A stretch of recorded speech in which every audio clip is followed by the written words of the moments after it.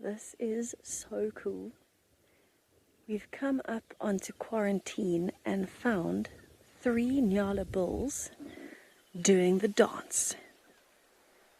They've all got their manes up, they're walking really slowly, lifting their tails, putting their heads forward. This big one walking is definitely the biggest, so that's why he's got his head up. The other 2 are kind of lowering their heads at him. Look at that behavior. This is fascinating. One of my favorite things of all time to see in the bush is Nyalas in the territorial dance. This is their version of a battle. This is the lead up, at least, to a fight. If the dance doesn't work, then they fight. But the dance takes a lot of time. It's a really intricate process. Circling each other, sizing each other up, walking in slow motion. Look at this circling. So they're always a few meters apart. And the point of this is really just to show each other how big and strong they are. You don't want to fight me. I'm bigger than you.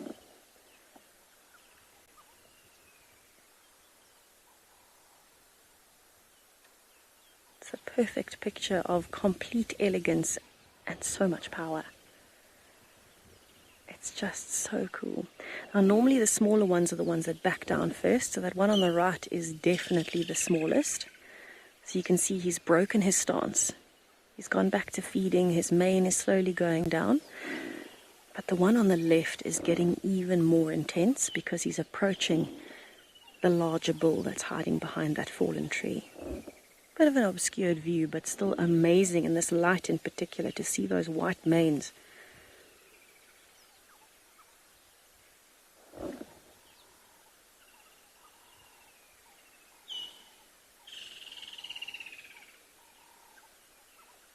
In between them and in between all the bird calls, you could probably hear a pin drop and cut the tension in the air with a butter knife. They're sizing each other up.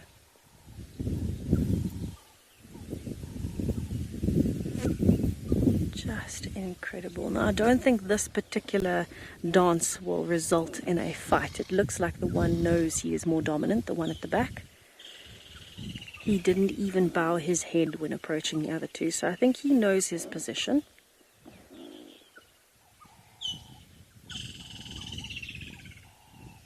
But it is fascinating to see regardless, because he does need to remind them, but maybe just not feeling in the mood to entertain the full dance this morning. It seems to be relaxing now. The manes are going down. Just like that, the parade is over. Awesome. Nothing quite as elegant in the bush as the Nyala bull.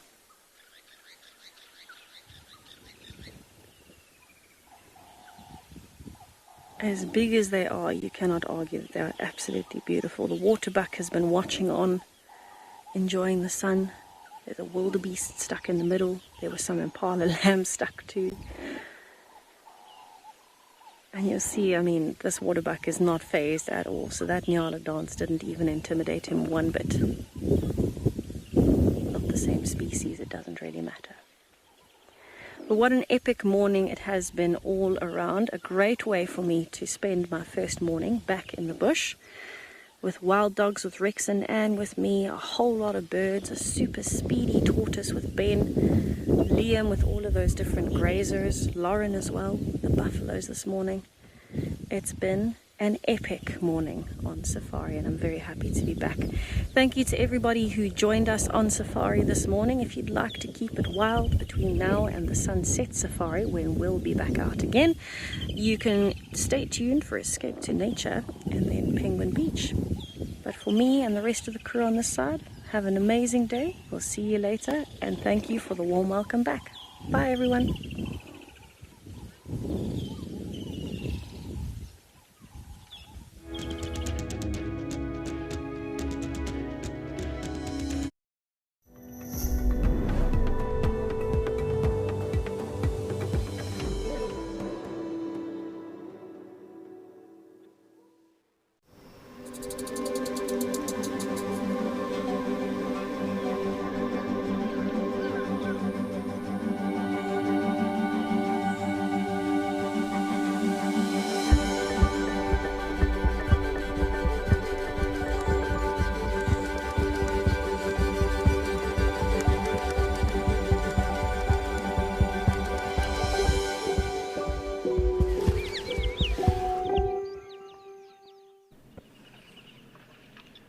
Good morning and welcome to Escape to Nature. And you're here with me, Alex, up in Okakuyo.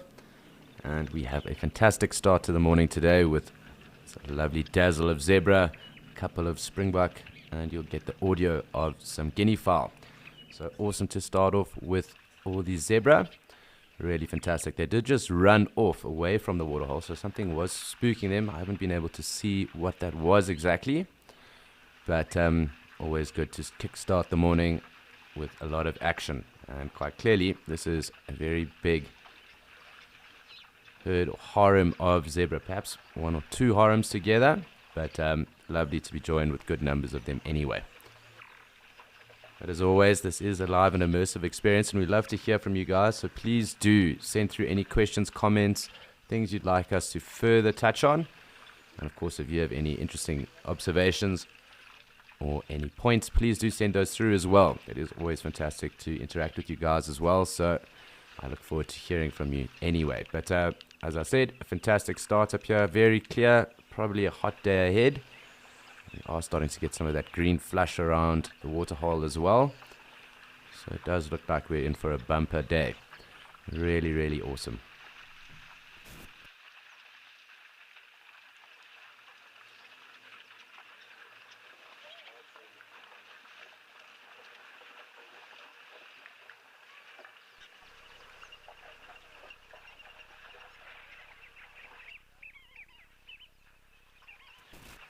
Morning, Sophia. Yes, indeed, it is that time of the day that we escape into nature. And, of course, we are joined here with these lovely zebras. So really awesome to get our morning started like this.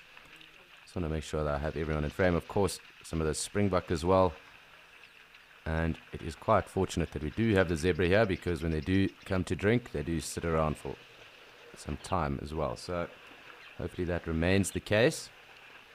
It is always nice to spend some time with the animals that do come through to us.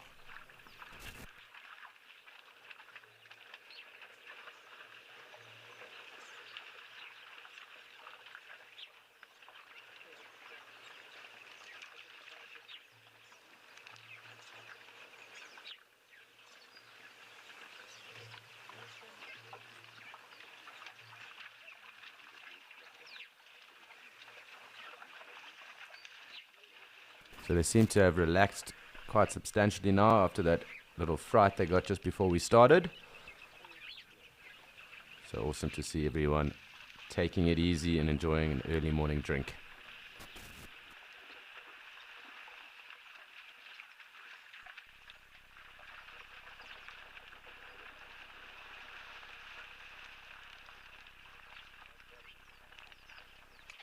Morning, hello. And I think that there's a possibility that this could be two harems that might have joined up to come to the water. It is possible, though, that it is one big harem. But at least from what I've seen, it seemed like there were two groups that joined up, and then one got here a little bit earlier and the others kind of pushed off. So when these guys do move off, we will just see if they all link up. But my feeling at the moment is that it is in fact two little groups that we've just had with us.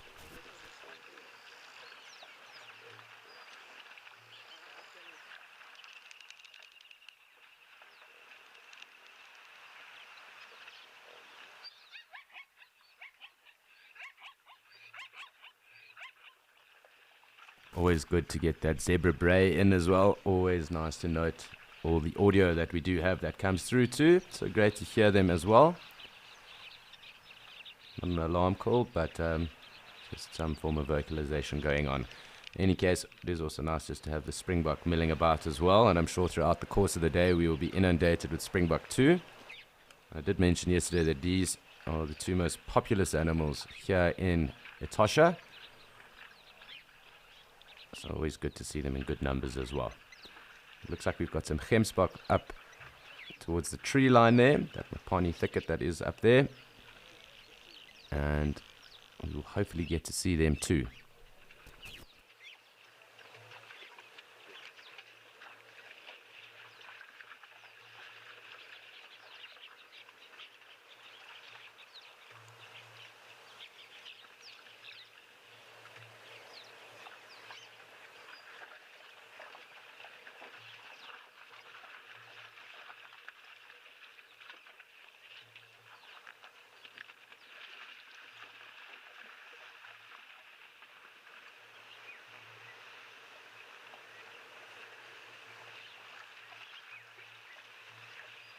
So you'll also just notice the 2 dab chicks that are around.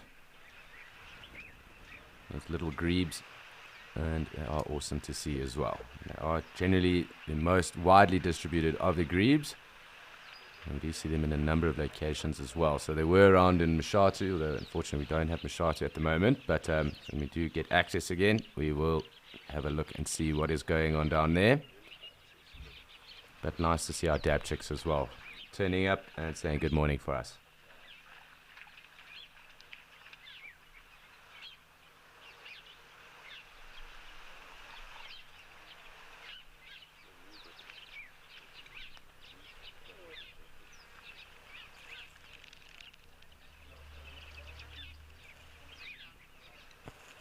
Hi Michelle. So most definitely with regards to all of the animals' coats that we do see, there is some level of protection that they do have in terms of being able to, regulate heat and, the sun rays that do come down on them.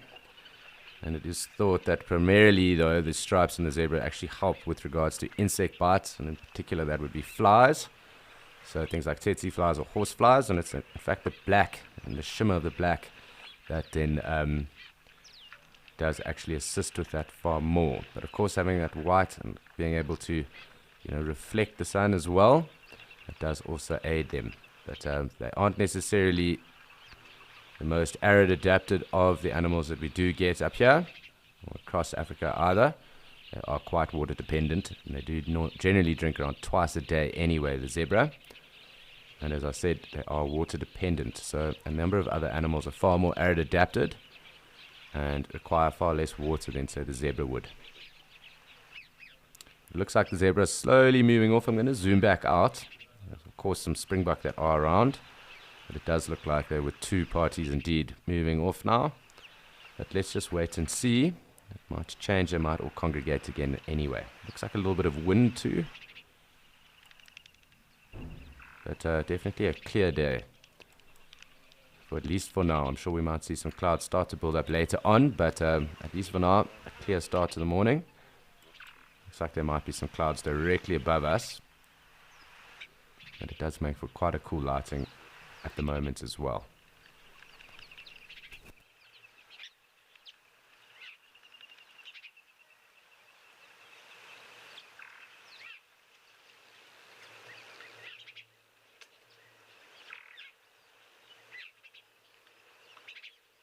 So just having a quick pan around to see if we can't see any other animals starting to get interested in coming through to the water. It does look like we might just have to wait, but we do have our springbuck, and of course there are some gemsbuck just off in the distance, so perhaps they will come through at some point. I can't give you an exact timeline, but we'll obviously just have to wait and see what happens. Still 1 or 2 zebra hanging about, and of course a springbuck on the other side of the dam or waterhole. You'll pick up the audio now of the guinea fowls. There's 1 or 2 blacksmith lapwings flying about and also walking about too. A couple of doves. The dab chicks, as I mentioned. And I'm sure we will get the audio of some sandgrouse too. Up to the sandgrouse, here they are.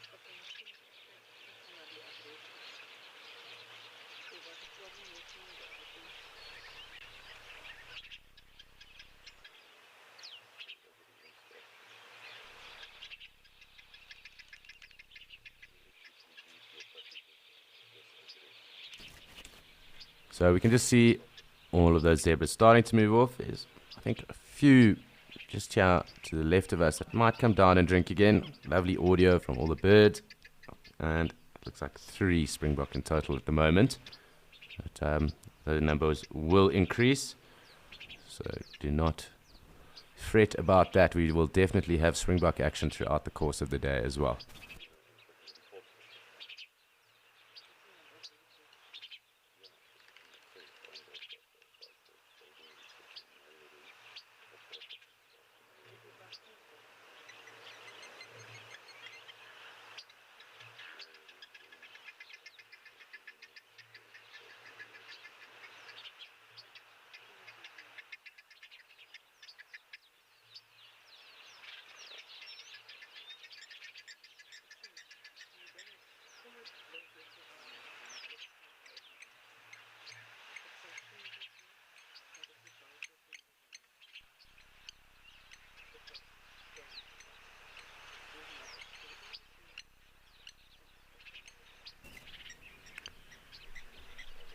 So it looks like the zebra are slowly starting to move off, but we'll just have to wait and see what does happen across here. The springbok are still hanging around. It does look like those other zebra are going to move off too. We'll just have to wait and see. You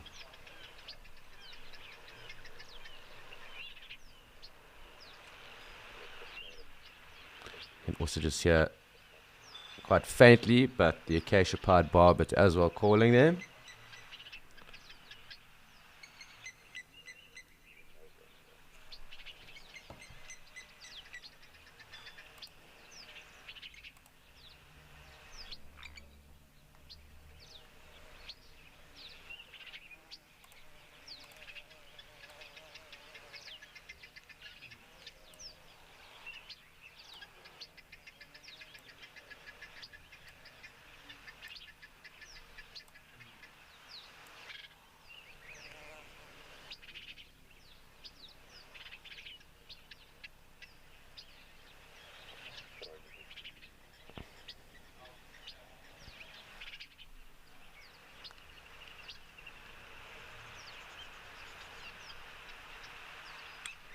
So a lovely bumper start up here in Okakuyo.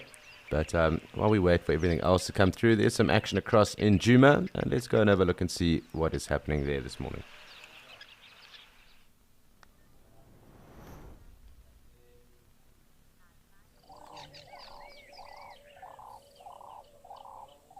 So it is fantastic that we do have these wonderful kudus with us this morning. Lovely 3 kudu male bull, or 3 kudu bulls. I'm just going to make sure we do just zoom out a little bit. They're going to hit into this drainage line, but they should pop up for us anyway.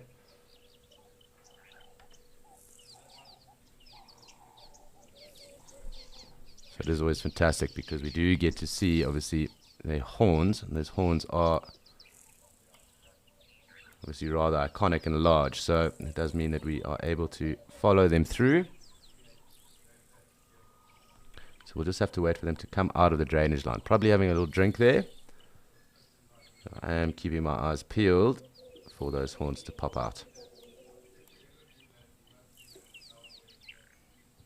So I can see just the vague movements of them.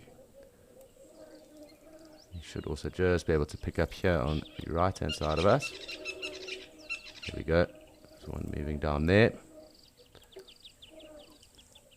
So in all likelihood they should pop out through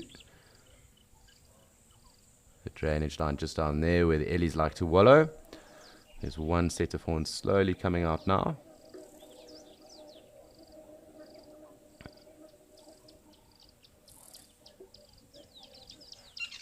There's a second set there. 2. And let's just watch to see where the third went. There we go. So all 3 bulls still in frame. Possibly going to take on some of the green shoots here.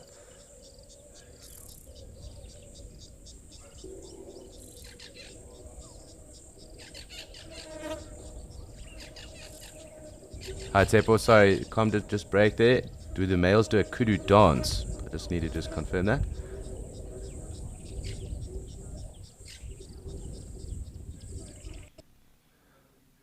So Tepo, so it will obviously depend on, you know, females and cows being in estrus. So they would have to sense that, probably Fleming's grimace as well.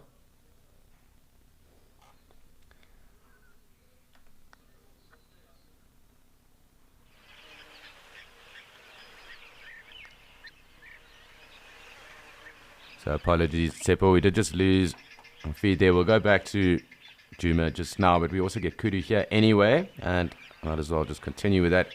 So with regards to kudus being in rut, they do breed throughout the year, and it would take a female being in estrus and then being able to sense that through the Fleming's grimace, that Jacobson organ of theirs, and then being able to sense that. And that would spike their testosterone, and then if the males were around, that would mean that they would then try to compete then for a mating right. So it might be the odd display of dominance in amongst them. However, they do form their little associations, as we just saw, 3 of them together. And it's not uncommon to see more than that, 3 bulls or more than that. And of course, they would have sussed themselves out as to who is, the most dominant of the bunch, and who might then, be first in line for mating rights. That it would definitely take a spike in their testosterone levels for them then to get into a rut and then obviously compete for dominance. The kudu dance, as you alluded to. Those kudu dances or fights between the bulls can get rather intense, and it has led to many a death between the 2 of them. Sometimes they also interlock their horns and can't get out. They break their necks, puncture wounds, that kind of thing.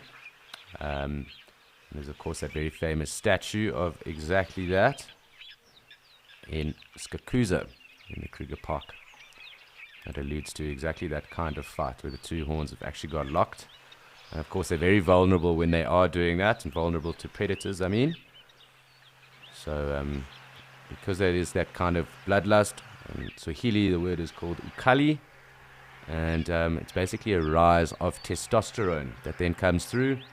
And that rise in testosterone kind of is like a bloodlust where the bulls, in particular, because of that rise in testosterone, will then kind of lose focus on anything else that is around them. They kind of have one objective, and of course that is asserting dominance and then, being able to take on the mating rights from there. So that then means that they are far more vulnerable. It happens obviously with impala and any of the other antelope or ungulate species that might be competing for dominance.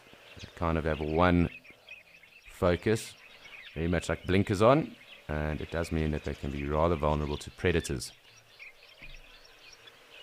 And I'm just going to zoom out here. I can see the oryx up top. I just want to check that we aren't missing out on anything else. A lovely day here. Anyway, clouds slowly starting to build up. I'm sure we're in for quite a hot day here anyway. So I will zoom back in on the tree line, or to some degree. Just want to make sure we can see what is going on here. Looks like some wildebeest perhaps here in this thicket.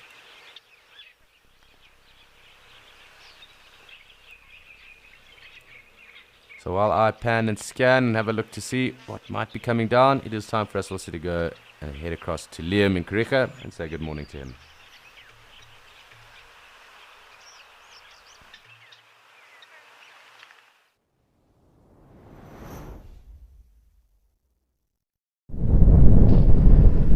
And a very good morning to you all, folks, and welcome to another Escape to Nature here in Kariega Game Reserve. My name is Liam, and I'm hanging out with an Egyptian goose who's so beautifully poised on top of a little termite mound. It seems to be the resident pair, one of the 2 of the resident pair. I'm not quite sure where his female is. She might be on a little bit of a gallivant, but yeah, just quite nice to see how he's sitting there and taking in the scene. It is quite a cool, gloomy morning here in Kariega, with a bit of a southwesterly breeze. So it's got a fair bit of nip to the air, and from time to time little gusts of wind.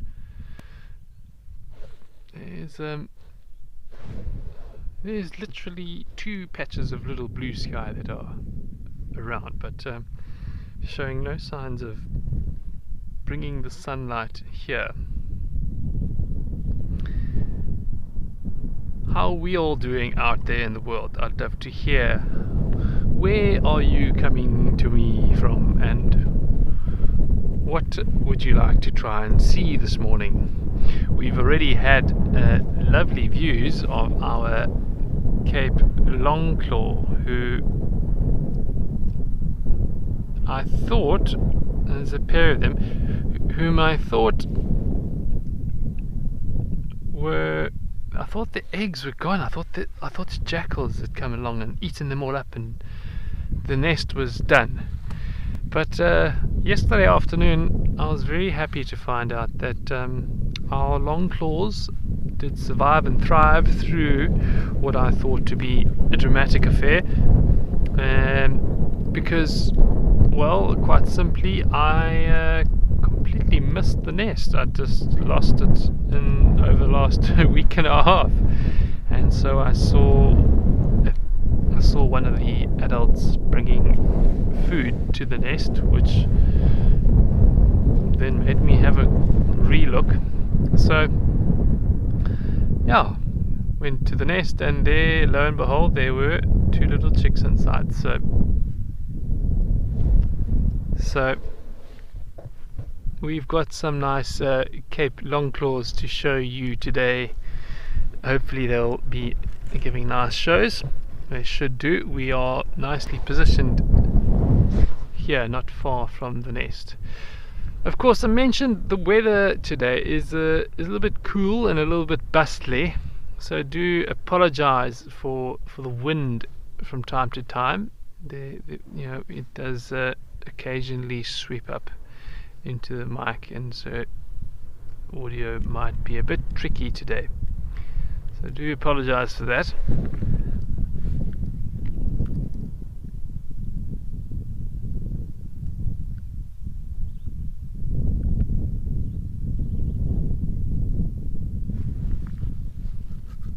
You can see this wonderful big white wing bar on the Egyptian goose, one of the important features of a male Egyptian goose.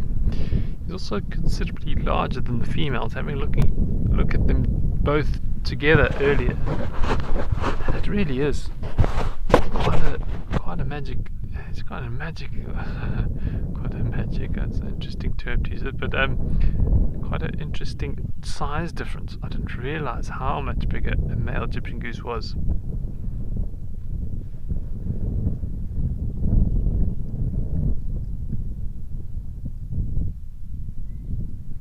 So, Miguel, what is the difference between a duck and a goose? Now, there's a good one. So, now, it's can be a bit of an ambiguous one.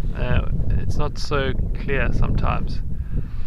It's said that geese have claws on their toes, and this enables them to perch in trees and nest in trees.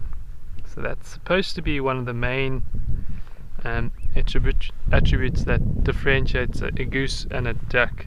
But there are some geese like ducks, like the white-faced duck,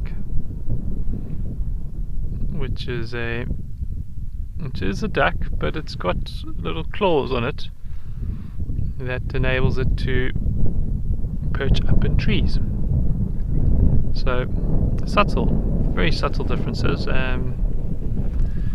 Many times it is usually the fact that they're bigger. The geese are usually bigger than ducks. So yeah, it's like herons and egrets. There's nothing really that distinctly or boldly separates them, but generally we find that we tend to call herons slightly larger versions and egrets slightly smaller versions. So much of a muchness.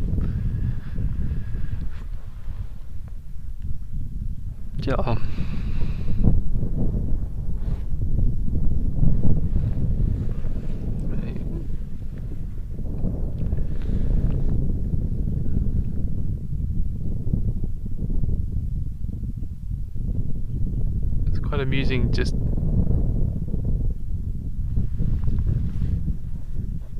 I'll tell you in a moment.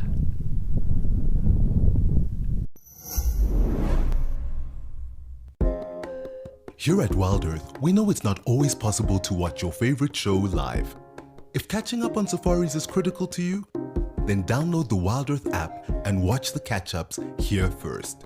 Catch-ups are available on our app before YouTube, and in addition, there are cut-downs of each show for those who only have time to watch the best bits. That was incredibly cute. Download the brand new Wild Earth app today and don't miss out.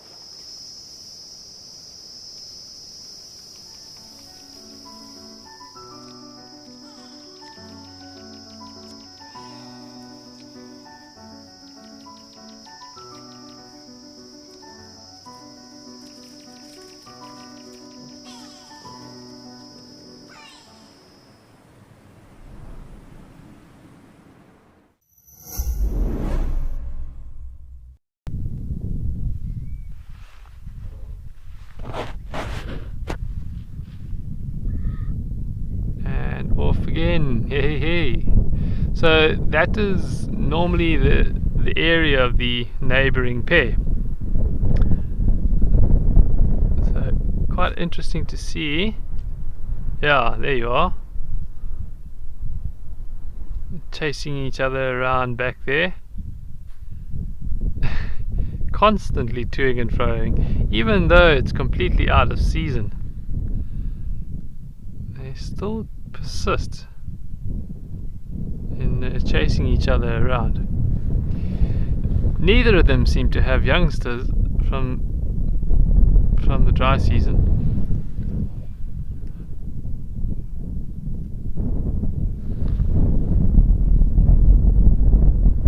Just hey, look at them go.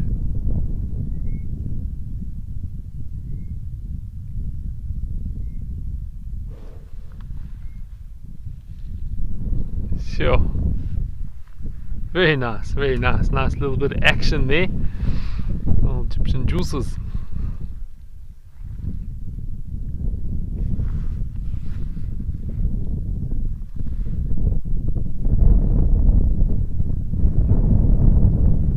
Now, these giraffe earlier were having a bit of a necking contest. I'm just gonna tune in with them for a few moments and see if they are still at it.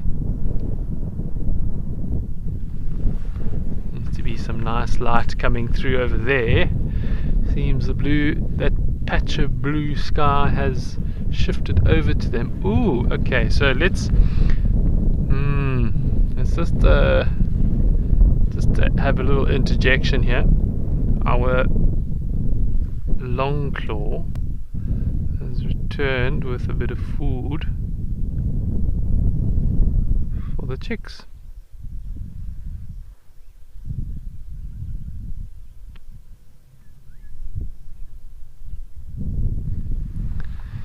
So yeah, this is the orange-throated longclaw, or Cape longclaw. You can see it's got a beautiful, beautiful, bright orange gorget on its throat. Gave a little subtle whistle there, almost as if to kind of preempt the youngsters in the nest. They'll definitely recognize that call, and that will kind of help with alerting them to the fact that their parents are about to come in and feed them.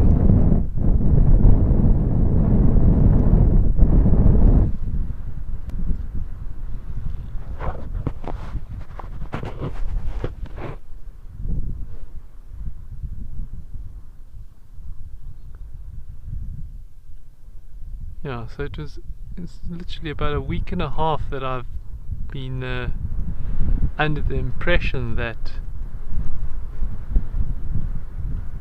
their nest had been damaged, or a jackal or something had got to the eggs, which it clearly has not. I'm very happy to report. So the slow but steady approach towards the nest now ensues. So they typically land on a bush nearby and then scan to see if the coast is clear, and then sneakily move into the nest, and there it is. You'll see just behind that bit of green grass, center of screen, the nest is well hidden in a dense swathe of grass. Now let's see if she, no, couldn't even. So I was actually watching it yesterday, as I said, with bit of food. There it is now in the distance, and I just thought it was one of the usual suspects of the orange-throated longclaws, and it picked up a couple of bits of food and fed on it a little bit, and then held it, kind of kept it in its bill. And it started, when a bird holds food in its bill for an extended period of time, it normally tells you that it's going to take it somewhere if it hasn't eaten it yet. One of the viewers even asked, why isn't it eating its food? And I was hesitant to answer. And so it flew off, and it flew back to this nest here, and obviously it was feeding the chick, so it led me to rethink. And then when it returned with a little fecal sac, which was a sure sign that there are chicks in the nest. And fecal sac is a little package of poo that the bird will remove from the nest, because it might bring in a number of inherent either dirt, just keeps it a bit more hygienic, and then also it might help to prevent attracting predators either through scent or visual, because obviously bird droppings are quite high in uric acid, which gives it a very pale or white wash. So I was hoping there that it might come out with a fecal sac, but I'm sure, given enough time today, we will be able to see all sorts of different nesting behavior. Funny enough, the Cape long claw is there's not a lot of information available on breeding long claws. It's quite limited, which is very surprising because it's a rather common species in southern Africa, or at least South Africa and I think a bit of Zimbabwe.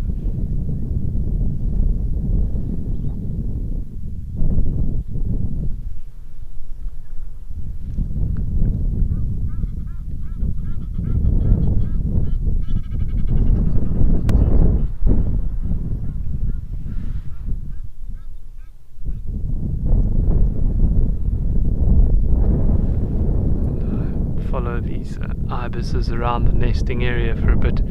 It was quite interesting to see this sacred ibis walking past the nest, and you would think, this is a significant bird. I mean, it's quite a big creature by comparison to the longclaw.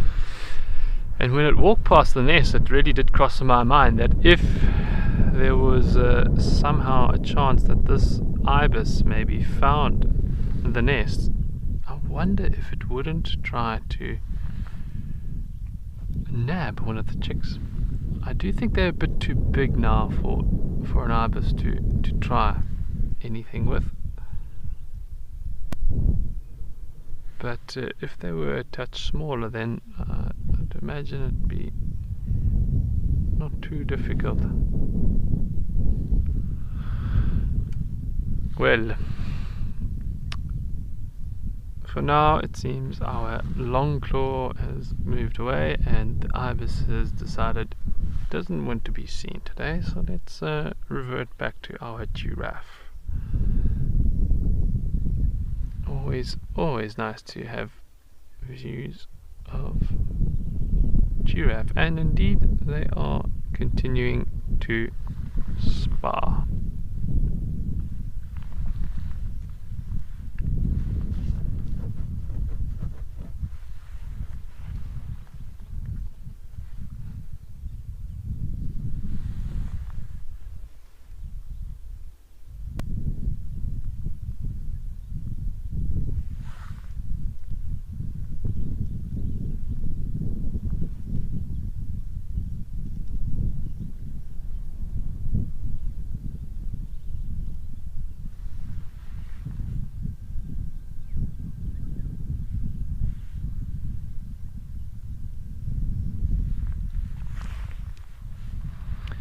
So Ryan, so necking is, yes, it is a form of giraffe courtship, and it is the only means by which they usually contest. Yeah, it's the same as any antelope might use its horns to spar. Necking is a giraffe's version thereof. So, yeah, you could say it is their only form of competing.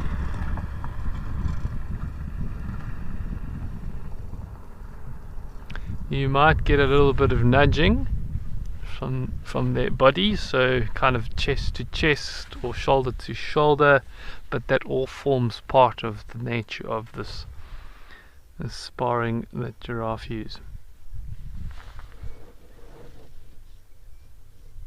It would be funny if they kind of like, I don't know, tried some, I wonder how, or what else a giraffe might be able to do to spar. I know if I was a giraffe, I'd ankle tap. Totally. I mean, imagine how top heavy you got to be as a giraffe to just get him to run, and then just do a little whoop, ankle tap. Got you. That'd be a pretty good sparring technique. I don't know. I wonder how it could work. How it'd pan out.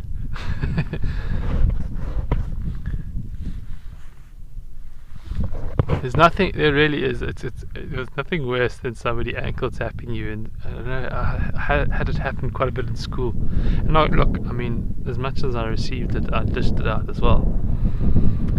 You're just casually walking down the foyer or corridor, and you just get this sudden trip over your feet and you turn around and your buddy's ankle tapped you. You're like, get out of here. You can imagine how cumbersome it must be for a giraffe to do so, or to receive a good ankle tap. I mean, they're just the mere way by which they walk is, it's almost like a well coordinated effort.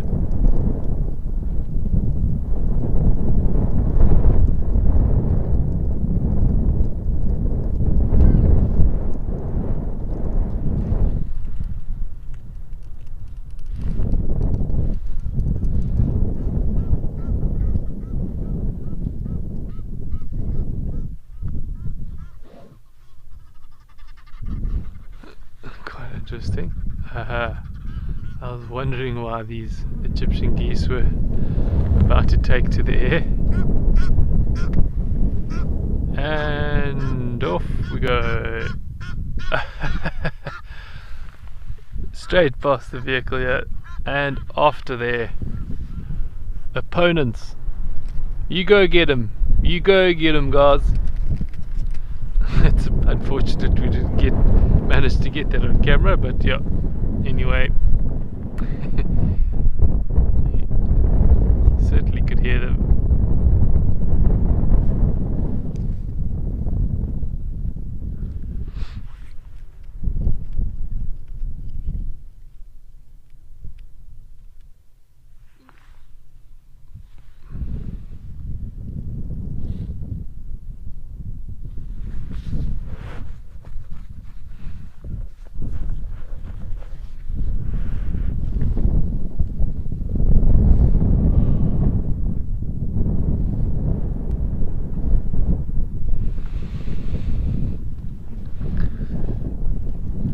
Seems like the sparring is kind of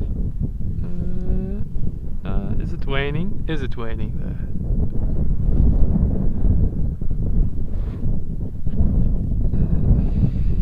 Not exactly. I thought it was coming to an end, but they still at it. Not as eager as it was earlier.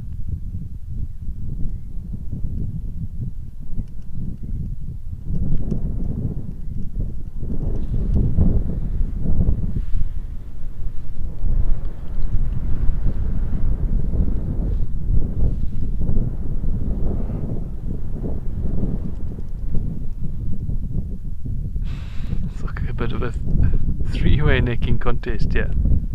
Maybe a fourth.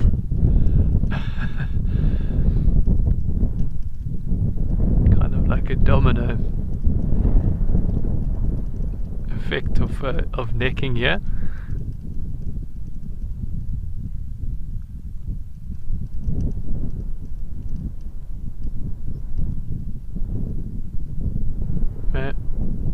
Yeah, boys.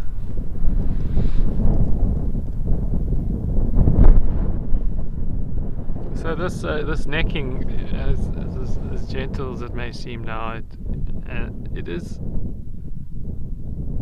subtle, but it's all still having an impact on their social ranking. So even if it's not, it's not serious, it's still playing. It's still actively, sorting out a hierarchy, because they'll figure out through this necking who is a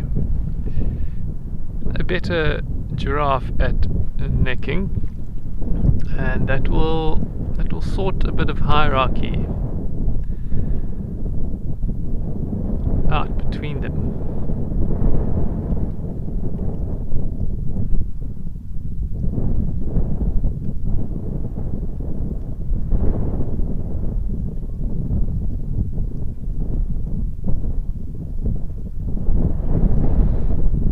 So yeah, with that that necking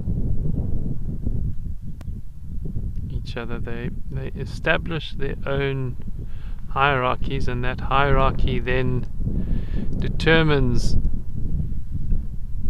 relations with females when they are all together, all in a setting. So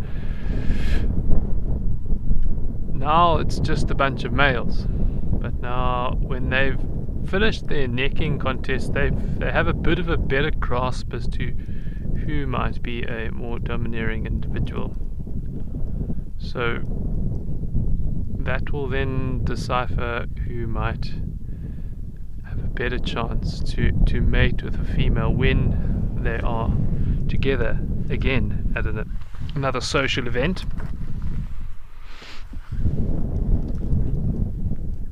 And that then influences how a female might perceive a male and select accordingly.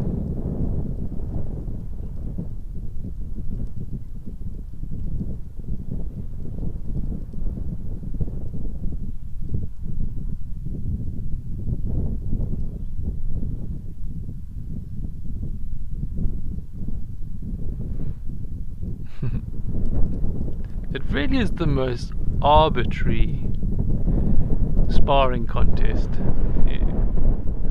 Think of the fact that they kind of twist their head sideways. It is most bizarre.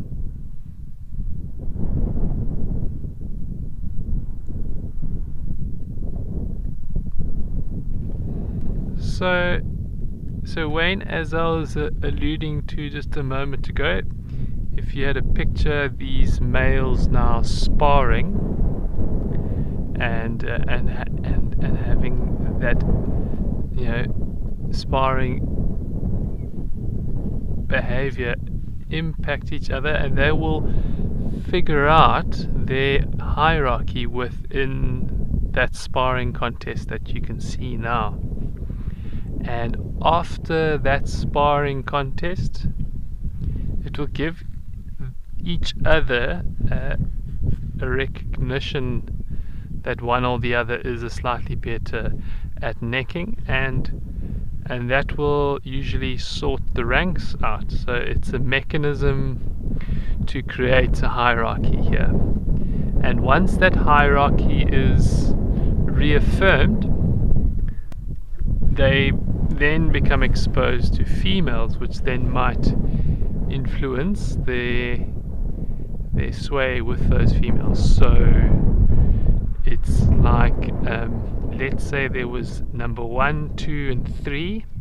If number 1 held his rank because he was a better sparrer or necker, that would then hold him in good standing with a female. So it's the social order or ranking that would determine the probability of his acquiring a female. So if that makes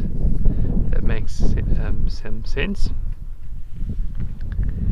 it's really it's the influence of that social ranking.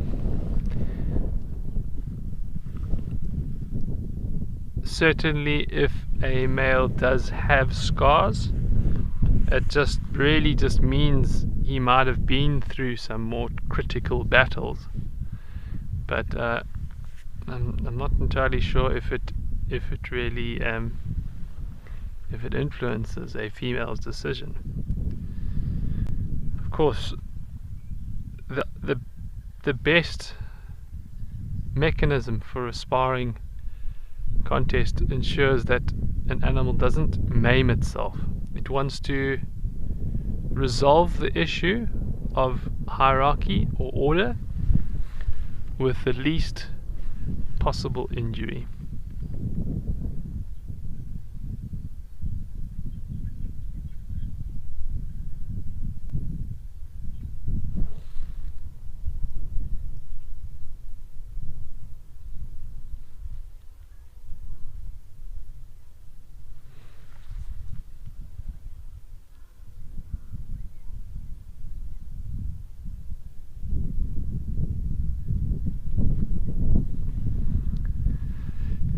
So from patchy spots to some stripy stripes. Let's go and have a look and see what Alex has got for you up in Okukwelu.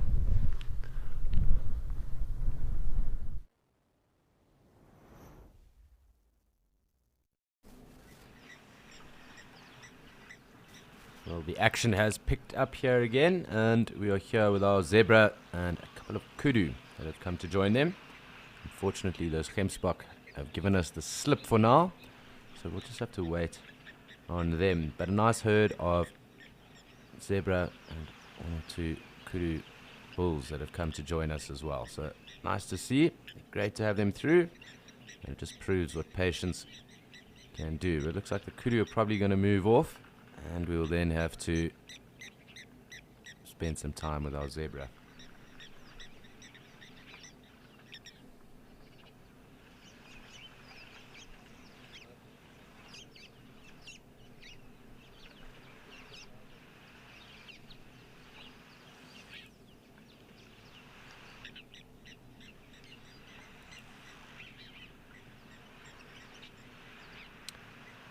Hi, Lita.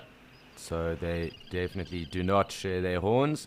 It is the deer that have antlers that shed their antlers. So moose as well, elk, reindeer. So those are found up in north of the equator, really. There are some feral populations of deer that are here in South Africa, at least in the Eastern Cape. And I know of a population as well in Mauritius too.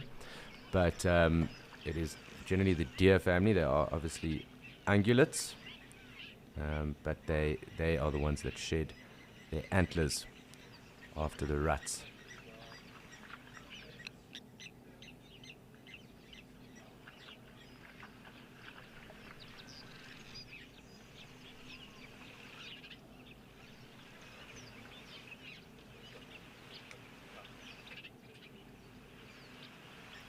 So our Gemsbok are coming through. They did push on a little bit closer to us, and it is also that they have decided to come and join us right now.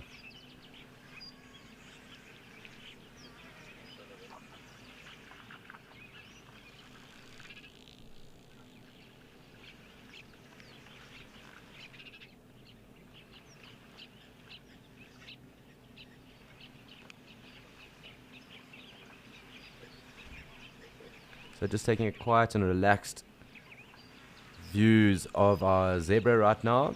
Couple drinking, couple just standing off. They do look to be in fairly good nick as well. Lovely sheen on their coats right now too. So perhaps that's also from the rain that has come down over the recent weeks. But they do definitely look to be in good nick right now as well.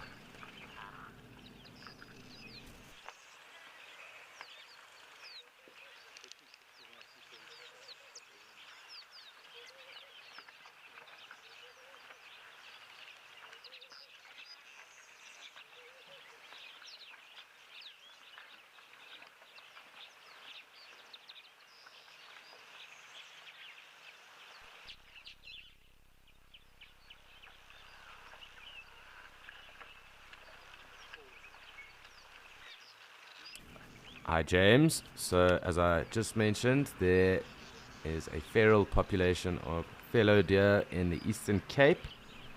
So those would be deers that, yes, we would find here. And then north of the equator, above the Sahara, and if I'm not mistaken, I think in Morocco, there is a population of deer there.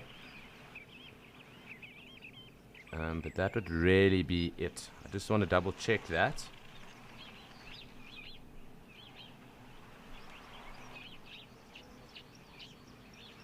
Yeah, so it's the Barbary stag. So it would be in Morocco, Tunisia, and Algeria, where you would get that other deer. So above the Sahara, so above the Sahel belt, so north of Sahara. So sub-Saharan Africa, we do not have. We only have the feral that I did mention to you. And up in North Africa, the Barbary stag. So that would be along that Mediterranean belt there. So the three countries would be Algeria, Tunisia, and Morocco. interestingly enough, it's the population in Tunisia that was actually reintroduced in around the 1990s. So call that, 30 odd years ago that they were reintroduced.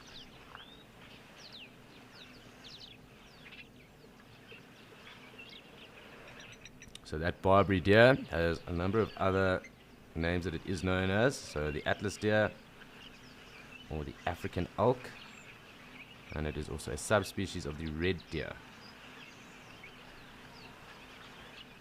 And it is the only known deer native to Africa.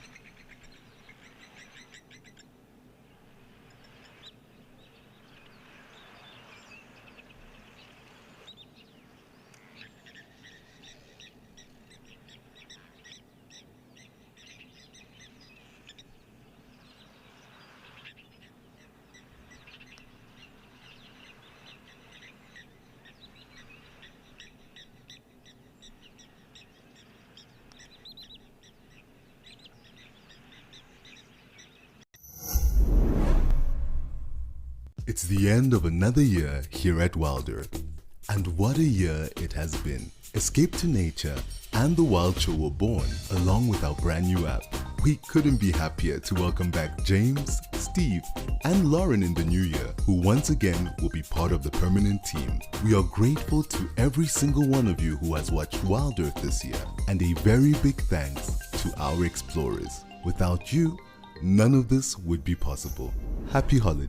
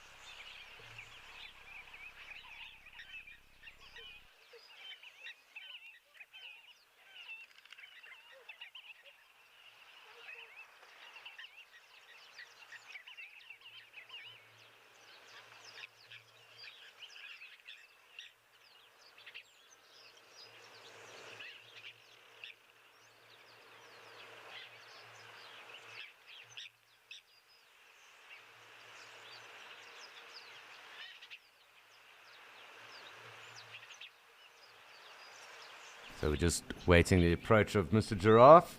We'll assume it's Mr. Giraffe. We'll have a look closer once it gets down and confirm that. But hopefully it'll come down soon enough. Nice audio of our Namakwa sandgrouse once again. And we're still waiting patiently for our Gemsbok to get with the program and come and join us as well.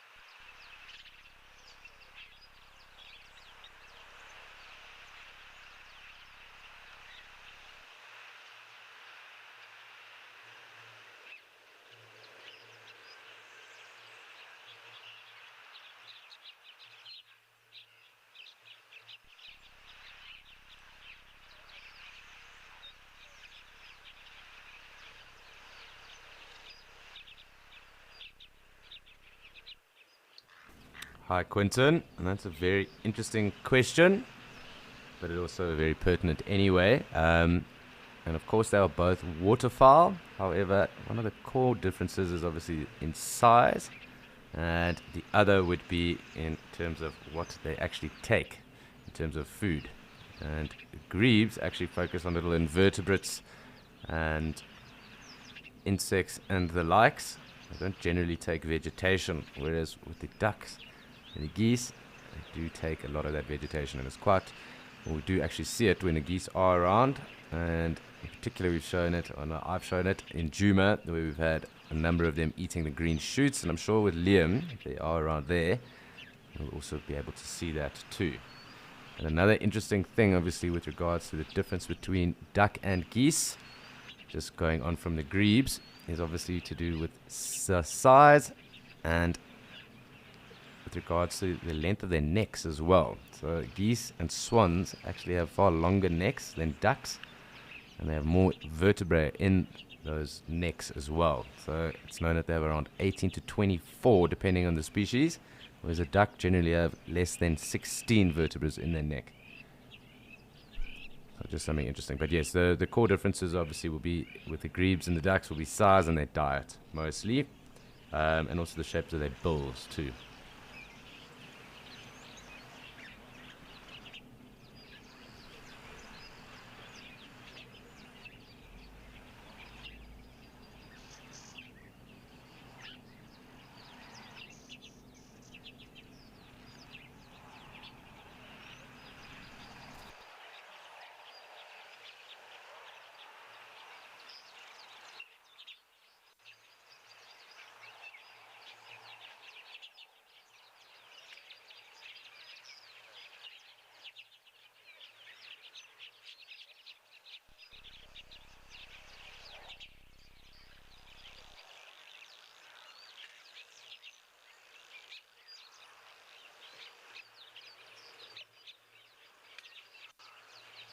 So away from our topic of waterfowl, but onto sadly very sad news, and obviously while there's the sadness in our hearts at the news of Nkanyeni's passing.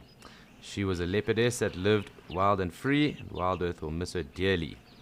So if you do have any of your favorite memories of this charming leopardess, please do send it to Nkanyeni at wildearth.tv. And also just be advised that Wild Earth will be hosting a very special fireside chat for Nkanyeni at 8 p.m. CAT on the 7th of January to commemorate her life. Of course, Nkanyeni found a cross in Djuma and one of the famous leopardesses from the Sabi Sands.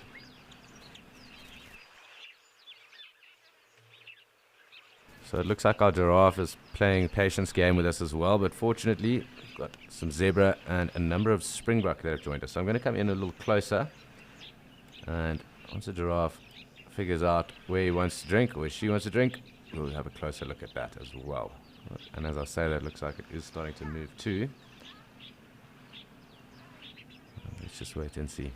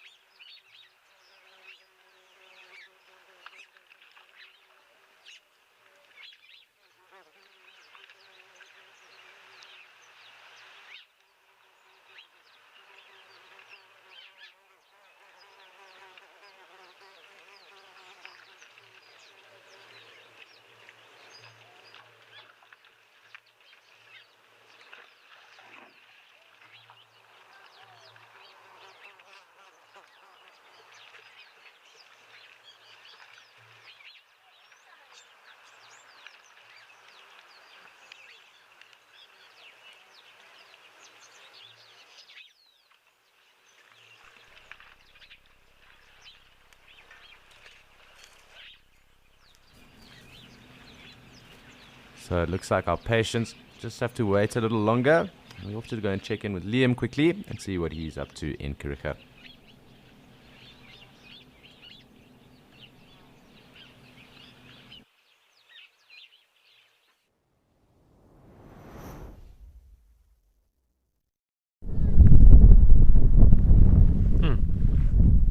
Well, that's a little bit of a Freudian slip.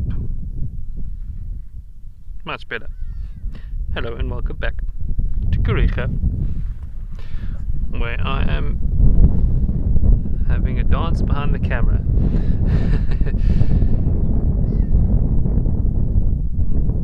Turned our attention to these rhinos.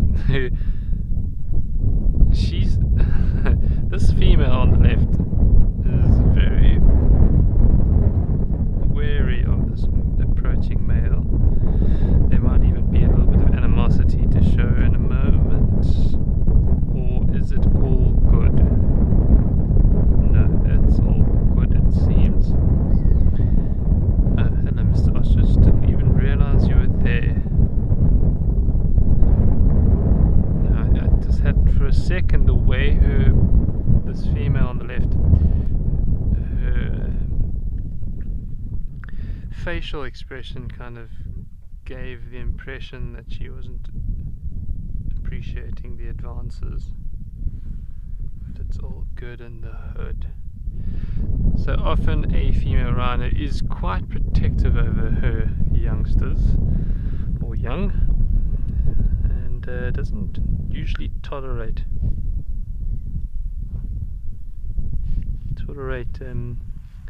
males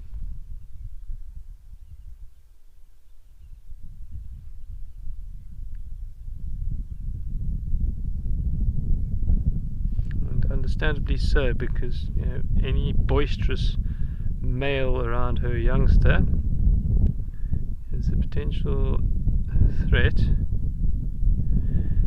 He might, even if he is not confident that it would be his youngster, or if he has covered this female, in some instances a rhino male can be quite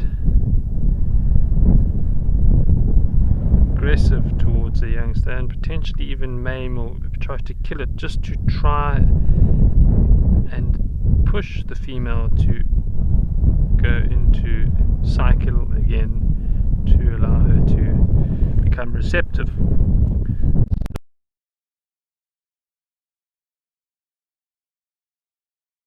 And it wanting to mate with a female.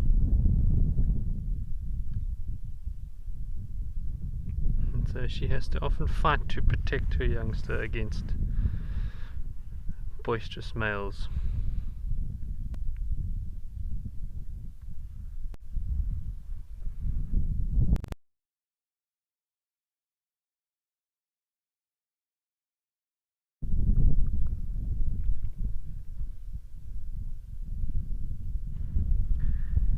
It's as much as it's a critical relationship between a mother and a calf. It's in her best interest to keep her youngster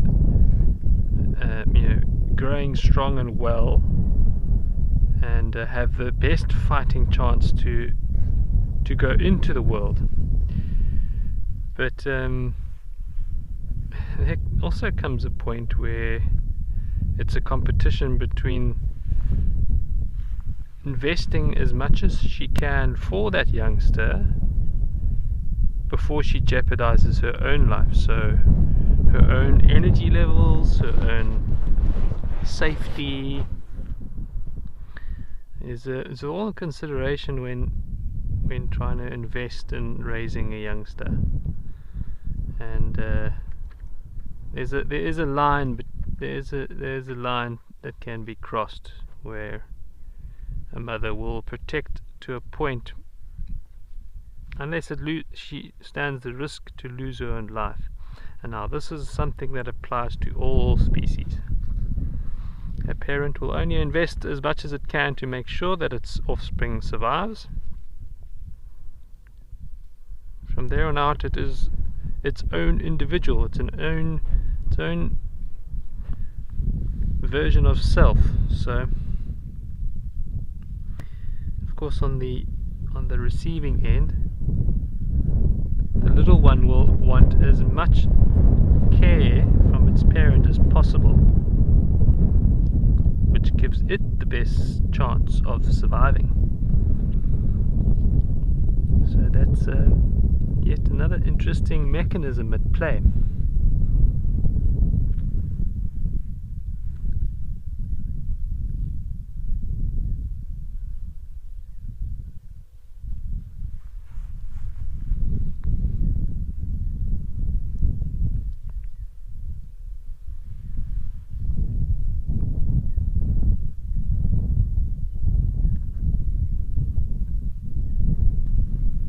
That's there's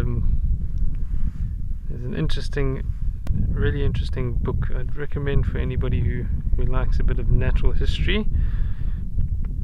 Is The Selfish Gene. I'm trying to remember the author. He's quite a interesting chap. He really does push the envelope, but in that particular book it did quite well in bringing across the concept of the selfish gene.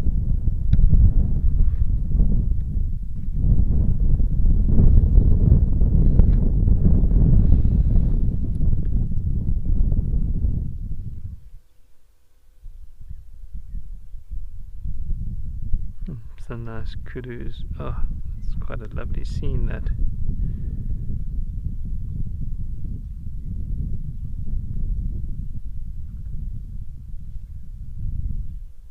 I'm going to stick with these kudus for a bit. They are such a lovely antelope.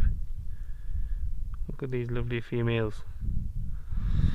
And all the barn swallows darting in between them.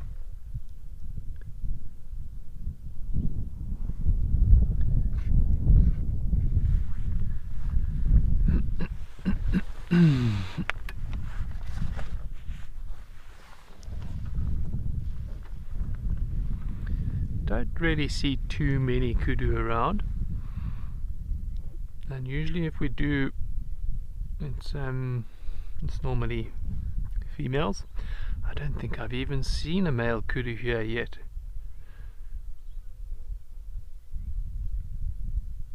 It's super busy swallows all around, darting in between, with a little bit of warmth coming through the clouds now.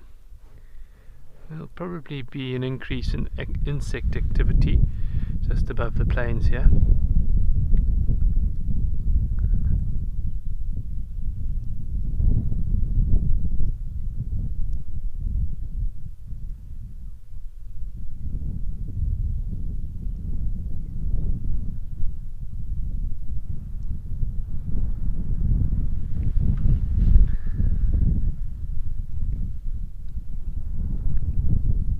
You find with slightly warmer days, also another time you'll find swallows flying around low to the ground is during or just after rain.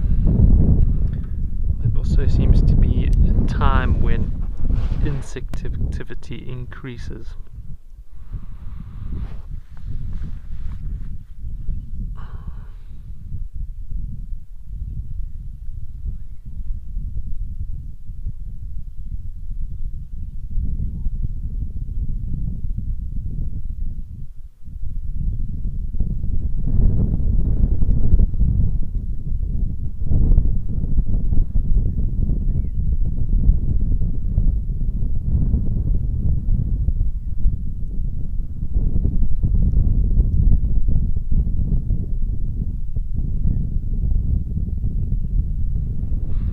So Aidan asks, do antelope ever eat on acacia trees? Most certainly yes, Aidan. In fact,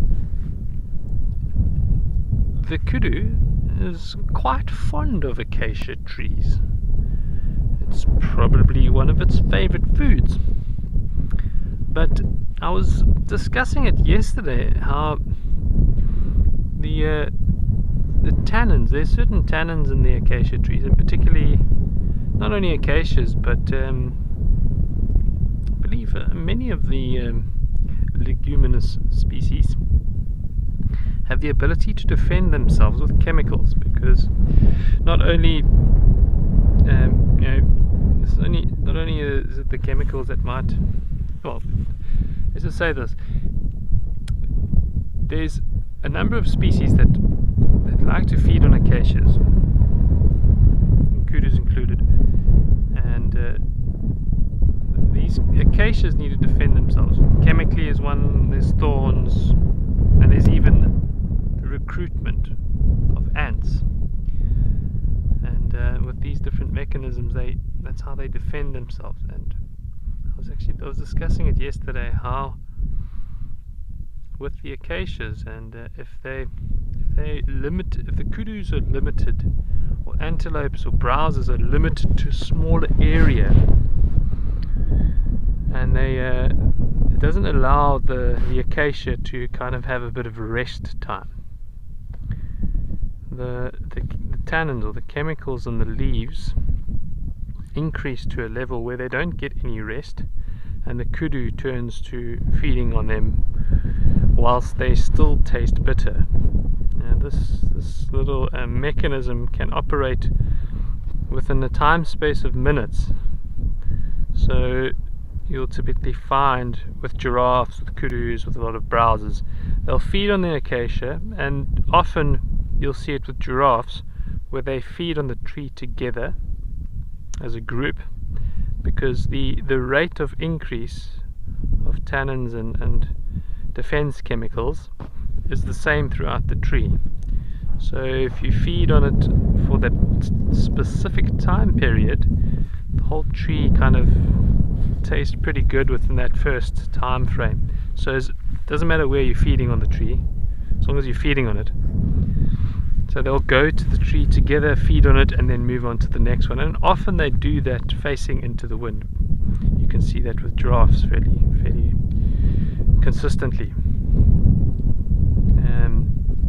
But like I said, if the area is limited, if it's enclosed with a fence where the antelope can't move out of that area, they'll keep on feeding on those acacias, even if they've got high tannins, high chemicals, defense chemicals in them. And it can be quite detrimental to the digestive system of a ruminant. So, and that is, that's a fine balance of microorganisms that exist in their gut, and those microorganisms, it wreaks havoc on their little community there. If there's too many of these harsh alkaloids inside there, that kind of upset the whole system, and so it prevents those microorganisms from helping the kudu to digest its food. So it's really intricate little balance they have with acacia trees, or Vachelia, or Senegalia, as it's now referred to. I still like the name acacia, and I tend to stick with that. Botanists might raise an eyebrow at me.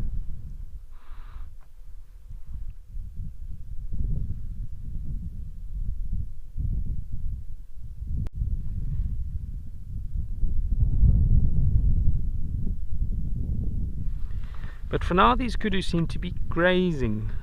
I get the sense they are grazing. They got their heads quite low down.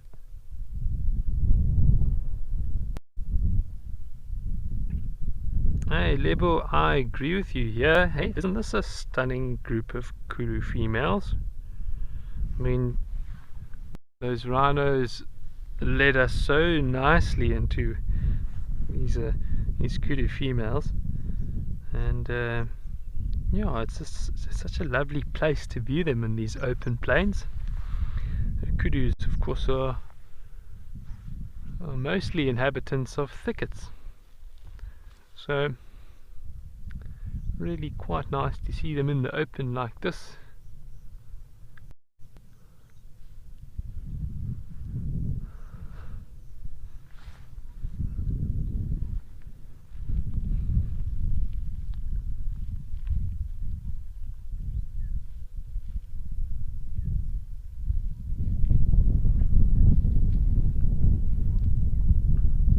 I find it really amazing. Just the simple concept of a ruminant.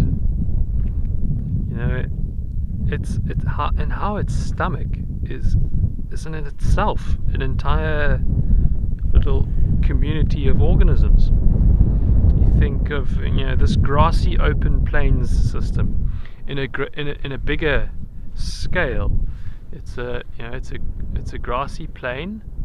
It's got lots of different organisms that are the different grazers. It can be a kudu, a blesbok, a rhino, an impala, an ostrich. It can also be the yellow-billed kites and the ducks down in Scotia, which is a slightly different part of this greater ecosystem.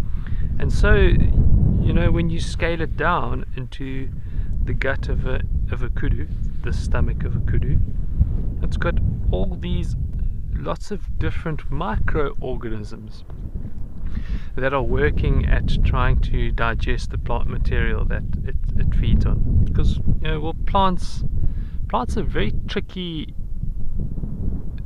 to digest, actually. It's as much as there's lots of different creatures that feed on them, particularly ruminants, and that's actually one of the reasons why there are so many different ruminants. It's because this rumen it's like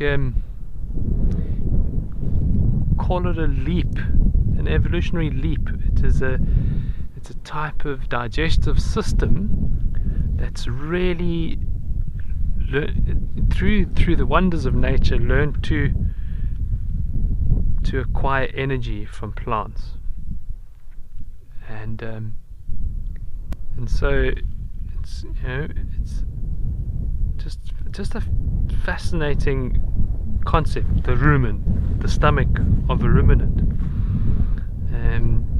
and how these tiny little creatures that live inside the stomach of a kudu are eating away at the food that they are eating.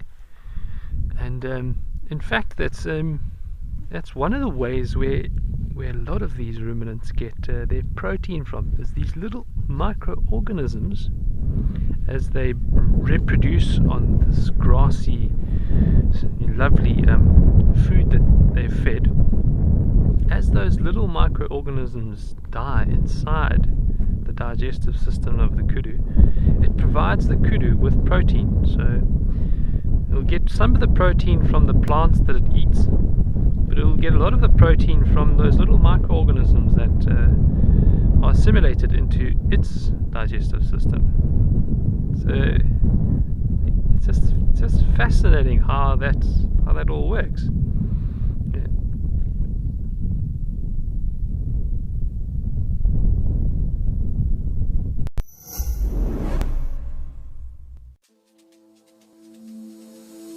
This is unbelievable. Unbelievable. Join me, James Hendry, on an odyssey through the most adorable, fascinating, and heart-stopping moments that we have experienced here on Wild Earth.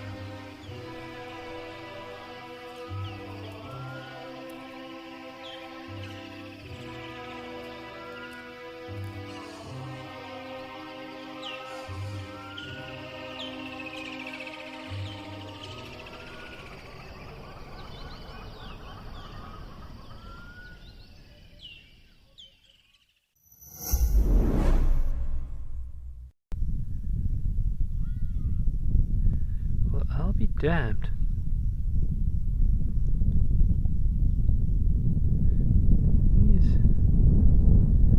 These female kudus, two of them at least, have got a bit of a mane on their neck.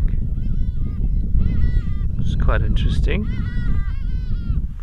I can't recall if I've seen such a mane on other female kudus before. Hello there, hardy-dars, how do you do? I don't think I've seen such a mane on a female kudu. And never mind one, but two.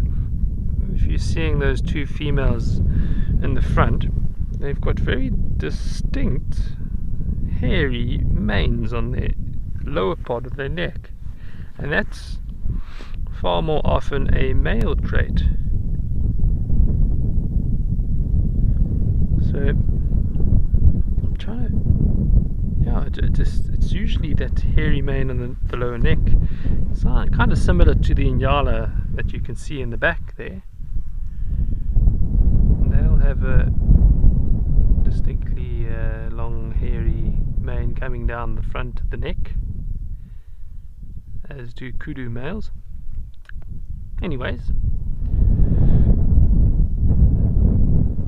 kind of looks good on them.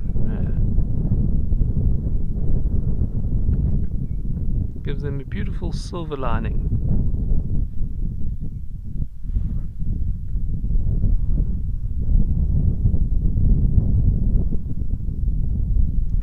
Sure. So Kimberly, the use. Oh well, what do you know? There's a male kudu. Oh my word! I spoke it into existence. Ha ha ha! That is so cool. This would be my first, folks. I can't believe this. So the kudu's hair on its back. Well, I can't think of any particular purpose, maybe other than to maybe make it look a little bit bigger. If there's any function to that.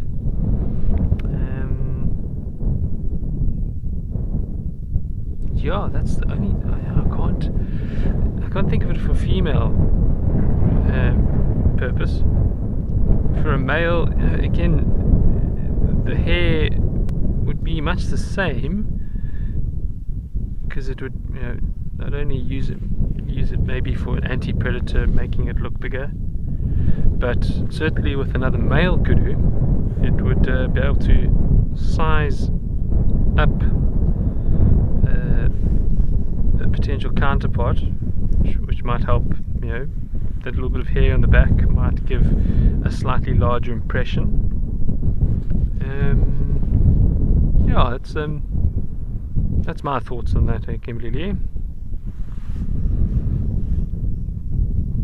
I can't foresee any other particular reasons.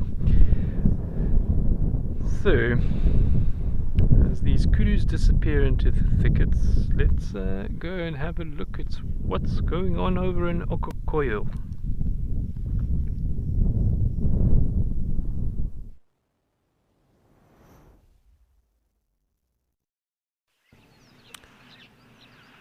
Thanks, Liam, and yes, back here in Okokoyo, and our giraffe did push on, but we have another lovely bunch of zebra with us, some oryx moving off, and of course the springbok that are taking up their ever-present day-to-day activity around the Okokoyo waterhole. So lovely to see all this action going on. Looks like some more zebra coming down to join this harem that is here.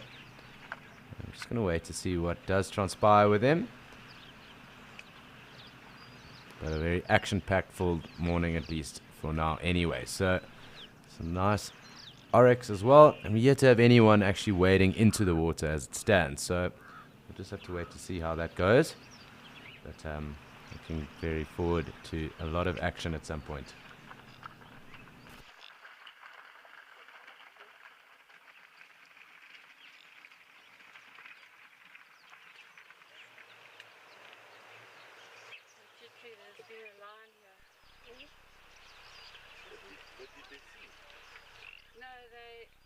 tree because it's been a lion.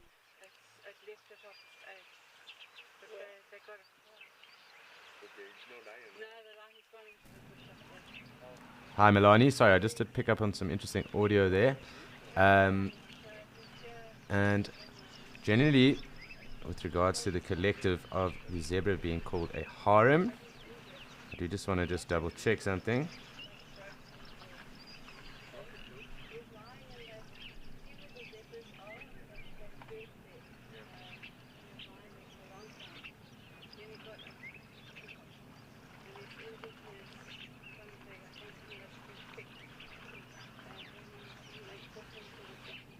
I'm sorry, I'm just picking up on some audio here with regards to, apparently someone said they've seen a lion, and that is what's making everyone a little bit jittery around the waterhole. And I'm just trying to pick up as to where they've said that is, so we can try and have a look. I also just need to improve something here on my side.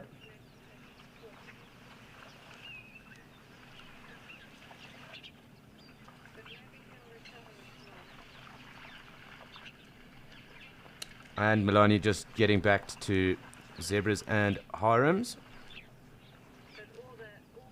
So generally it's because there is a grouping of animals that consists of 1 to 2 males and a number of females and their offspring. Dominant males then obviously maintain those harems, and in particular with zebra there are dominant stallions that will then control that harem, and it's normally a grouping of around 6 females underneath that, and of course then with offspring as well, but of course we get them in far bigger numbers here, and we can assume then that there are other dominant stallions within these greater numbers as well. So it is something that we then allude to with regards to zebras and the equine family, so horses, donkeys, wild asses, the other zebras as well, and would then also form the harem. And there is a collective then that is called that. So I do just want to have a little pan around, because I thought I picked up on where there perhaps is this lion, and we might just have to do some zooming in. And apparently that is what's making the zebra quite jittery. Let's just see, I don't think I'll be able to get much closer than this, but who knows, it does mean that perhaps we could have a lion moving around at some point throughout the day. And I would assume that it would be resting up and in shady areas too.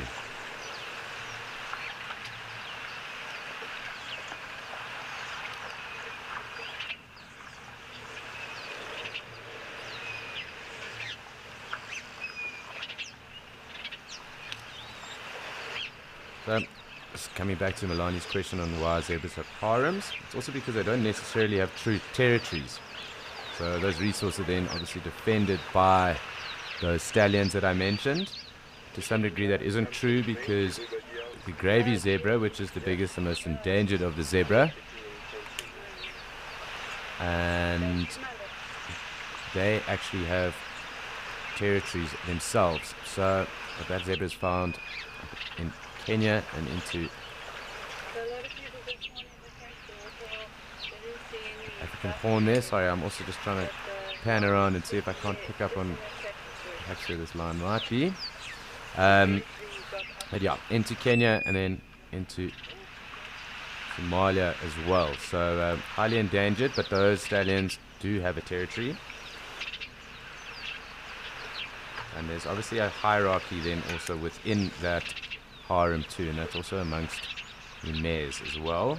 And then you do find that then the young colts and foals do leave the system, so they'll leave their natal herd and then start to either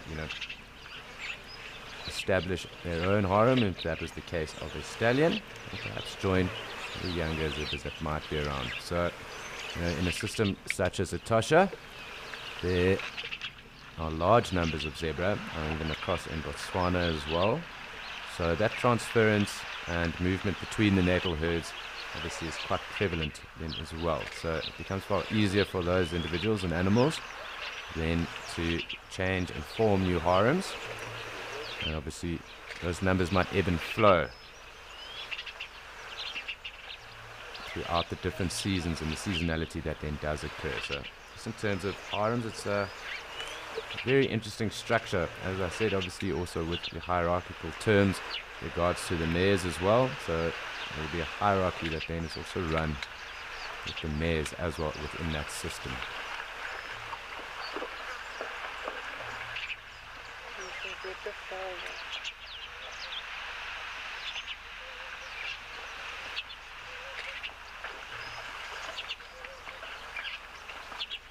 At the moment, no luck with regards to picking up on that line.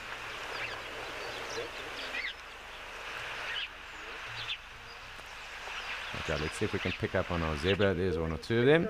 And what's interesting as well with regards to the harem structure, the stallions being obviously the harem defender, they generally stick towards the back of the harem if they were to be attacked by anything, and they would be then the defender. So they would try and kick, bite, or trample over anything that might be in the way. And the mares and the foals, colts or younger colts, might then bunch together and run off.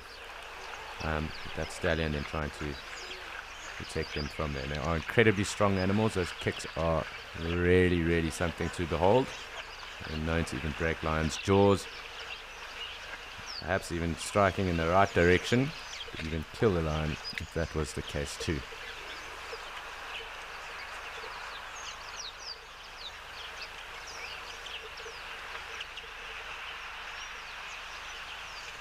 And a very interesting animal indeed. And you see odd-toed ungulates, so with the 3 toes, and with that hindgut fermenting system as well, stomach system, being able to digest their food. And here's a very young foal as well.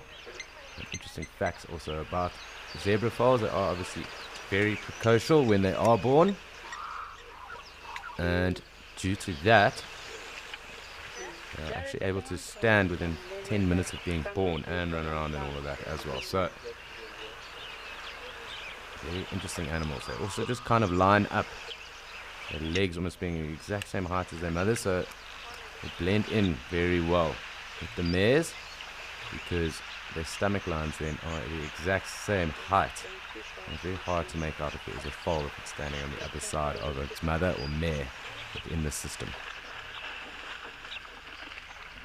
That henspot just ran off like that. Let's zoom out, because we've alluded to, they possibly can smell the lion that we've picked up the audio that perhaps is around. We'll just have to keep tabs on any movement throughout the thicket. Lovely young foal here.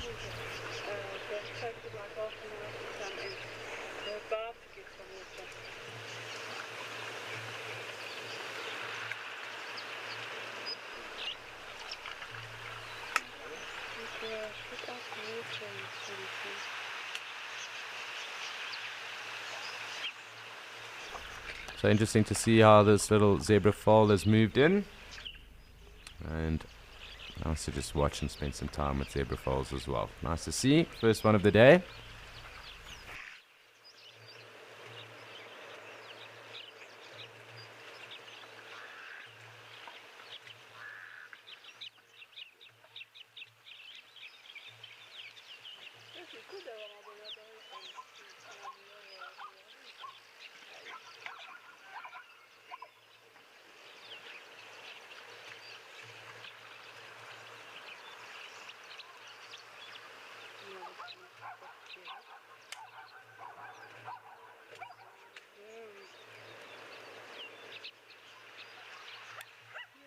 Baby, get out the water now.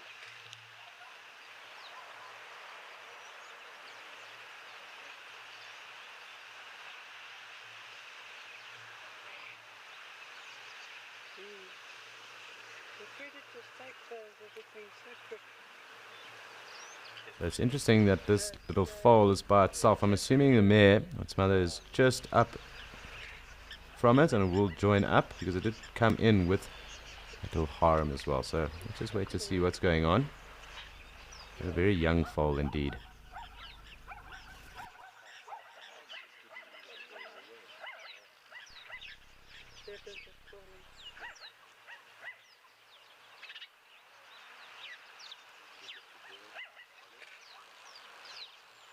like because it's rain, it's different shots of him.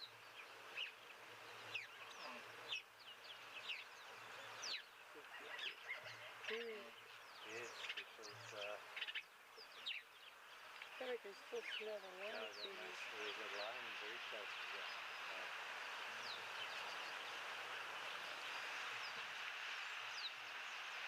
That's a naughty child. Don't get look for him. Just going to keep track of this zebra foal, but something interesting did fly down here. And the mom's just going to leave him. Just want to have a look. Oh, it was a pied crow. I thought we might be in for a treat.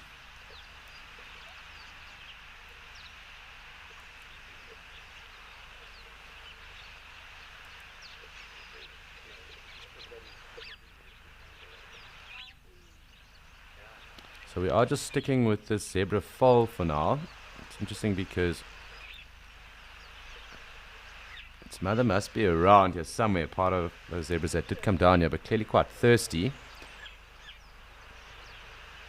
And we did hear the comms, obviously, of the fact that there might be some lion in the area. I can't tell you where. But apparently that is the case. So let's just wait and see what's happening. But this foal does seem to be very thirsty and quite unsure of itself. So something we'll just have to monitor for now.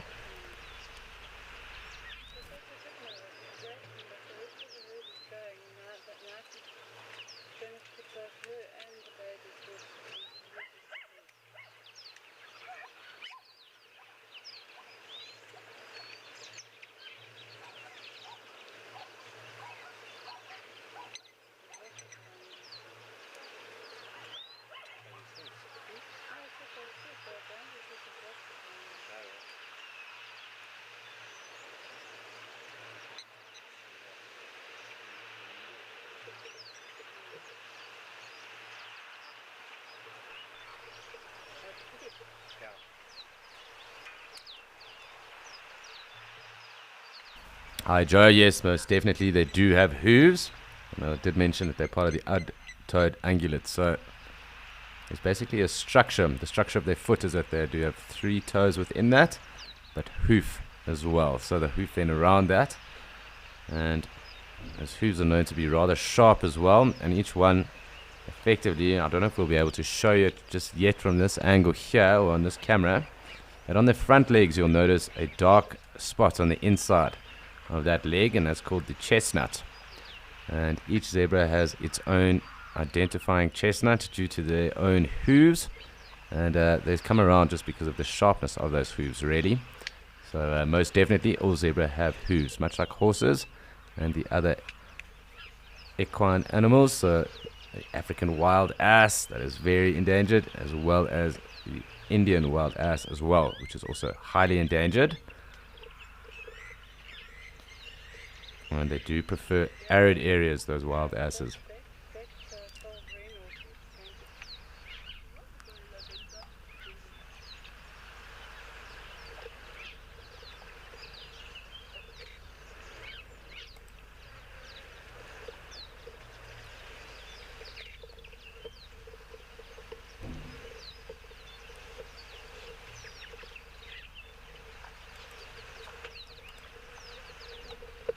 It's interesting to see, and it seems that this foal has kind of been left off, and perhaps that audio that we are hearing is almost the summoning of a mare to this little foal.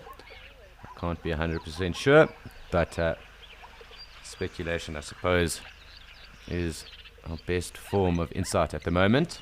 We'll just have to see how this pans out.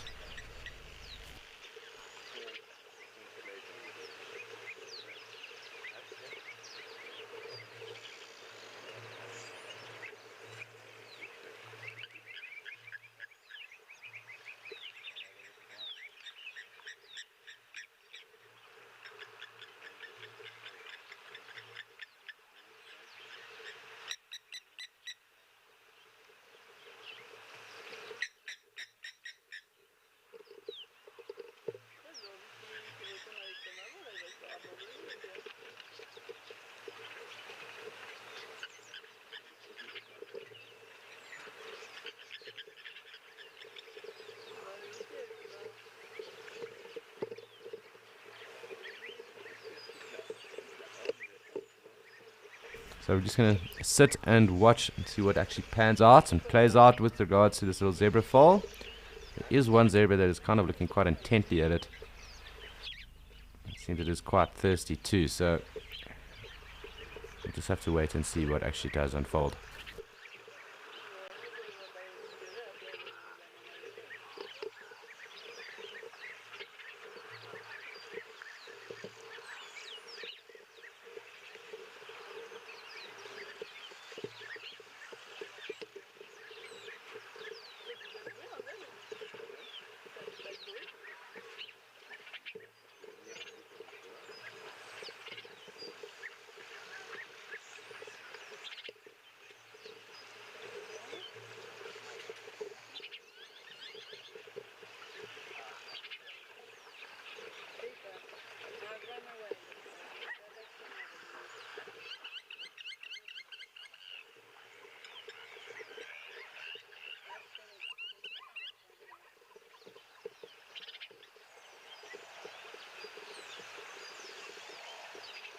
I'm just trying to pick up the foal again. I don't know why I'm not being able to move across.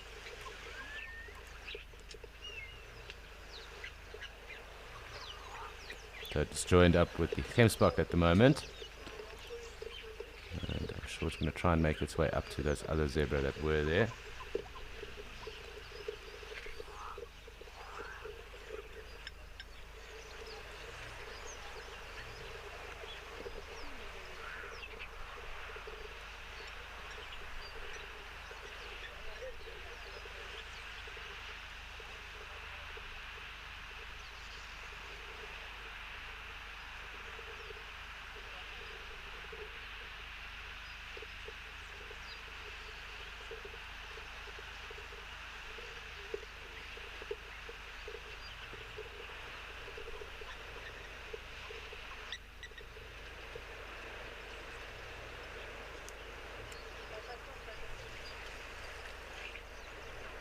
And it looks like our zebra has found mom.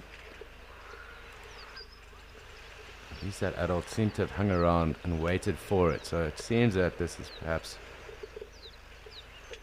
this young one's mom. But let's try and see if we can go get closer. But it definitely seems that there is a bond and some form of relationship there.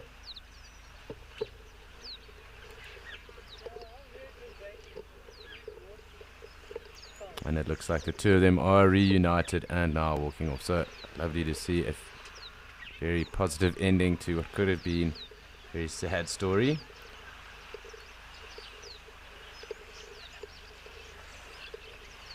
So always nice to have a very happy ending, at least from our Waterhole Tales today.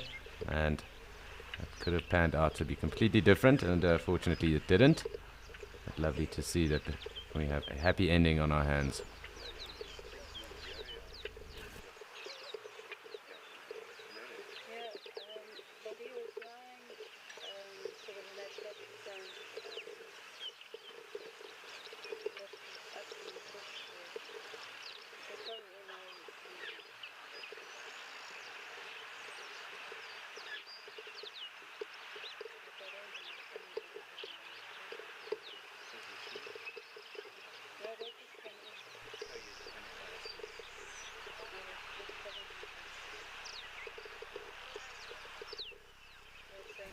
Hi boy. So at least in this area and in Etosha itself, there aren't any crocodiles in the area. So these animals here would not have seen a crocodile ever in their lives. So it would never have been a thing that would kind of sneak into their thought pattern. So fortunately for them, they don't have to deal with crocodiles, and it is not something that they would have to worry about. At least that's here. And in the other waterholes and other areas, you know, it is kind of ingrained, that kind of wariness around the water in that area, because perhaps they would have seen other animals being taken, or the ambush of a crocodile that might have been unsuccessful as well. Of course, that then is kind of ingrained behavior then that it is taught and passed down to younger members, and that wariness then develops.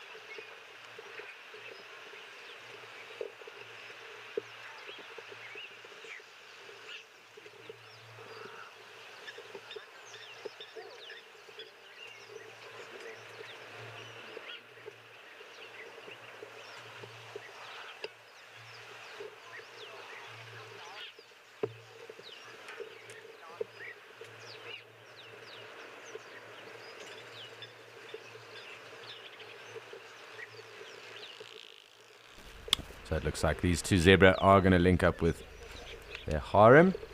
We can zoom out and know that they are in good hands again. So let's just zoom back out and have a look to see what's going on with the springbok. If there are any around, one or two. And gemsbok around as well. It does look like some kudu to the left of us. Now there's kudu bulls just off here at the moment. So the dynamics of the waterhole ever changing. Yet to pick up on where that line might be, if it is indeed around here. So something we'll just have to keep an eye on.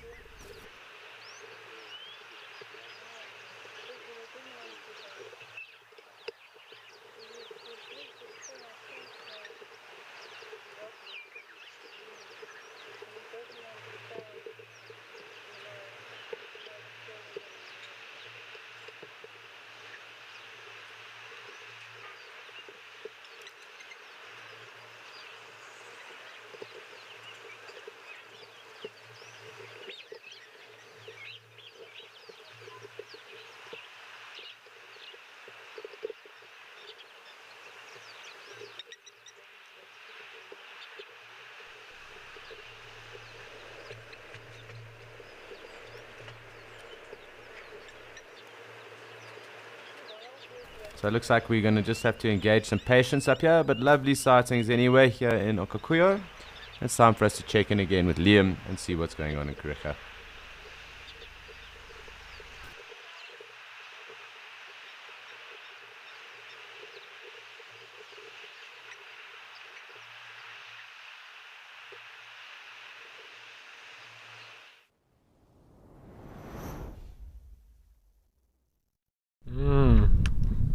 Patience with predators. Yes, yes.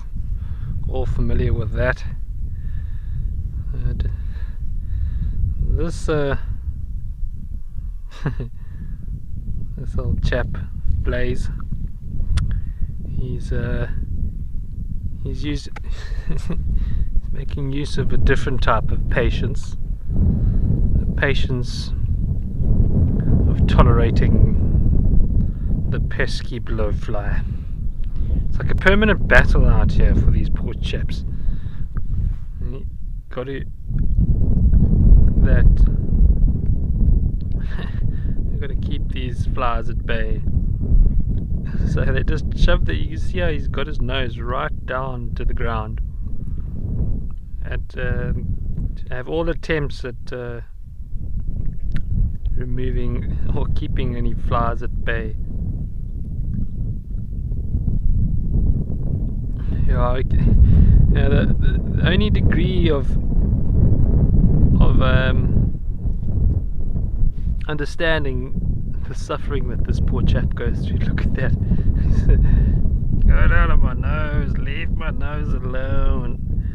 I can have some empathy or understanding of what he's going through, having spent a bit of time in Central Africa. There are some very persistent sweat bees.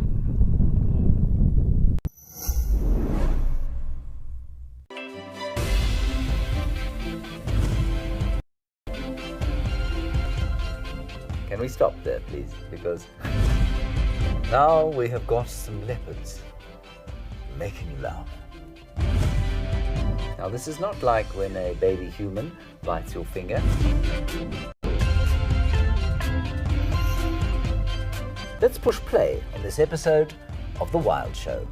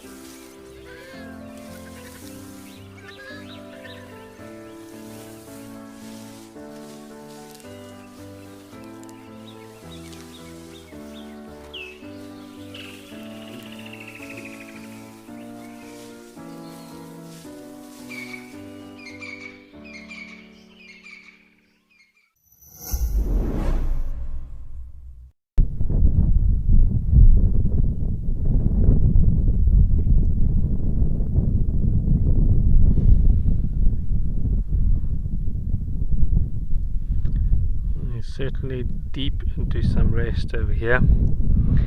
I was saying just yesterday we had a brief intermission of this good blesbok chasing another male straight through the herd of females, and there was actually a female who had given birth yesterday with a very wobbly little calf, and we were peacefully watching this scene, and our good friend over here came blazing through, chasing after his counterpart, sending the females and calves scattering everywhere,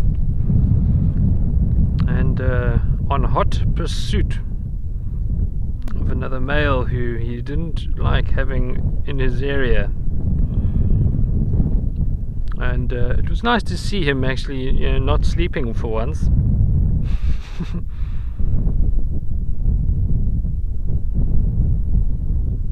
And it all made sense now. The fashion in which he was chasing this said male would require vast amounts of energy, and this is exactly how he gets that energy. He just rests for long periods of time. I often use that analogy with lions. You think, lions, they seem to be sleeping all the time when you see them, and that's because we mostly see them during the day. But instead of saying they're always sleeping, they're always preserving energy. Because it's hard work being a lion, hunting at night. You got to run after antelope on multiple attempts to try and, on the few times, actually catch an antelope. So saving energy, probably a better way of putting it.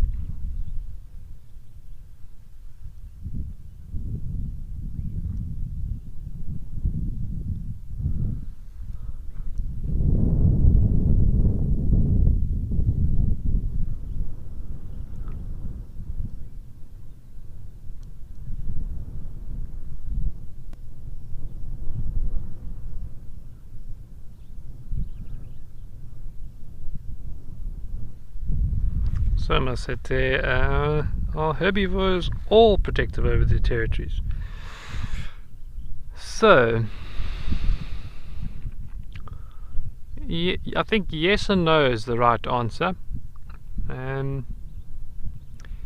see, I've got very different views on what exactly a territory is. I think we've all become too accustomed with the concept that a territory is a fixed space on land that's measured on land, as opposed to a dynamic space that exists around every single species or organism. So that's probably that might be a little bit, might not have enough time in this year or the next coming months to try and get to the bottom of it, but I think some do defend territories more so than others, and those territories are dynamic. They do change according to time of year, so seasonality, according to the social dynamics at play, the ecosystem that can support either a dense population or not so dense population. So there's a lot of factors that play into whether a territory is defended permanently or not permanently.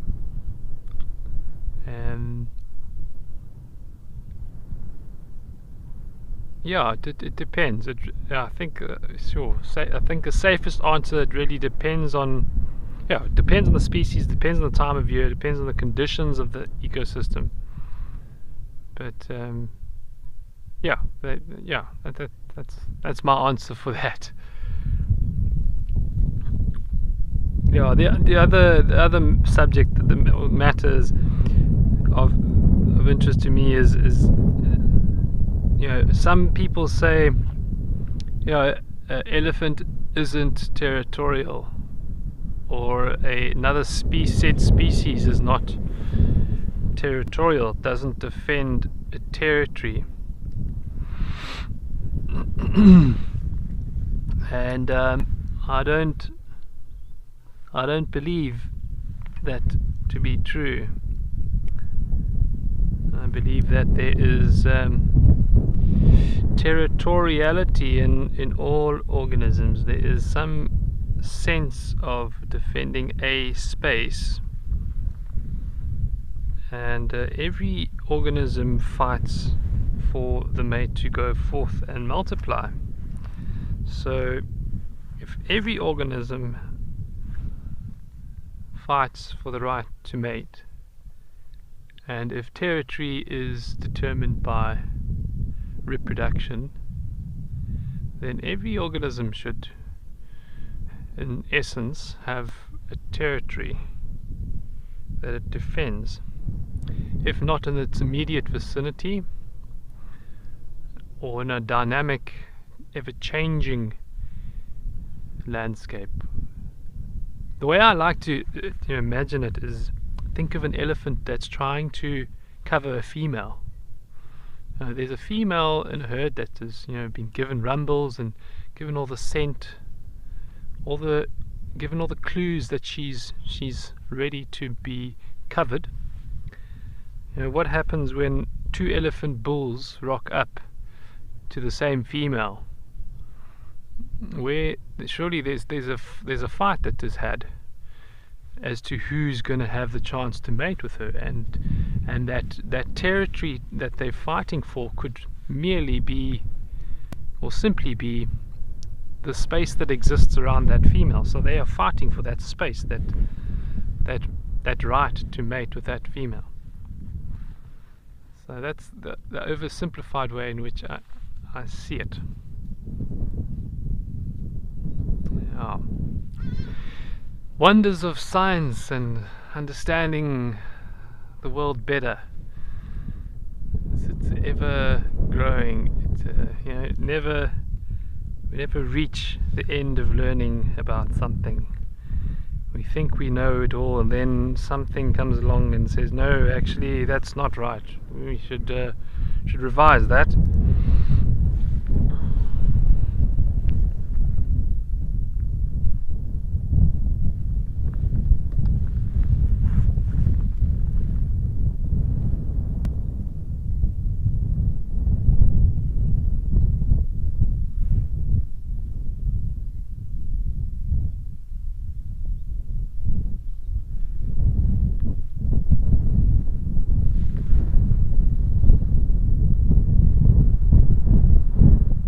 What are you doing, Mr. Blissbrook? What are you feeding on there?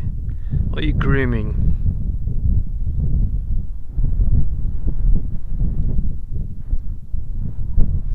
Looks like he was grooming.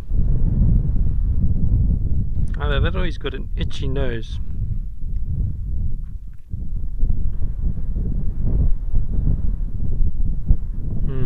Yeah, it seems like the blowflies are getting in.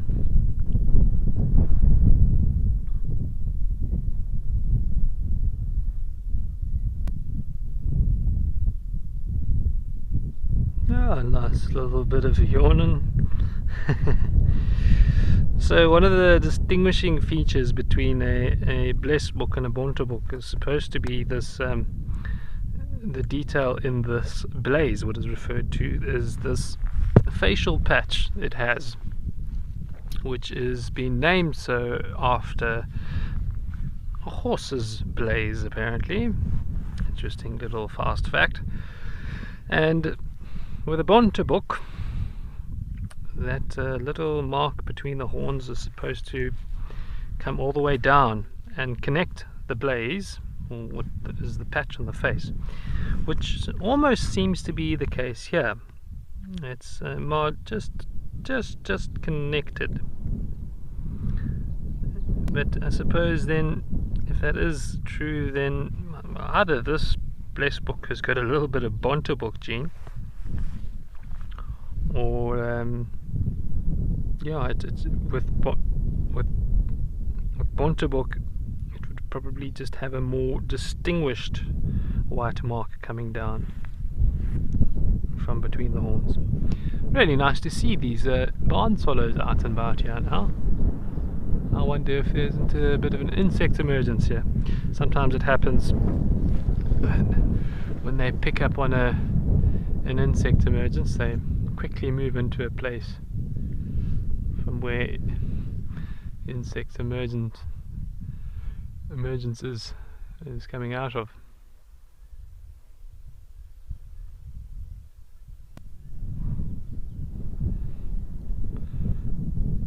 One thing's for sure, I'm sure Blaze here is quite appreciative of the swallows to come and snatch up any of the pesky flies.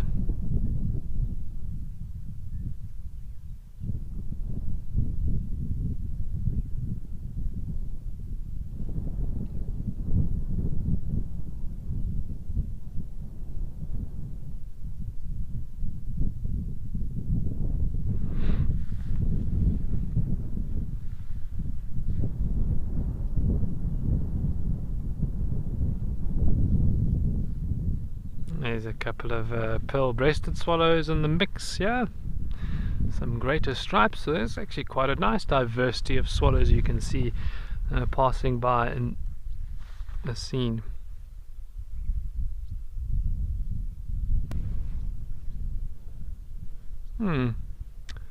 That's an interesting one. I'm not entirely sure they do, Steve. I'll have to check up on that. The fact that it's defending a particular space permanently, I don't seem to think there is a rut per se, but rather a territory that it seems to be, or a space that it seems to be defending throughout the year. Yeah, I'll double check on that, Steve. I'm sure there's. I'm certain there is a season, because of course all the youngsters are giving birth now, and I would at a guess say Blesbok probably has got a gestation of about 6 or 7 months. But whether or not they've got an actual rut where males chase each other around, I'm not entirely sure. I'll double check on that.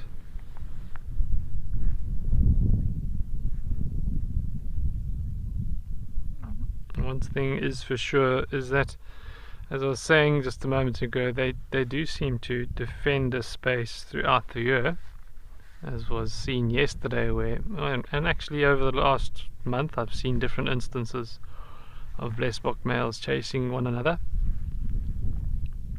So they definitely actively defend space, even if it's not the breeding season.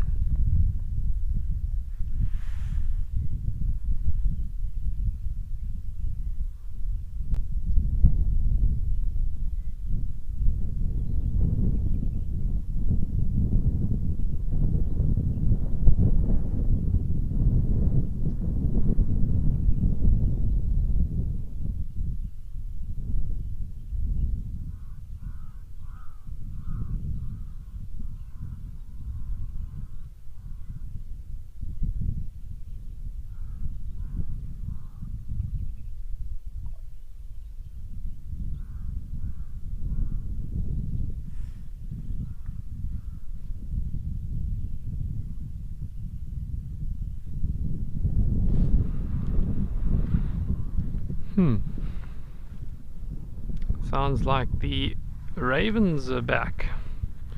Yesterday we had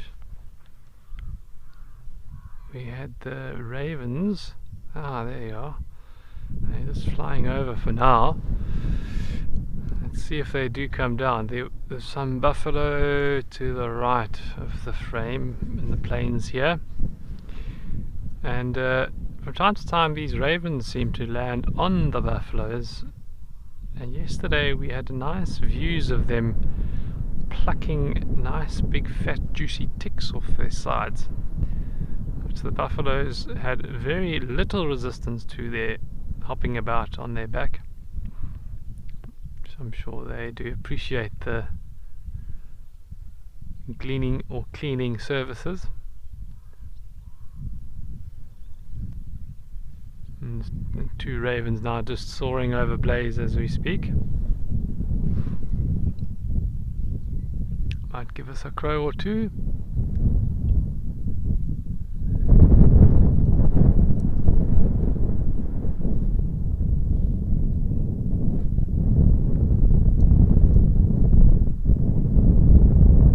Now, silently gliding over in the wind. Sounds like the others are calling in the direction of those buffalo, which are quite at a distance now, so it would be very difficult for us to catch any of the potential ravens on the buffalo's back. It would be even more difficult to see a raisin at that distance.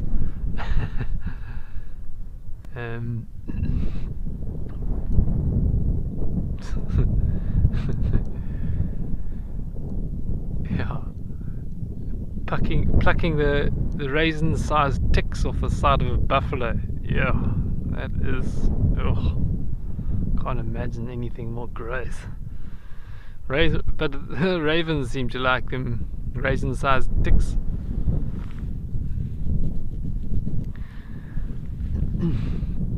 And yeah, it's just interesting to note they don't come through. They're not here regularly, these ravens. They pass by from time to time, and there must be a cliff or some kloofs somewhere further up the valleys here, where they prefer to hang out.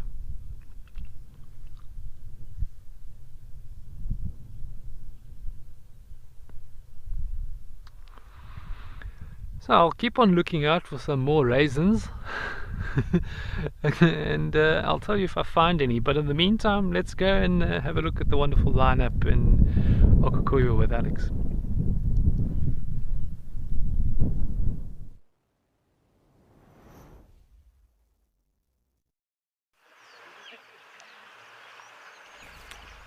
Thanks, Liam, and yes, back here with more zebra and of course our ever-present springbuck that are slowly starting to build up in their numbers.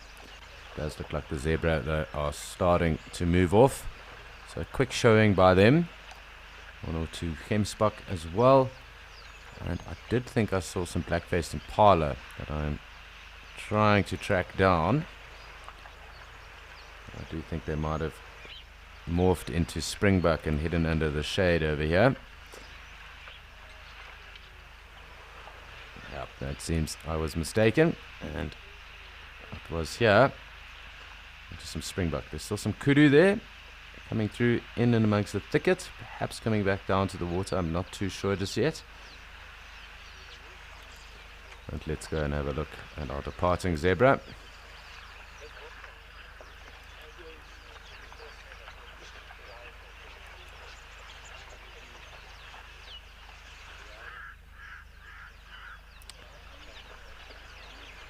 So quite a fleeting sighting, but our gemsbuck have started to wade in, and it looks like we're just going to have to wait for the next zebras to come and join us.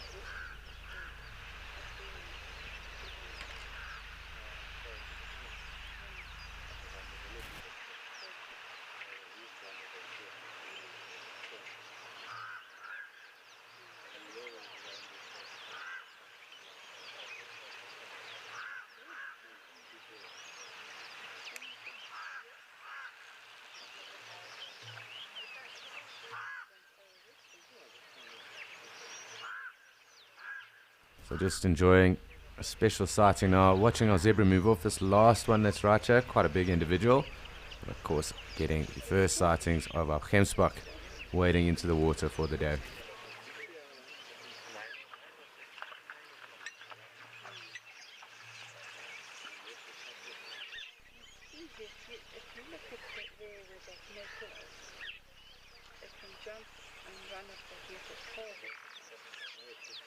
Hi Darian.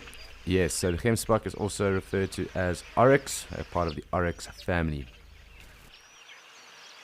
And there are 2 other subspecies of oryx up in East Africa, as well as the scimitar horned oryx and the Arabian oryx as well. So 5 in total.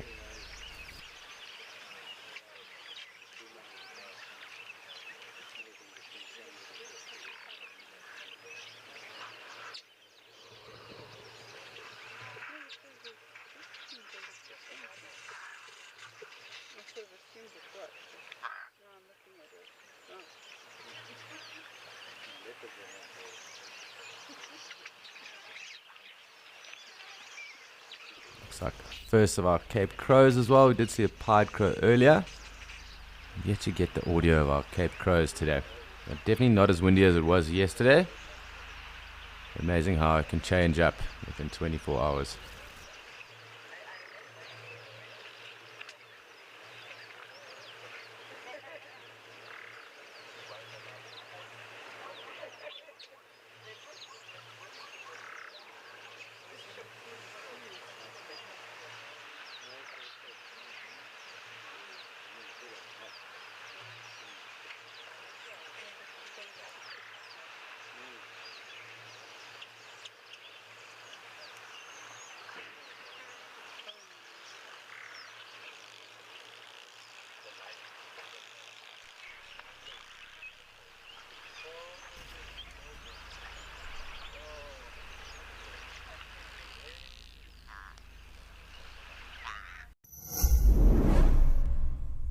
Mashatu Game Reserve has a glowing reputation as one of the most beautiful reserves in southern Africa. And now, atop a soaring cliff overlooking the Majale River, beneath the groves of Euphorbia succulents, sits the stunning new Mashatu Euphorbia Villas. These eco-friendly villas echo their beautiful natural surroundings, shaped to match the Mapanu parts of Mashatu. Enjoy earthy glamour with a consciousness for conservation woven into every element of these camps within the 32,000 hectare reserve.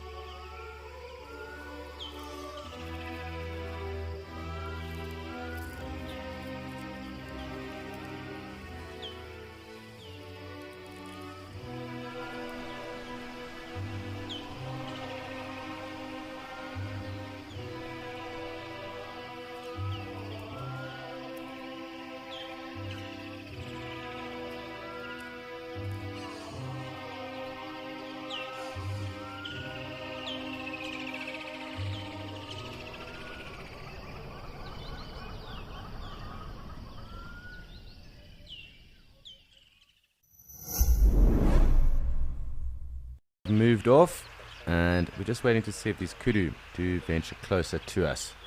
So something we'll just have to wait and see if that is the case. Otherwise, we're just going to stick our chair and wait to see if anything else starts to accumulate in good numbers and then approaches the water.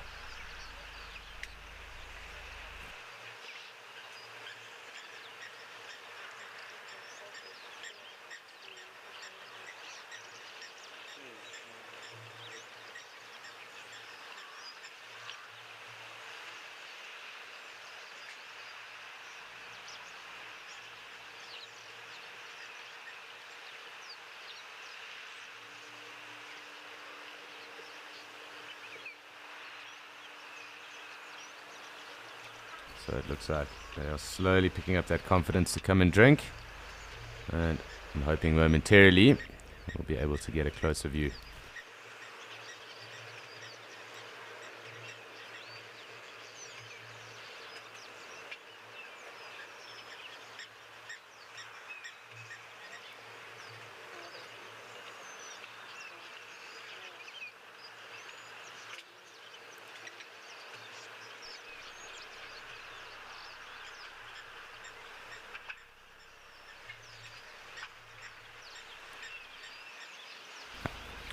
High banks, so there are a number of plants, and of course, like with all big reserves, there are a number of different biomes found within those reserves as well. So there's actually quite a bit of graze in and amongst the concrete stones, although it does get trodden down by the animals as they do approach the water.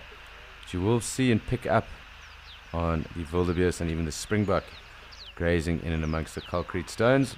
Of course, we've got this camel thorn, which will be quite present. The camel thorn just being here to the left, supplying this lovely shade.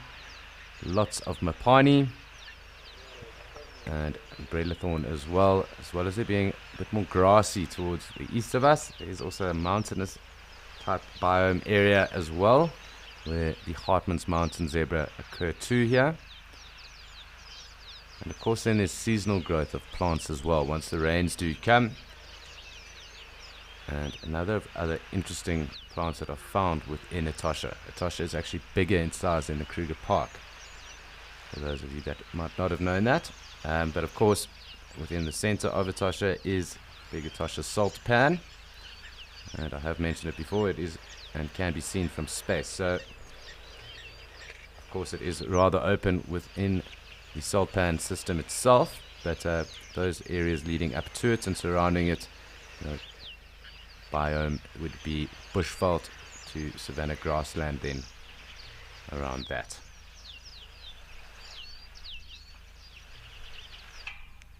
It looks like our kudu have decided to come back down to drink, so we're going to get in a little closer and watch them. It's always nice spending time with kudu bulls, in particular the rather impressive individuals we see here in Etosha.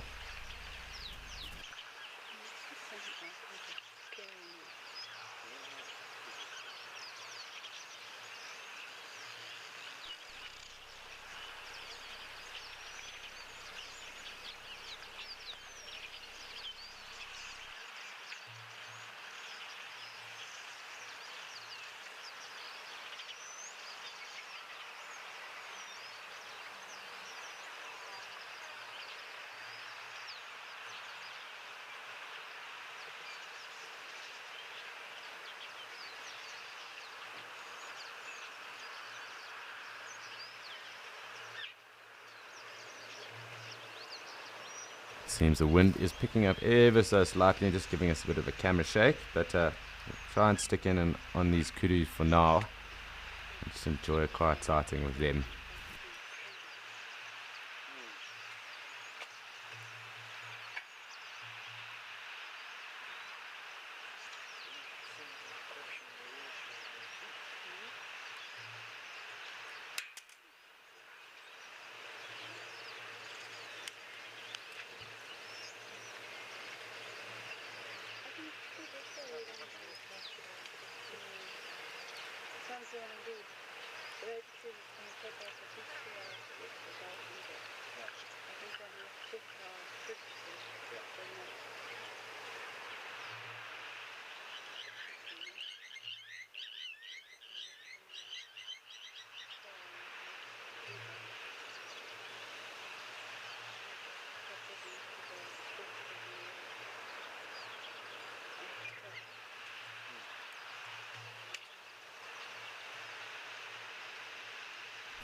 Nice little herd of springbok as well coming down now.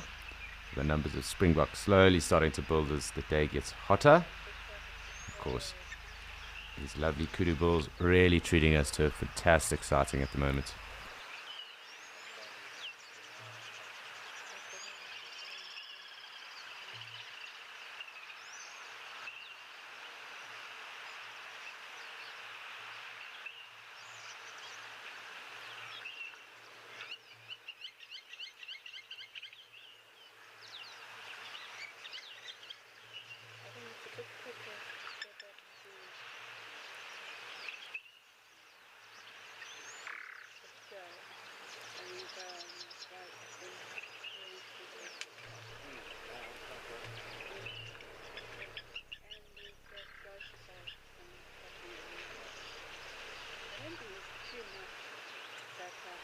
Hi Lulu, that's a very good question. In fact, springbok are actually one of the faster antelopes out there, and also being quite small with those smaller horns, that definitely helps them with regards to getting away from predators, because kudu are known for these long horns, and it's actually great that you asked the question when now that we have the kudu bulls here. Those long horns are known to be quite obstructive towards the bulls because they can get stuck in the vegetation. It does slow them down, and a number of predators in certain areas use that as a tactic to take out the bulls. So that would definitely be one mechanism that the springbok have that it would aid them over a kudu, is the fact that they probably wouldn't get stuck in the undergrowth, but that would be in particular the bulls. Also their speed, very, very fast antelope as well, although kudu can jump and they are rather fast as well, but not as quick as the springbok. But being able to jump very high and being very athletic as well.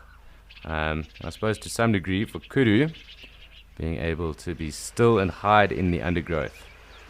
That camouflage of theirs probably would aid them in a thicker area and being able just to hide away, almost acting like a ghost in the vegetation.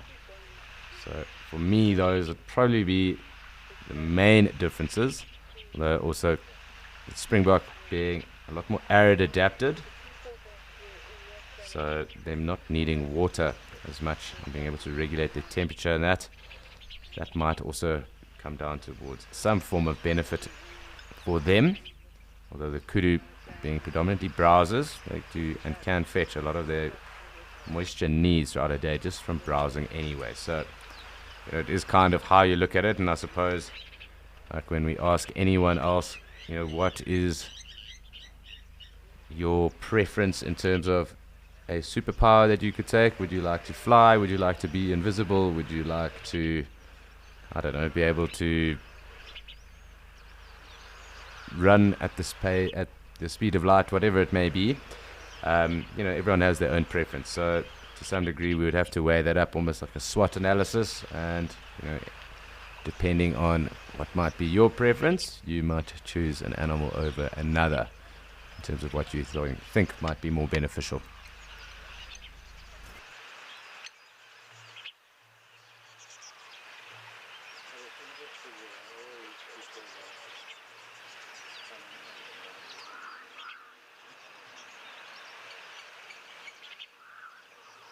We have some zebra coming down here as well. Of course, our springbok, the wind blowing ever so slightly.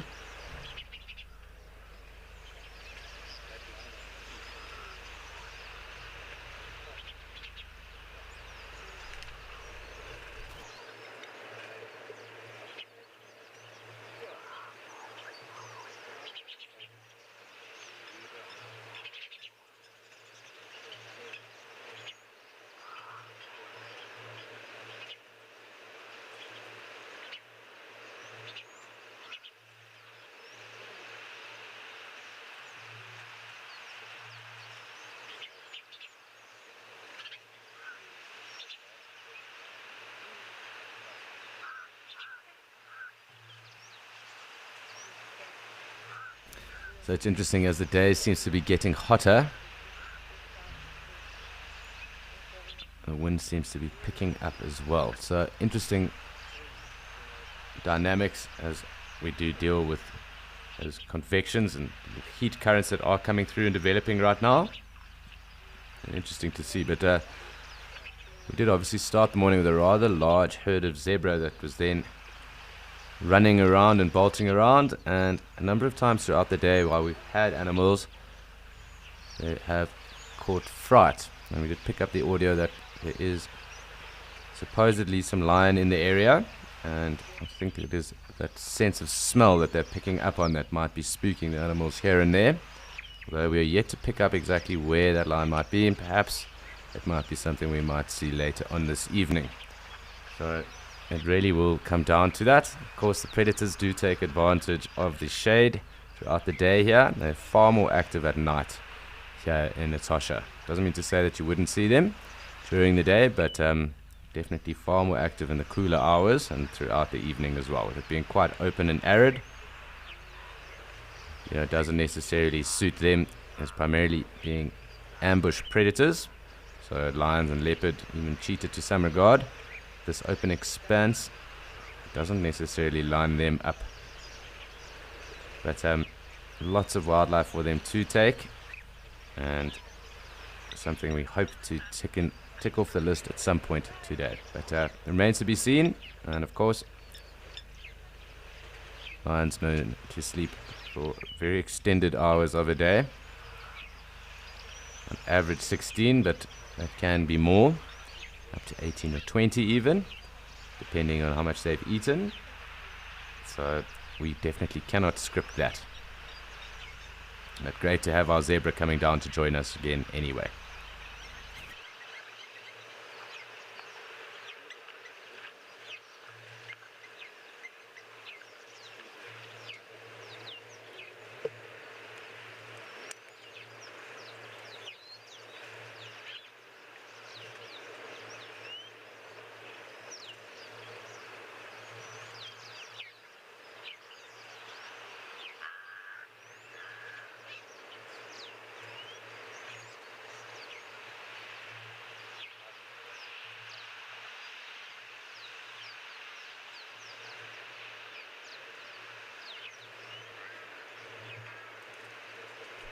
So awesome having the zebra now here with the Gemsbok. Going to take us in a little closer and we can just enjoy their presence for the time being. Awesome to see that foal that we did see earlier on reuniting with its mum and avoiding any catastrophe that could have happened.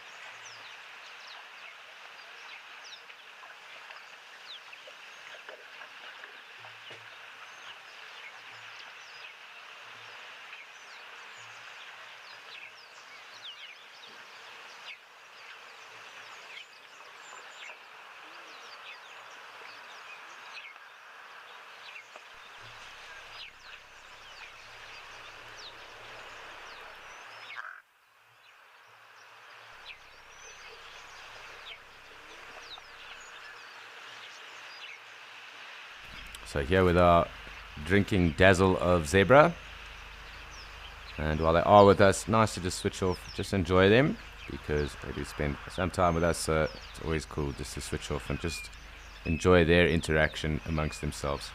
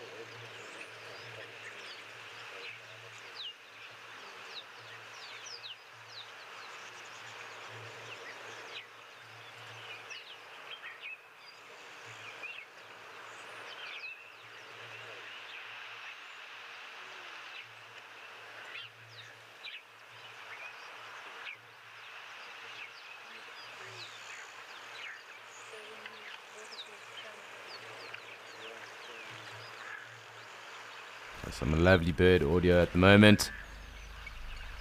Some of those southern masked weavers, some crows, and some hornbills as well, just before all of that.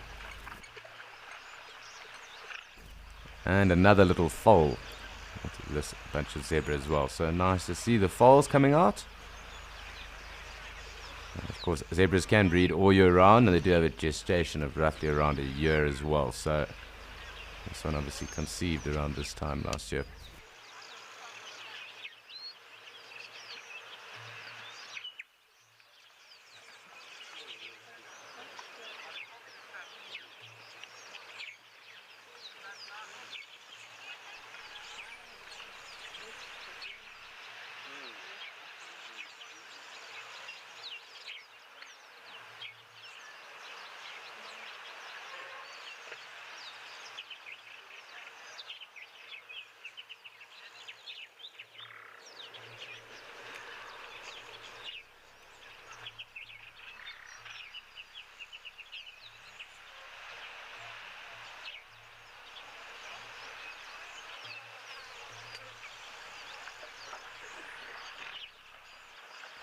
So still sitting here with this latest harem of zebra and just enjoying their presence really right now.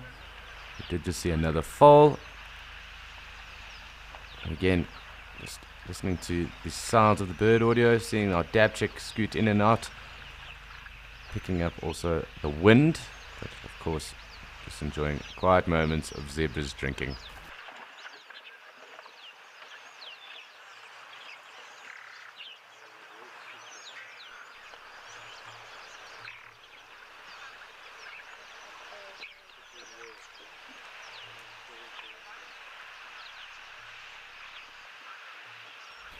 Hi, Piwe, and that's a very interesting question. Do females, or have I ever seen any female antelopes doing anything for courtship? I'm just trying to think. Of course, obviously, there are rises in chemical levels and estrogen levels in particular with the cows or females. That obviously does then bring them into heat. And sometimes with some animals, or some antelopes, it does coincide obviously with the ruts and that kind of thing that does go on. So in particular the wildebeest and the impala that we know of, that will then try and rut and kind of set out that mating hierarchy and time throughout the year.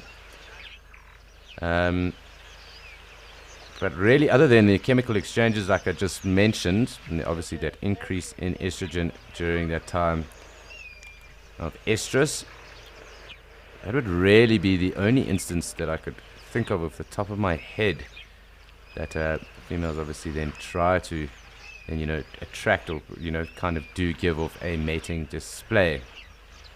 So kind of trying to entice the males that are around in an area. So definitely more along the chemical lines as opposed to anything that would be audio or say visual.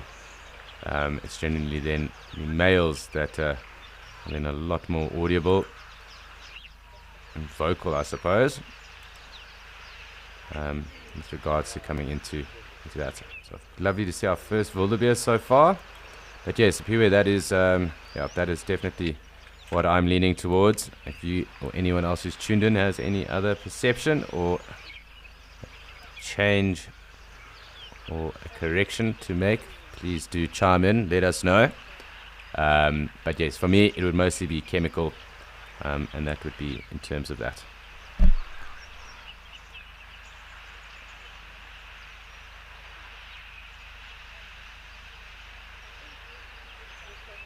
So nice just to see some of our wildebeest. I'm just trying to pick up on who is around. They don't hang around for too long. Looks like our zebra with a foal was coming down, so I think we'll spend some time with the two of them. The wildebeest obviously moving off, and while the springbok are around, we'll also pick up on any of them that wade into the water. One gemsbok too, so we'll jump on board with them as well.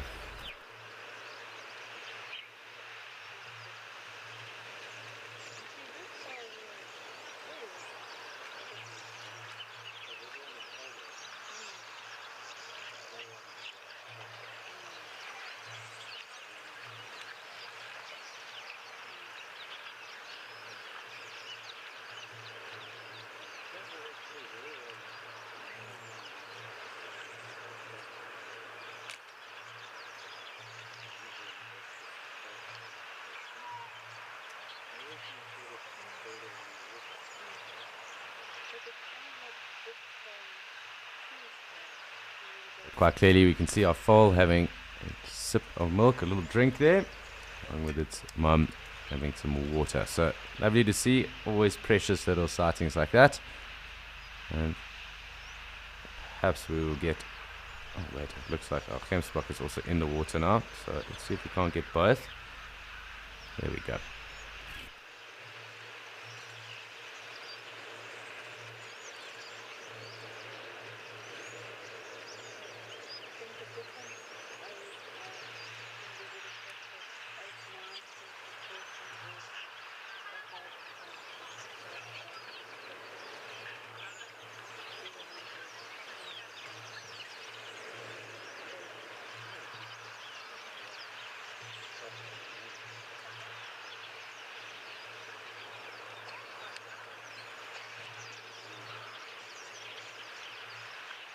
Looks like Mom and Foal are slowly starting to move off.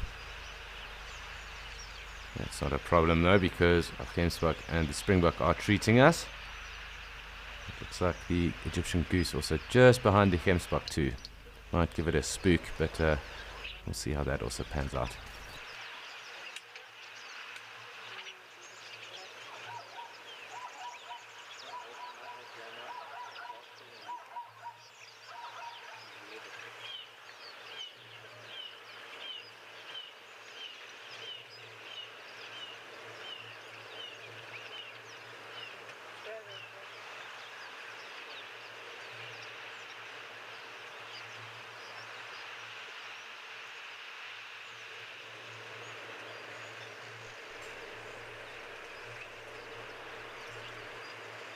So just a reminder to any of you that have joined in, that of course this is a live and immersive experience and journey into the African wilderness. So if you do have any questions or comments, if you pick up on anything interesting that you might notice and you want to let us know, or you want us to talk further about those things, do send those through. It is fantastic when we get to interact with you guys. We thoroughly enjoy answering your questions and hearing about what you guys may think, what we are looking at, or about an area or anything else really of interest. It is always fun. So do send them through. And for now we will just enjoy our Springbok Gemsbok and the departing wildebeest.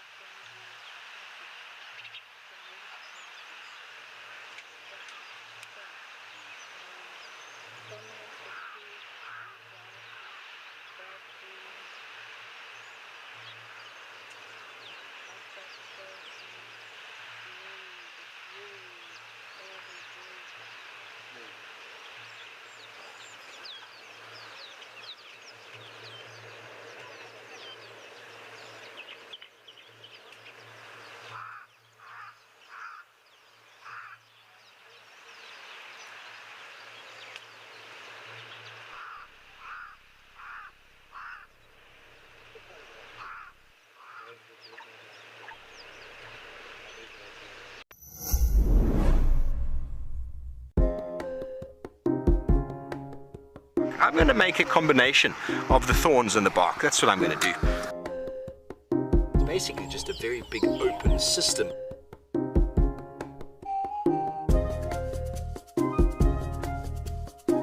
But aren't they pretty?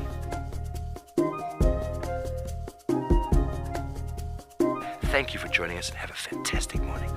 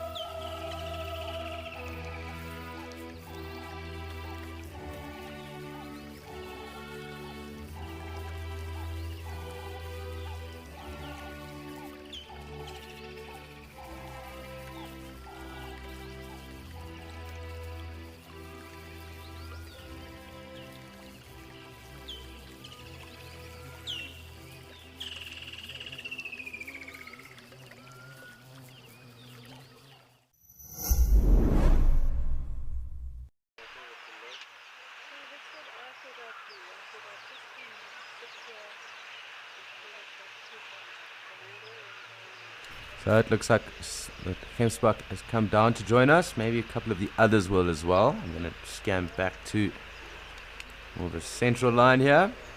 The wildebeest are slowly pushing off.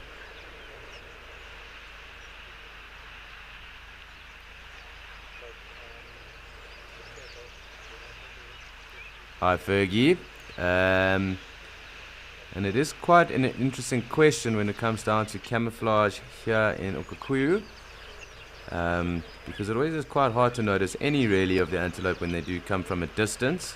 But I would have to say I think probably the Gemsbok for myself, just because of the coloration of their coat over the cull creature. The springbok obviously also very, very camouflaged. The kudu as well from a distance. Even the wildebeest to some degree, and of course the zebra as well. They aren't antelope, they are obviously odd-toed ungulates and equids or equine. So for me, I would say probably the Gemsbok.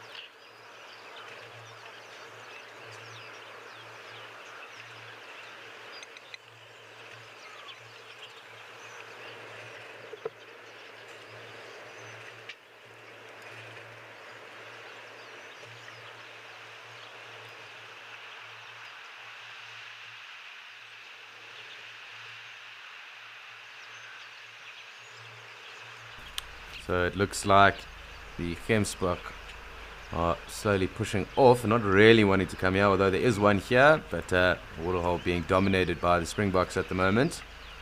Here's quite a cool view just with the water. The water, the Gemsbok and the wildebeest just off in the distance, as well as I said, the ever-present Springbok. Wading far deeper today than the Gemsbok have.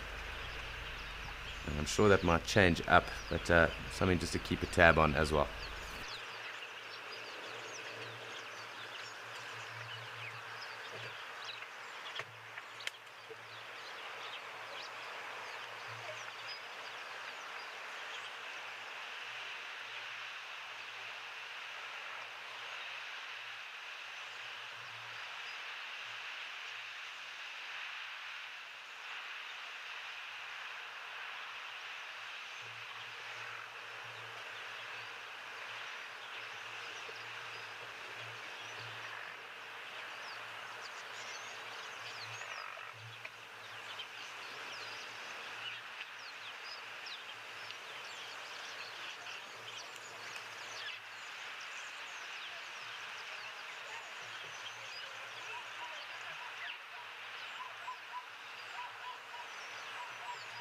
Nice to always pick up on the zebras audio as well. But really quite a peaceful scene just playing out right now. Gemsbok in the distance, Gemsbok in the water, Springbok all over the show, and ruminating wildebeest just off to the right hand side.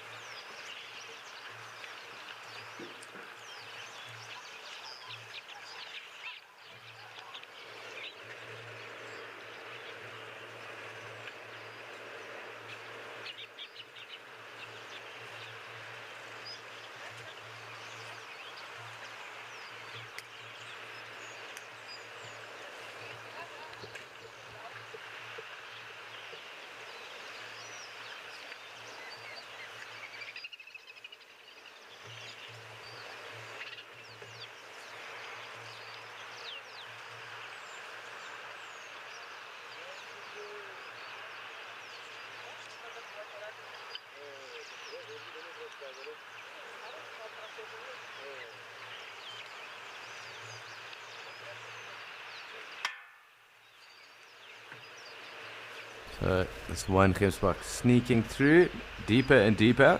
And time for us just to acknowledge that. Of course, looks like one of the others coming down to join us. And really quite an awesome sight, just being able to watch what's going on and the milling about all the different herbivores right now.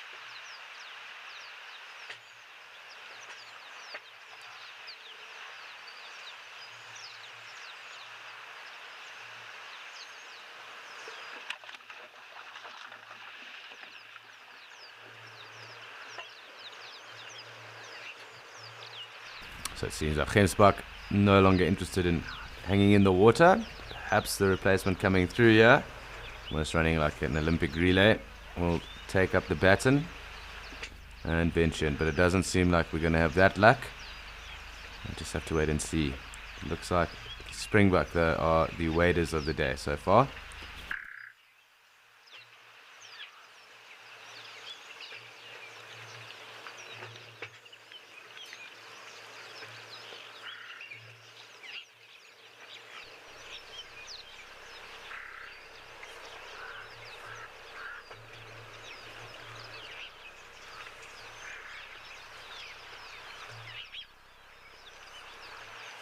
Hi, Billy Wild Guy, and yes, I'm sure there definitely are times and instances where that does occur, and you might even find that those actually are instances of lightning that do strike, hit the ground, and then even ignite certain patches of ground or area. But of course, obviously in the drier months, even things as simple as dew in the morning burning through and kind of creating that magnified effect. If anyone out there has ever used a magnifying glass and kind of trained that very, very fine, you'll note that that kind of focused light then also does create smoke and can lead to fires too. So it does happen every now and then with dew and that as well, onto dry or very tinted glass. Perhaps could also start a fire then like that. But without doubt, I would not put it past the natural world up here being able and having fires run through. Some of the plants even in the area would probably even benefit from that fire going through as well.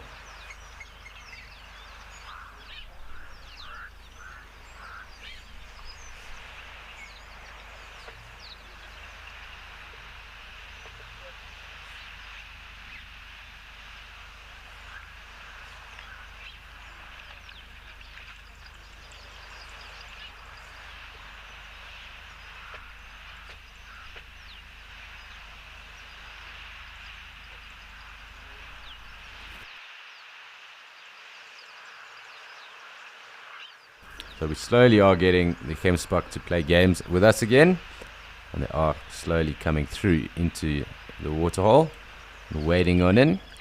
It does seem like the wind is also picking up quite substantially again. So I'm just going to scroll over. I just want to have a quick pan here on the left hand side, see we haven't missed out on anyone. Some more zebra coming through, of course, and lots more springbok. I'm sure there'll be even some under the shade here.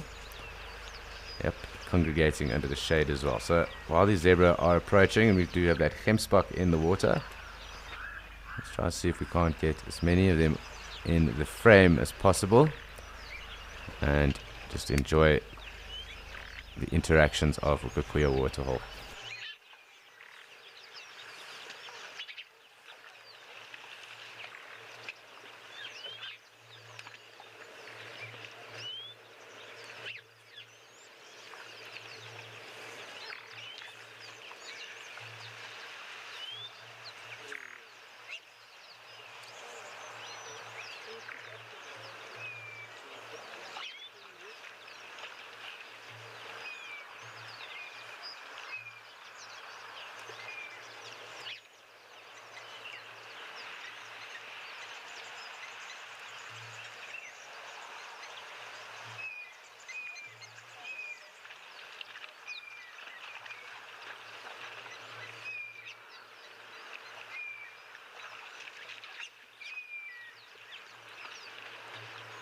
So it looks like we're going to be inundated with zebra once again.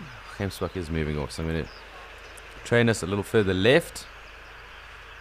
Enjoy the springbok that are right in front of us.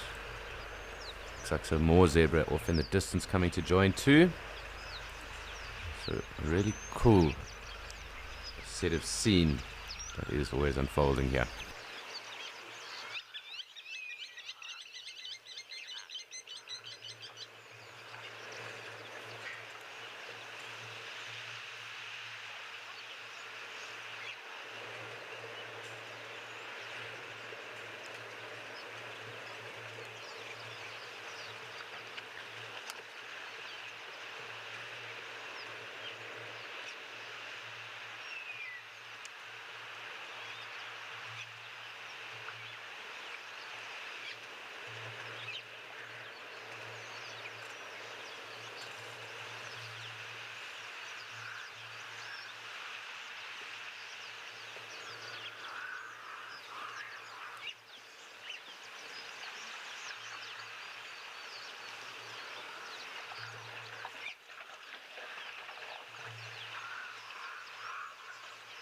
And it seems the conveyor belt is only just getting started, as we also have some kudu and more zebra coming through the thickets over here.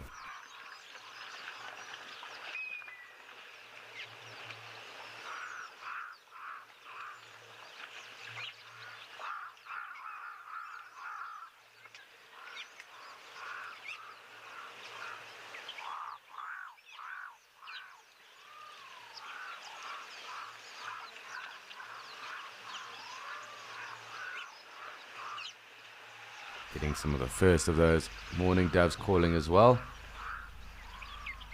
Really awesome getting that audio as well.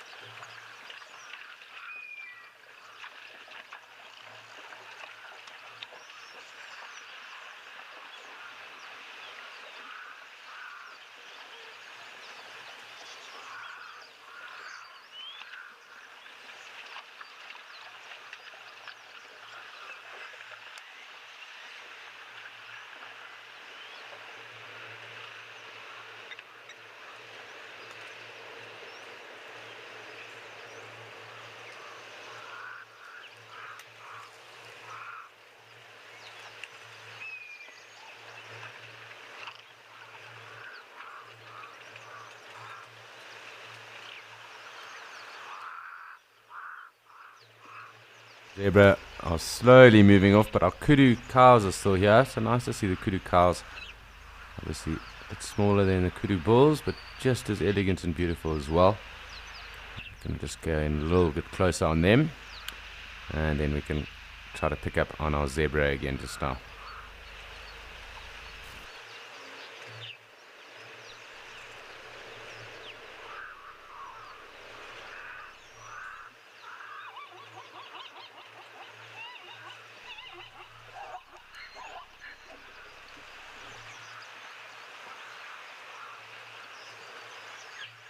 So just enjoying a closer look at our kudu, picking up on some of the zebra calling off there, and just enjoying the springbok that are with us as well.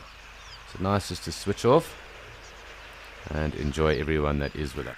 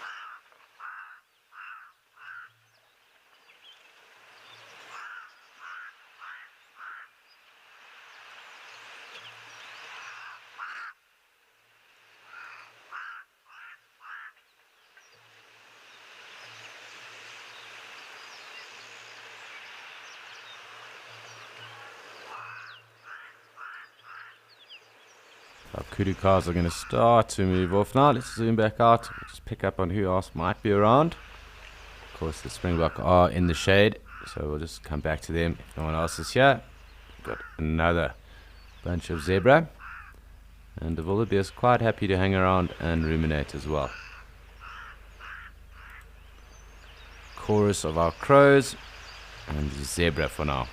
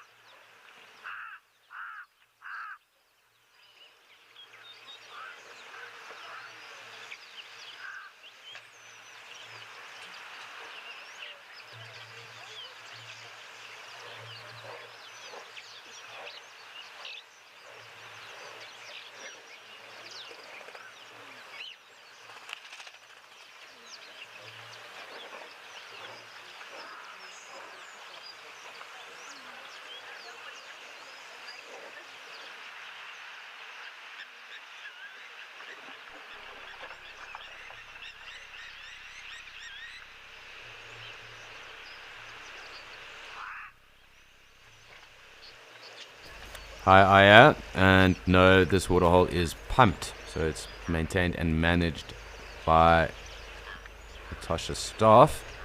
And where the water is actually pumped out of is just here to the left of us, where this closest springbuck is.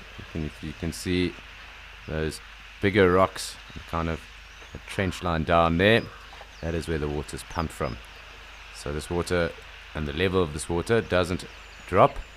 It is constant throughout the year, and it is maintained. So it is a man-made waterhole.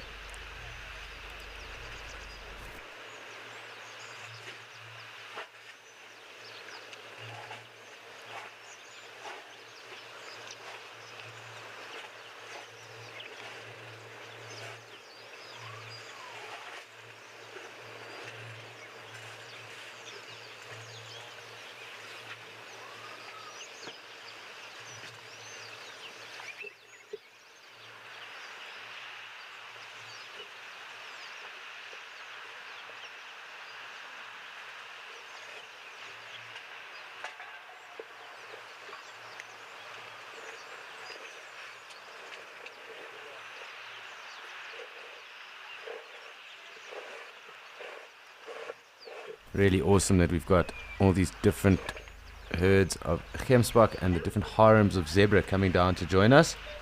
Kind of like never-ending funnel of them. It really is awesome.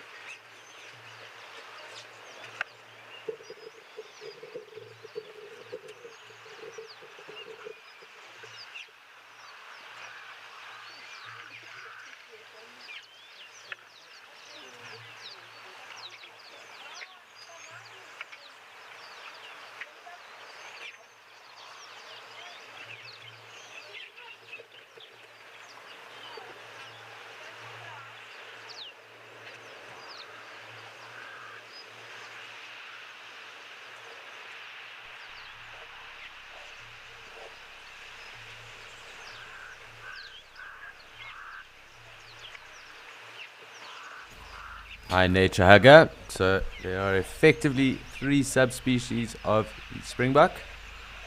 The smallest being found in the Karoo in South Africa, the biggest in the Kalahari, and then these ones up here in Namibia into South Angola. But there also are a number of recessive genes within the springbok, and within South Africa they are farmed as well within those recessive gene game farms. Them being the midnight, the black and the saddleback, as well as coffee color as well. But primarily there are 3 main subspecies of springbok at least. Of course, springbok are only found here in southwestern Africa as well.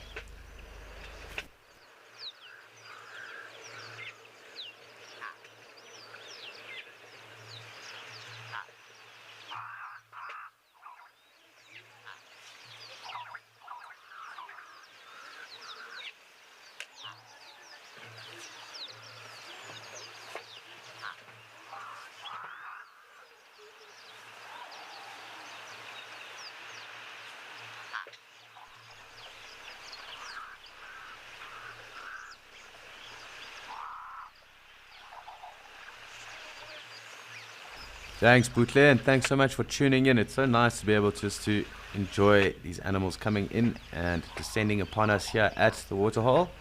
We really have had an action-packed day, but it's just so cool being able to watch as they approach and then spend their time here, and then of course interact with the others that are around before heading off again. So it really is just awesome being able to enjoy the natural world.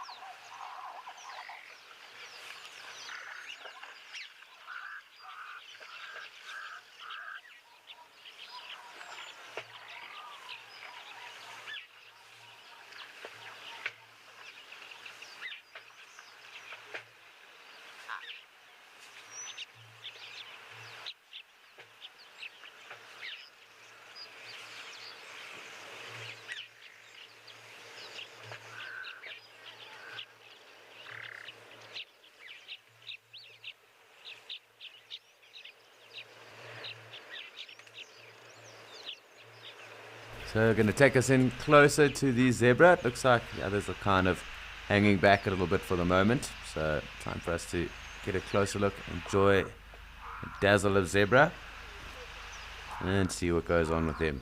They can be quite feisty with each other, but it does look like everyone's in a relaxed mood at the moment.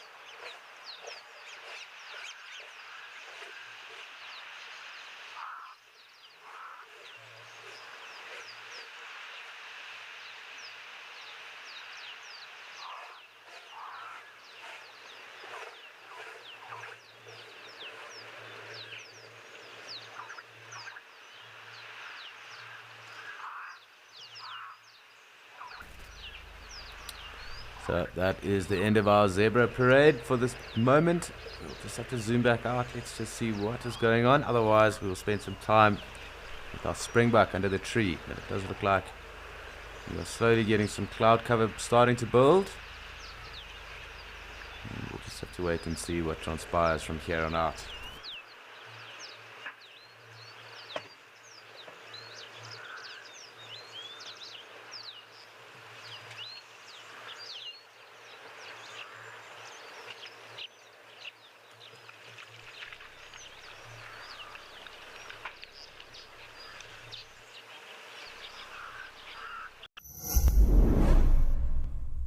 It's the end of another year here at Wild Earth. And what a year it has been. Escape to Nature and The Wild Show were born along with our brand new app. We couldn't be happier to welcome back James, Steve, and Lauren in the new year, who once again will be part of the permanent team. We are grateful to every single one of you who has watched Wild Earth this year, and a very big thanks to our explorers. Without you, none of this would be possible. Happy holidays.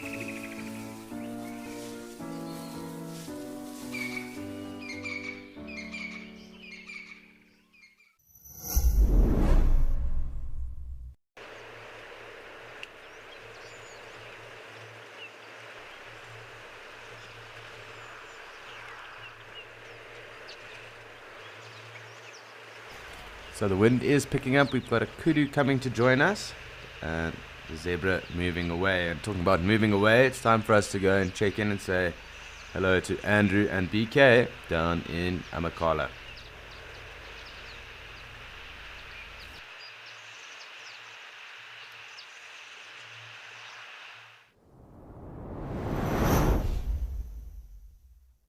Welcome to Amakhala Game Reserve, out here, of course, in the Eastern Cape Province. I always do remind you of where we are. We do have a sighting of elephants at this current time, but they are weaving their way through the thickets, and we're just going to see if we can't maybe get a sighting of them and see how that goes. Hello again, my name is Andrew, and I do have my best friend BK behind the camera. We are all doing well today, and we're quite excited to have an elephant sighting. It's been a while, it seems, so we're ready for it. I hope you are too. Let's see if we can get them. Now, there is one that's busy breaking down a tree. I just want to see. No, I can't see it, unfortunately.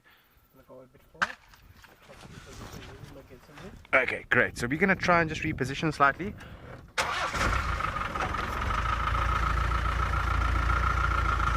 Yeah, as I say, this is not an easy area to view elephants because of the nature of the bushveld here. It's very dense and thick.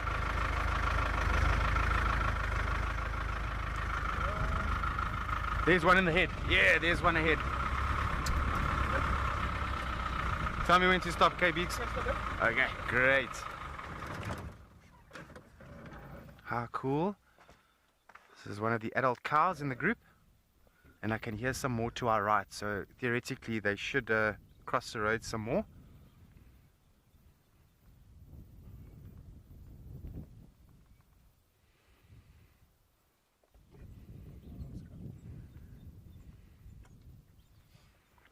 Okay, so there's... Thanks, Heatley. I'm glad you're excited there in the mission control. This is a great sighting. We're lucky. Very lucky. This is a great sighting compared to, you know, just because they can hide so easily in the bush out here. And we have 3 individuals that you can see perfectly. How cool.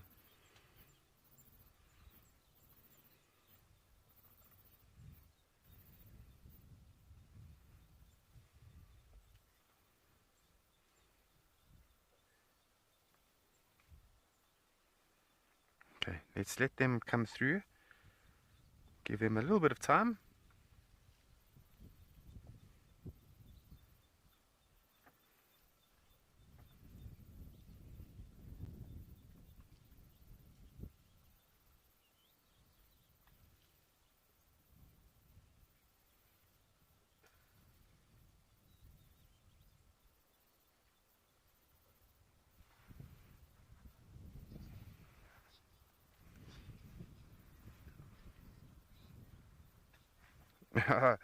Hey Wendy, morning. I'm not going to say it's rare to see them. They're not secrets or anything like that. It's just sometimes, you know, the nature of the bushveld. So elephants, of course, they need a lot of food. And these dune forests and dune thickets, BK has another one coming. The dune thickets are ideal for them to feed. So they spend a great deal of time in those thickets, Wendy. And that makes it very difficult. But then also bear in mind that this is a ginormous game reserve. It's just under 10,000 hectares. So yeah, it's quite difficult sometimes to cover distances. But, you know, we always do get blessed with a great sighting. Now on this very road that we're on now, myself and Morgan, we had that sighting of the elephants that were all around us. We had no option but to be there because they did block all of our paths going off very quickly. And you can see the bushveld here. It's like a tunnel, this road, with the thickets on both sides. So that's why we've parked where we are now, giving them ample opportunity to pass in front of us but not behind us. Otherwise we get trapped, and that's no good.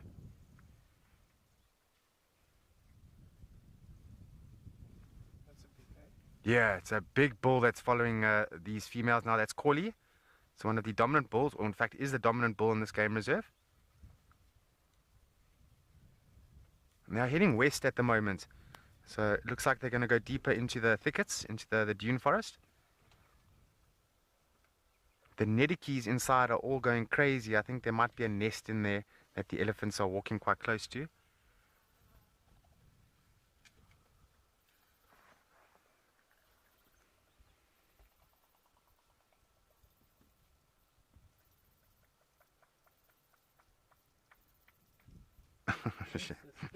One of oh goodness, one of the elephants is letting out some gas at the moment, and it just went on forever.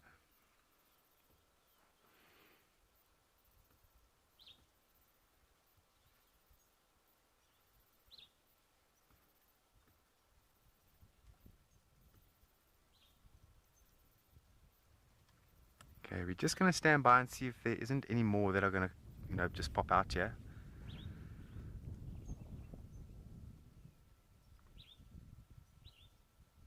Very nice.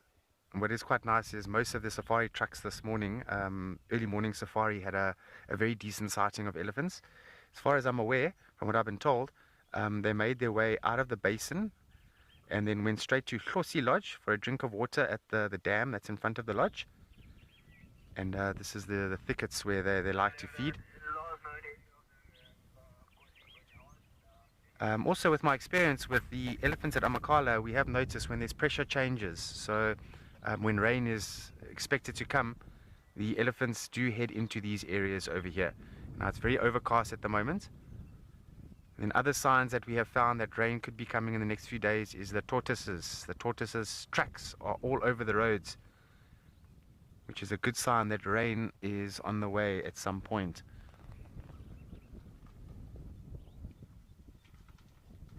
We can hear them crackling branches. BK, do you think we should go forward a bit? Let's do that. Alright, let's go forward a bit and just see if we can't get a gap.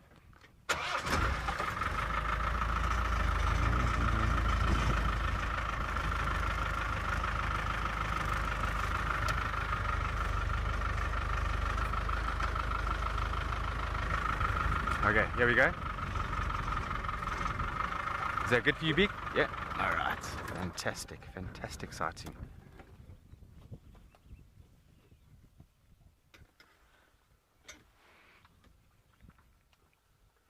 Now we're going to let BK do some of his magic, but you will notice this bull is in must at the moment. You see the temporal gland next to his eye? Okay, so that is leaking testosterone at the moment, which is telling us that he is in must. He wants to breed, and he's going to follow this group quite actively until he's either isolated a few females that are ready to breed with, or perhaps maybe he figures out that none of the females are ready to breed or want to breed, and then he'll just leave this group and go look for another breeding group.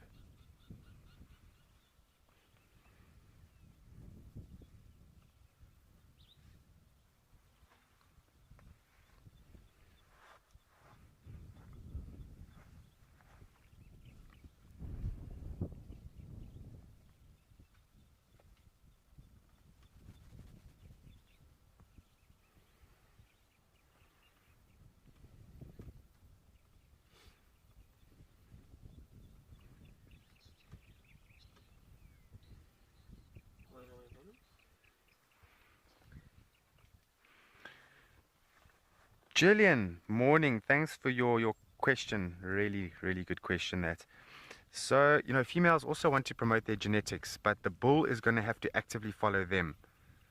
And so it's constantly chopping and changing in the sense that it's never going to be the same male. But yeah, the bull's going to actively follow them. Remember, the breeding group has got a role to do. They have got to roam. They've got to venture out with the young, take them out feeding, take them out to the water. And because the breeding group are made up of several individuals, they don't really have an opportunity too much to hang around in areas for too long because the resources get used. So they have to move around quite a bit there. And so the bulls will need to really actively follow them. We're just going to re-angle again here.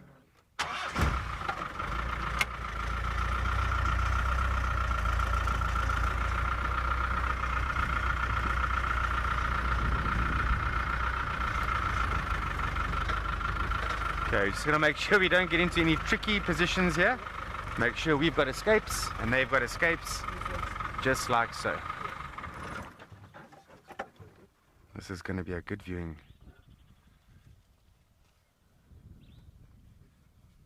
Absolutely beautiful.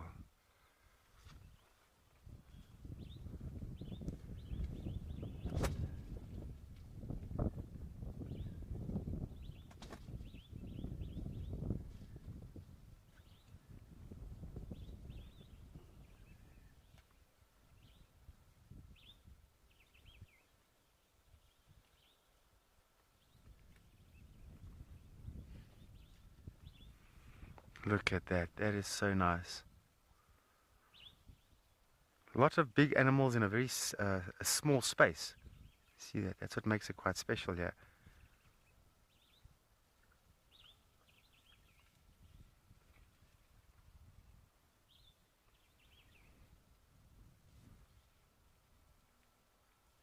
So very actively feeding at the moment. They're taking the sort of the opportunity to feed quite a bit now because it's cool. Yesterday was quite warm and they would have been in the shelter of the bush from anywhere from 8 o'clock in the morning. It was very hot yesterday, and then they have to sort of just rest and keep their movements to a minimum. But when it's overcast like this and it's cool, they're going to take that opportunity to move around and feed, get to new areas, get to water. Lots of trees are being broken that I can hear here in this thicket. What a cool sighting, really. You see the back legs of this bull elephant right at the back? So they are wet. So what is happening is he's going to urinate on his back legs while walking. And at this time of his condition, being in must, his urine is going to contain quite a high level of testosterone. And by urinating on his back legs and walking through the bush, he's going to leave a scent behind. So definitely if there's any other bulls that are showing interest in these females, those bulls are going to be fully aware that there's already a bull in must on response or in the area of the group. And as I say, Corley, this specific male is extremely dominant.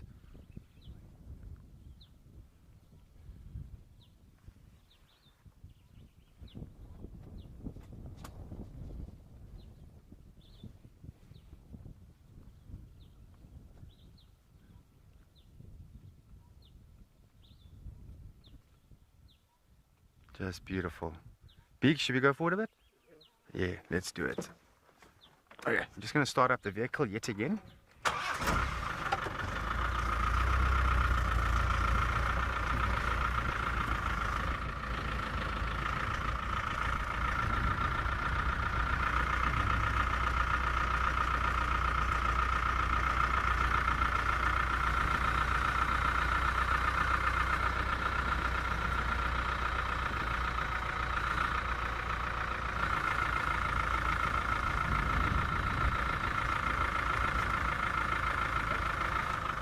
Here's a good spot right here.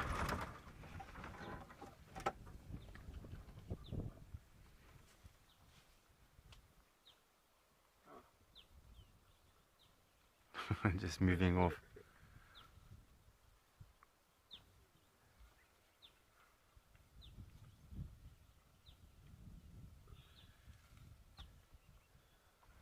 Tristan, good morning, greetings from the Eastern Cape. So Tristan, yes, it's not just the females that trigger the must. It's all got to do with the bull's condition. So we have had some rains recently. So what happens is the bush is going to get in better condition because it's going to be green and the plants are going to grow, and ultimately food becomes fresher.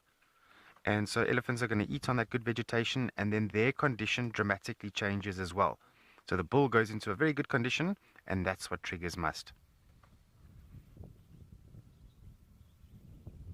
And especially now, we are still in a drought, and things have been dry out here.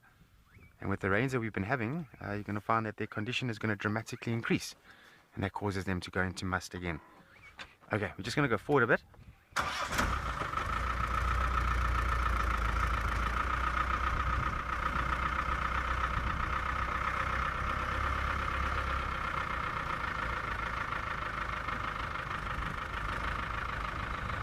So it's also interesting that this must isn't at a certain time of the year.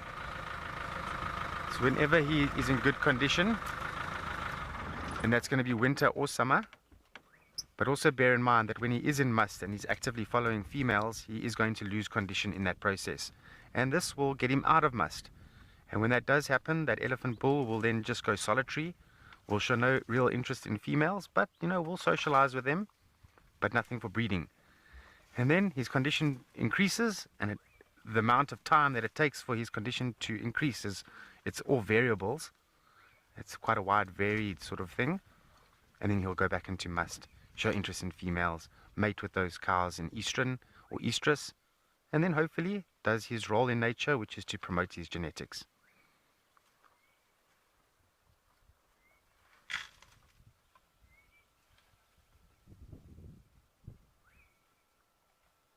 The trunks are very, very busy at this point, picking up all the vegetation, debarking.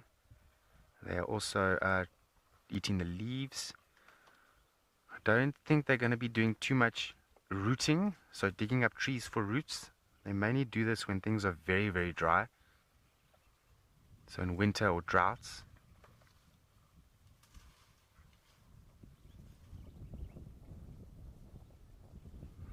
But plants are very, very clever in the sense that whenever there's a drought or it's winter, they're going to send all their nutrients to the roots where they become stored, and that's how the plant will survive. Now, elephants know all about that, and they will go for the roots because of that.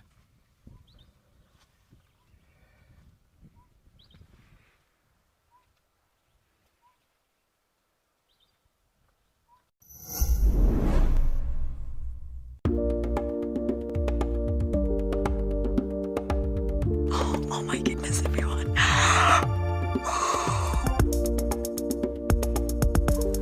I did not think I would ever face my fears like this.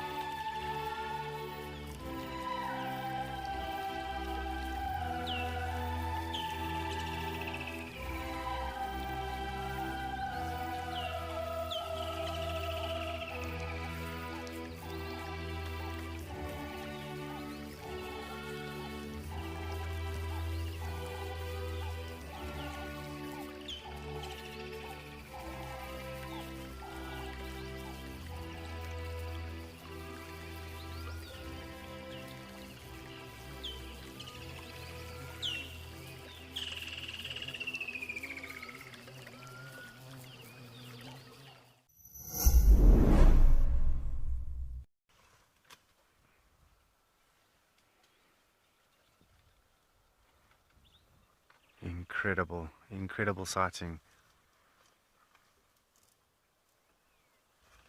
Now what I can say is elephants here on Amakhala, they are very relaxed by nature. They're very calm natured animals. You know, elephants in general are, but certain parts of South Africa, some of the elephants, they can be a lot more aggressive and trickier to work with. For example, at Madikwe, where Lauren and Davy is at the moment, they can be a little bit tricky to work with, and for certain reasons. But here in Amakhala, very, very relaxed in nature. They can walk past the vehicles with no problems. But I can say that the reason why they are so calm and collected is because Amakhala has got a very strict protocol when it comes to viewing elephants. So we don't get too close to them. We don't allow them to surround us. We give them space. We give them respect. And as a result of that, they give us such phenomenal sightings. In some game reserves, elephants might have witnessed war, you know, with back in the day, and that gets passed on from generation to generation, and that can affect their behavior. And perhaps in game reserves where lion populations are very high, this is going to affect the behavior of elephants as well. They're going to become a lot more paranoid and scared and unpredictable.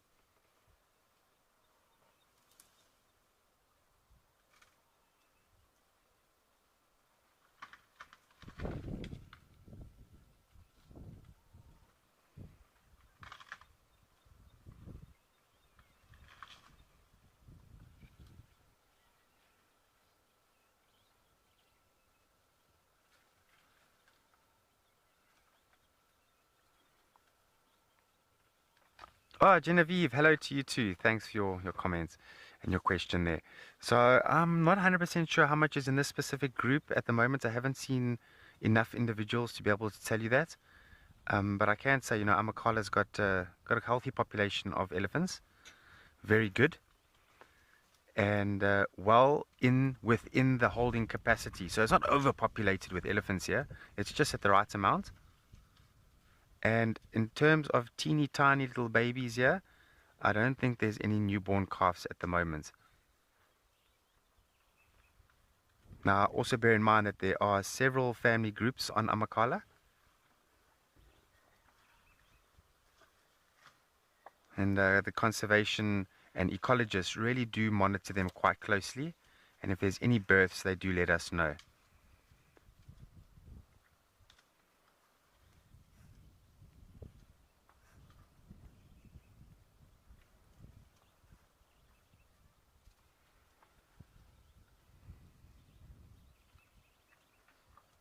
And it's really just such a blessing that they are where they are now, because if they were 10 meters more in the bush now, we would never be able to see them.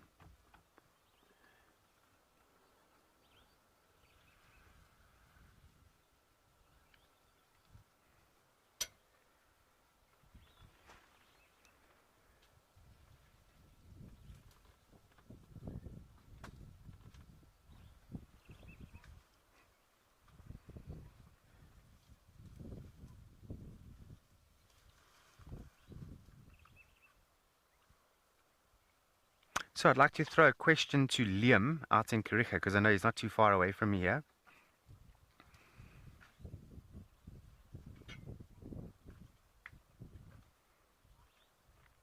So my question to Liam is going to be, what is the best sighting you have ever had in your entire career with elephants?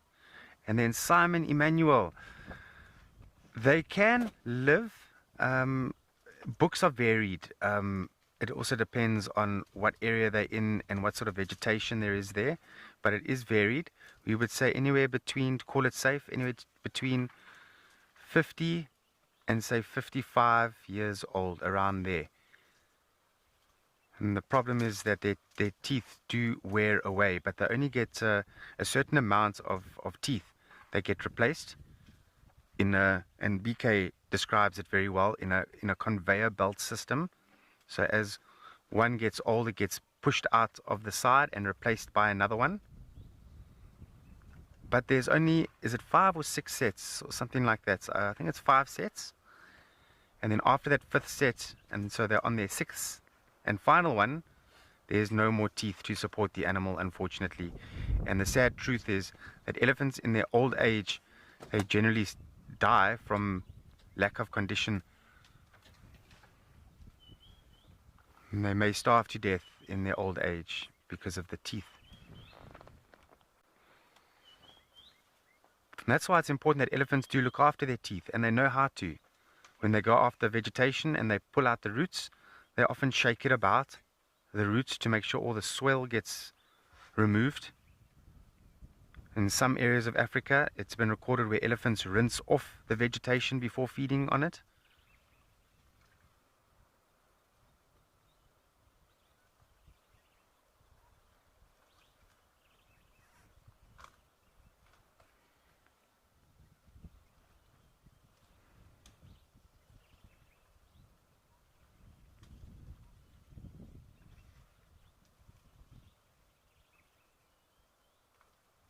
Yeah, I look forward to hearing what Liam's or highlight sighting of elephants was in his career.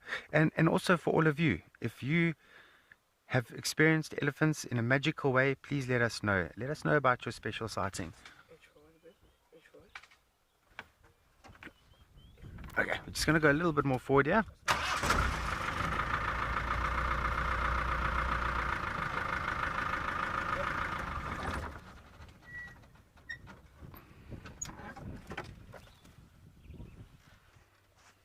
What a cool sighting, isn't it?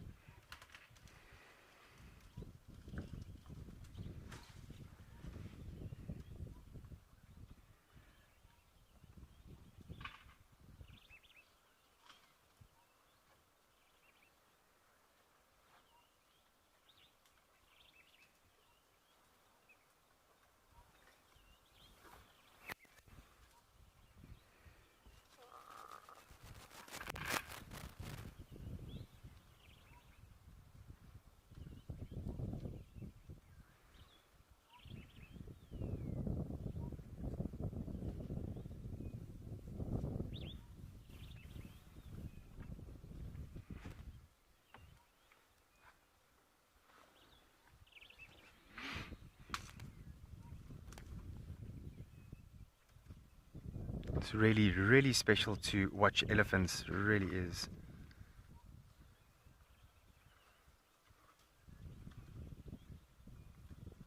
Genevieve, oh, you'd like to join us on the safari out here? Well, you know, you can always contact Wild Earth and maybe it can be done. We will definitely have you with open arms if you do come, and we'll even wash the vehicle for you. How does that sound? Just to sweeten the deal.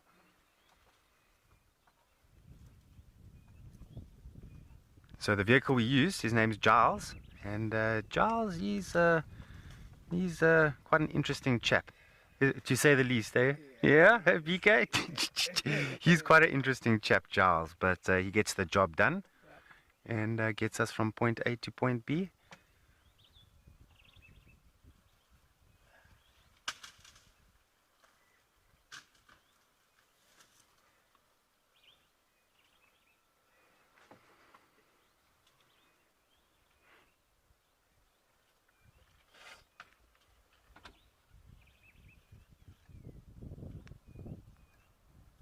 What I like about Giles the most is that we don't have a door here.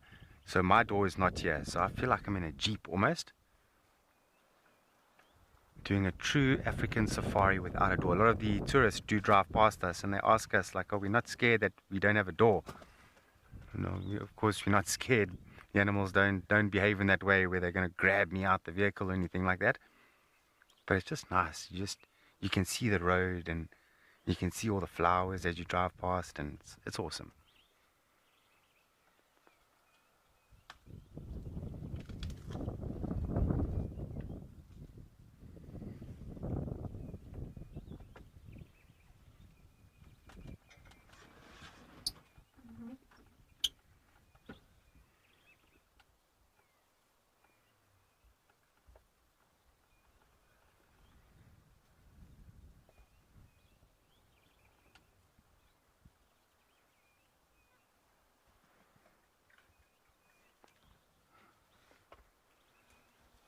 It's just amazing how they do melt out the bush, and before you know it, another one has popped out here, and another one pops out there.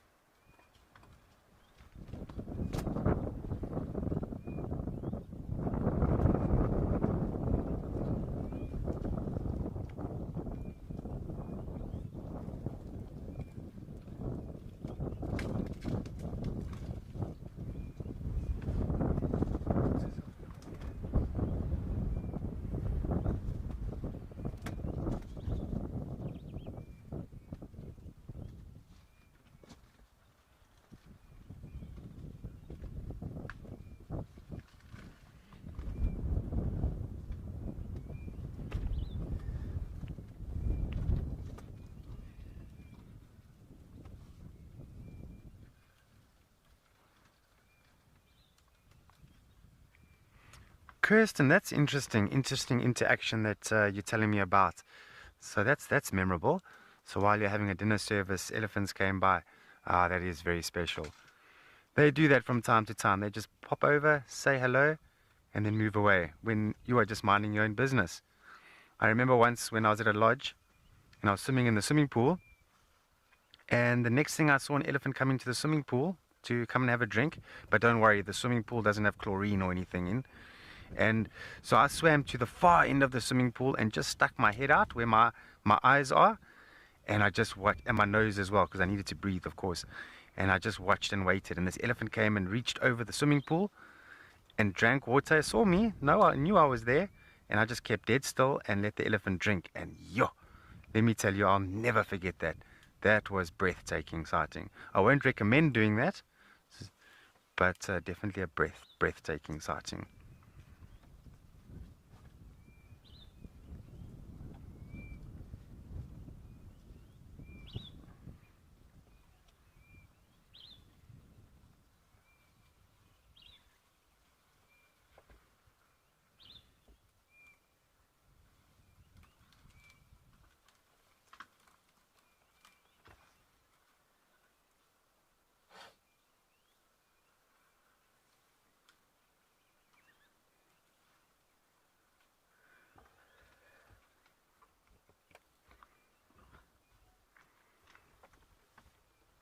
A nice sighting of this young elephant under, one of the significant trees that occur out here. It's the BK, you remember?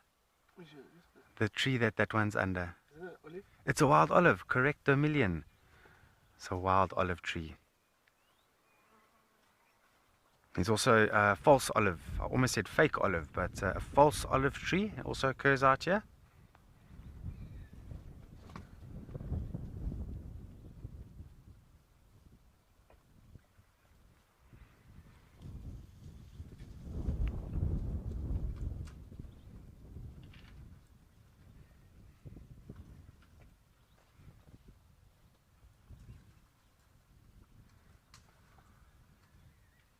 BK, do you hear that sound? Quite far, it sounds like squealing. You hear that? I'm not sure if I can hear it. Yeah. So I'm just trying to figure out what's going on in the bush here. It does sound almost like a squealing. So I'm not sure if the 3 male cheetahs have gone into this dune thicket and they've caught a warthog. I'm not sure.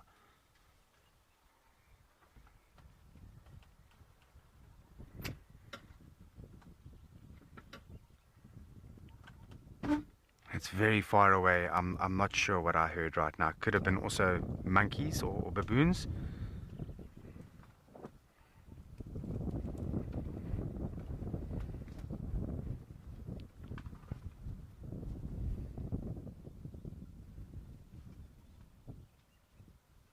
I don't hear it again now.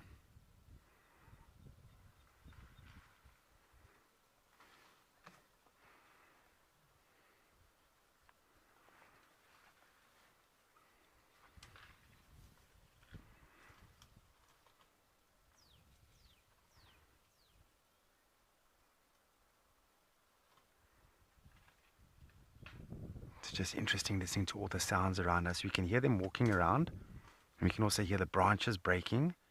It's actually very dramatic at the moment because of the nature of the bush being so thick. We just need to make sure that elephants don't come up behind us here. But I think we've parked in a very good spot here. Most of the herd is in front of us, if not all of them.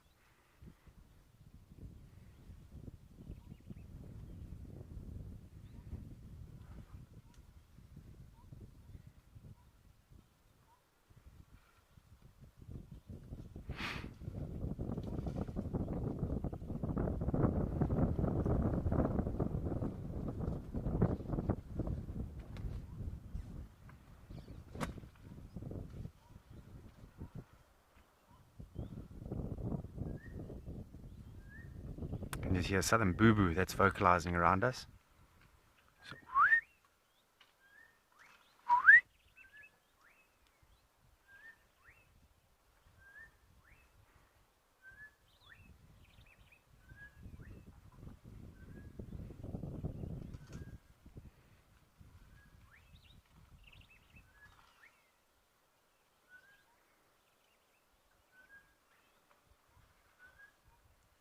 Joseph, from the UK. Oh no, that is such a nice comment. Thank you.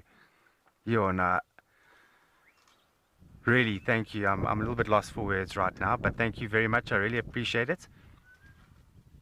Yeah, I mean, with Wild Earth are a lot of great naturalists, and we all offer something unique, don't we? We're not all the same. We all offer something unique, and that's what I've always appreciated about naturalists and guides and things like that. But thank you very much, and really appreciate you.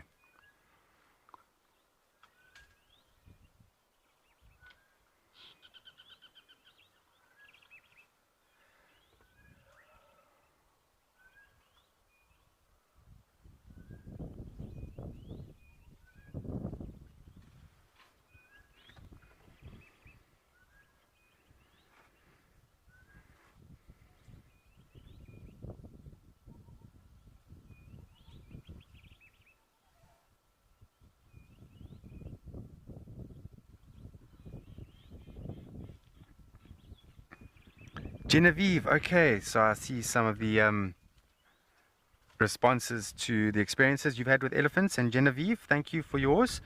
And you were saying that you were once in the Umfolozi and you were mock charged by elephants, by a female elephant to be specific. And as you were trying to record the herd of young elephants for your uncle, who's from the UK, you felt that you were a little bit frightened and intimidated by that. And thank you for that, Genevieve. And I often say that nature puts you in your place. So sometimes, you know, it's human nature. We tend to maybe feel that we could be bigger than what we are. Until an elephant comes right up to you and tells you off, or, you know, gives you a heart-stopping experience, then you realize how small you really are. And that's why I say nature puts you in your place. Okay, and then Haley, thanks. You were saying that minor pools in Zimbabwe offer some really amazing elephant sightings, and they regularly come through the camp and sneak up while you're having tea under a tree, and that very tree is where they want to eat from. Such gentle giants. Correctly put, they are gentle giants. They don't mean any harm. Elephants are smart. We all know this. They're smart enough to realize that they don't need to shout and scream and charge and push things over. They have feelings as well, and I'm sure they take in our feelings in consideration. Yep, there are exceptions, of course. Sometimes elephants feel that they need to defend themselves, which is fair enough.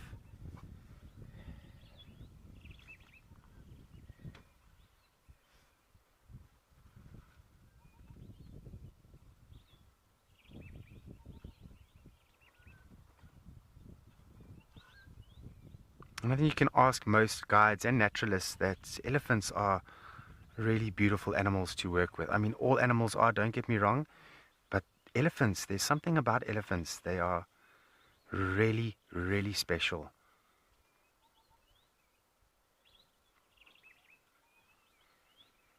So this one is just hiding in the bush here, just feeding along. Not really hiding, he's just feeding.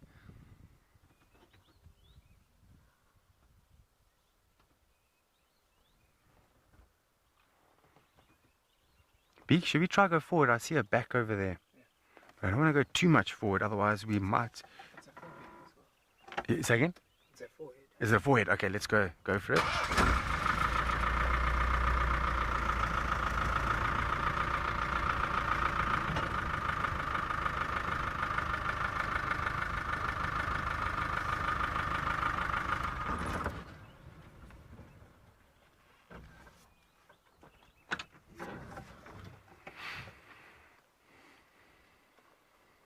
Oh, there's a little bit of dust being thrown there.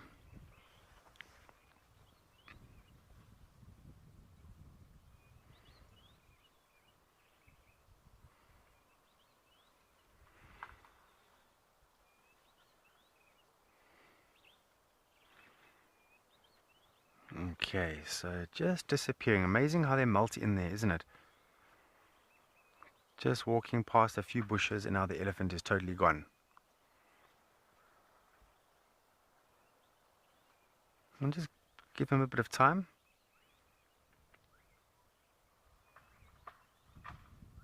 Wow, they really are breaking some trees down in there. So this is one of the telltale signs that elephants are in the area. BK, if you just want to shine that branch down the road, there we go. So often they will break off branches and walk while feeding and trying to eat what they want, and then they drop what they don't want. And these are nice green fresh leaves, so freshly broken off the tree. You know it's nice and fresh.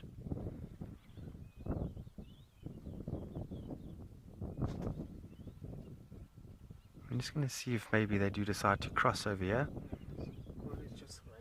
Is he just right there? You reckon we go forward a bit or stay here? A bit forward, okay. Okay, I'm not going to start the vehicle. I think let me just roll it forward.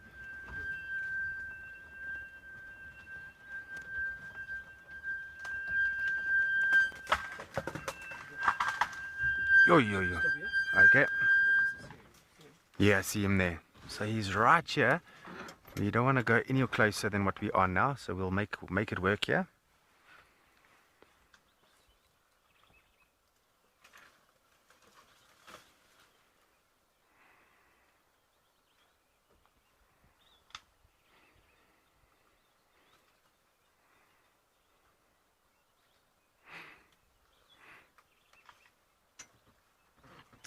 Tamlin, my favorite characteristics about elephants, and hello to you.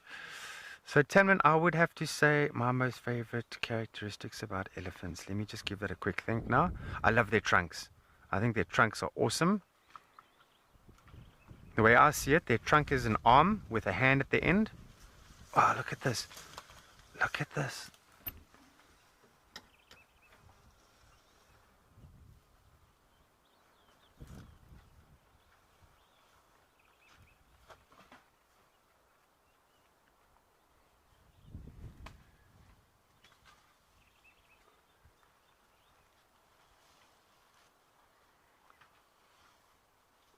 It's definitely a matter of being parked in the right place at the right time for them to cross like that in front of you.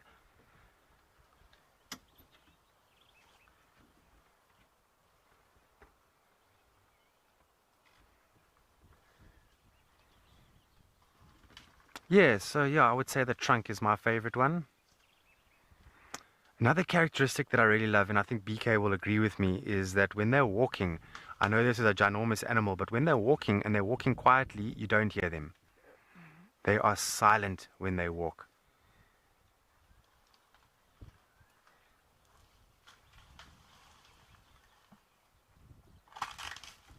Sure.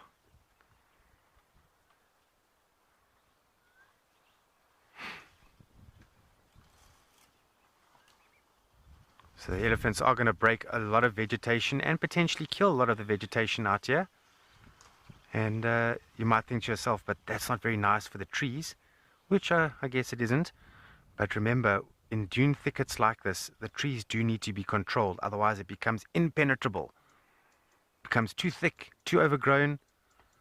Plants might start fighting with each other. Okay, we're just going to go a little bit forward. We're going to see if we can't get another visual just on the curve of the road here.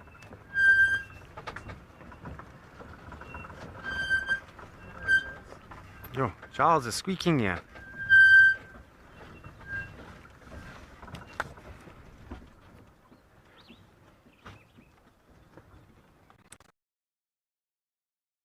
We do apologize for the squeaky brakes there.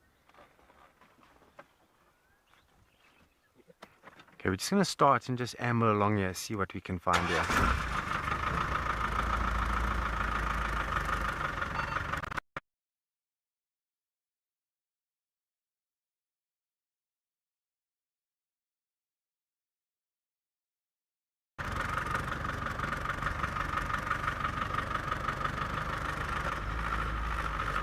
Stop. Yeah, stop. Yeah, there we go.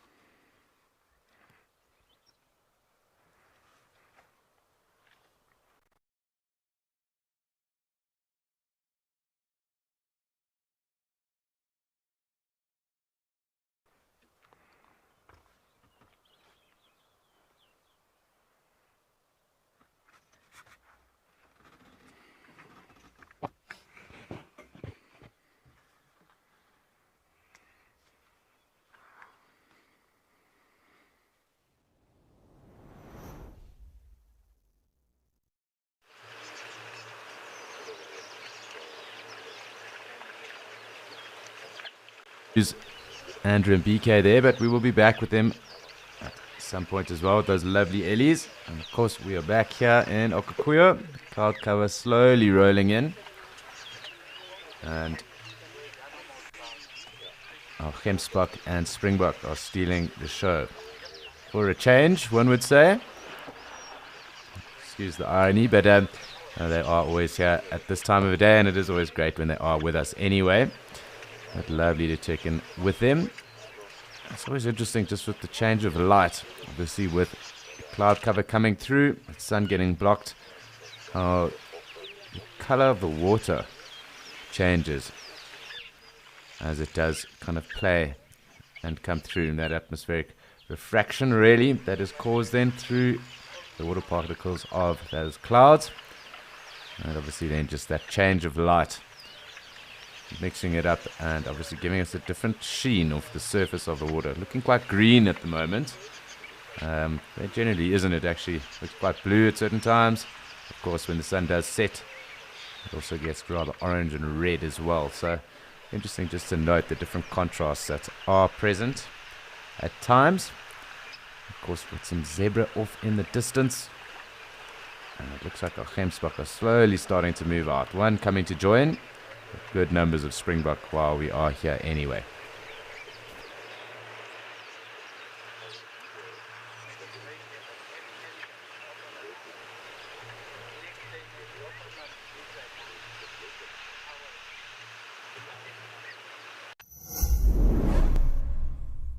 It's the end of another year here at Wild Earth.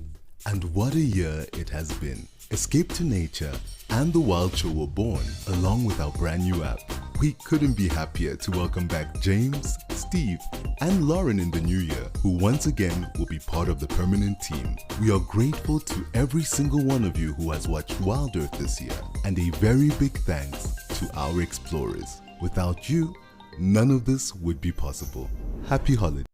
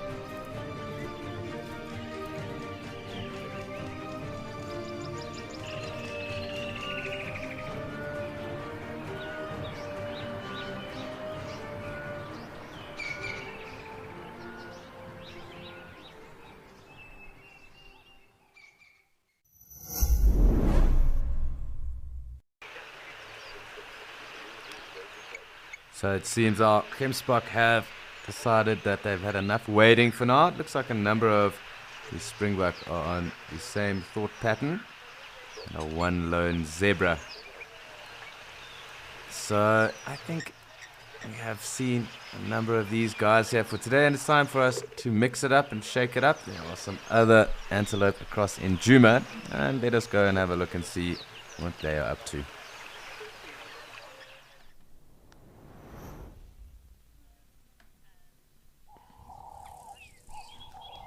And here we are with yesterday's feuding waterbuck bulls. They are clearly very relaxed at the moment though, just ruminating. Egyptian geese vocals as well, and of course looks like 3 impala rams. I did just see one go off down the bottom there, it could just be 2. And we've got a wildebeest right on the other side, so lots going on here at Gari Dam. Nice to see there's another impala on that side, wildebeest bull as well, and 3 impala rams with our 2 waterbuck bulls. Let's just try and see who's got the best look on their face at the moment. The smaller bull right now looks like it's just about sleeping, no ruminating really going on there. The bigger bull did seem to have that, but not really wanting to join us on camera at the moment. It was impressive actually when you do see them from this angle, and just being able to admire those horns, how they do have that recurve and then come back, and how formidable those horns really are. You can imagine being on the end of those. Not going to be the funnest activity you partake in, I can guarantee you that, but lovely to see them. Lovely to see also just the different flowers and that are starting to pop up here at Gari Dam now. So quite clearly ruminating. With the wind and it being overcast, you can assume it's rather humid, but probably not as stifling as it can be.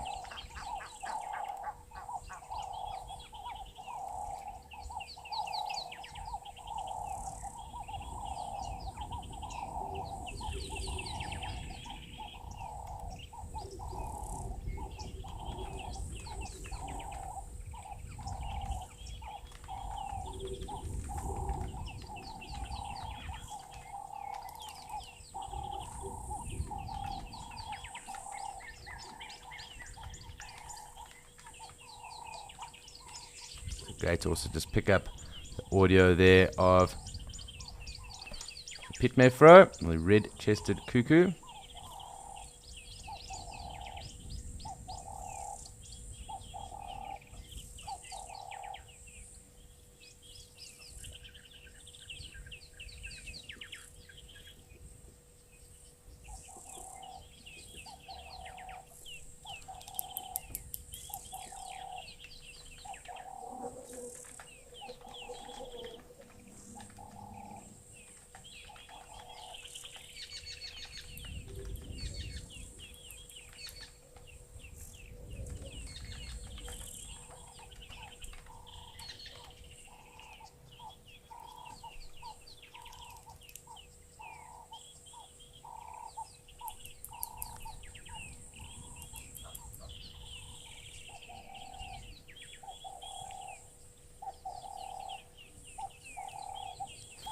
Hi Nancy, thanks very much for the compliment, and I can assure you it's taken many years of listening to them and being privileged enough to spend time in different areas, but thanks very much for the compliment. It is well received, and I'm always happy to be able to call them out for you guys, because it's nice to know what is around and what is calling in the areas as well. So always cool just to keep a tab on the audio as well as what else is going on visually. I'm just wanting to have a look to see nice impala all coming through now, but where our wildebeest bull has got to, because he is definitely taking advantage of the impala's presence and definitely using that as extra eyes to avoid any predators that could be in the area as well. There's a tactic that the wildebeest bulls will do join up with others impalas and that.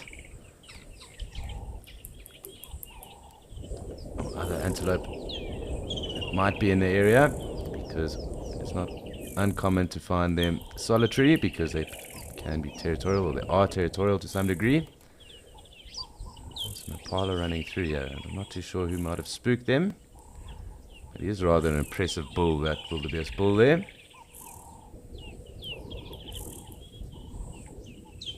Nice to have all these impala coming through the vegetation and the thickets here off Gari Dam too. So very peaceful scenes here at the moment. It's cool just to keep a little tab on what is going on with them all.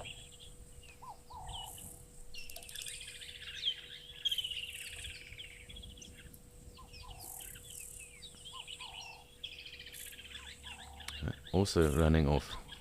Like that impala ram coming through, keeping it easy, rather chilled. You can actually just see also, I mean, typically also the brindled gnu. You can even see that brindle kind of stripe patterning on this bull.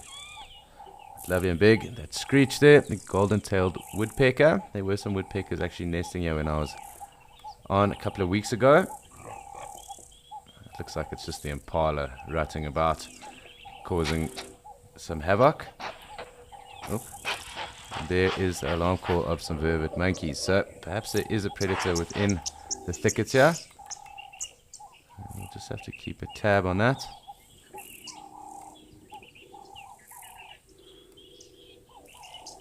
It seems it was sighted if that was the case. Some oxpeckers also calling. Where are the vervet monkeys though? I just want to keep a little pan around, so do bear with me if it is moving a little fast. I've slowed it down, but let's just make sure we don't miss out on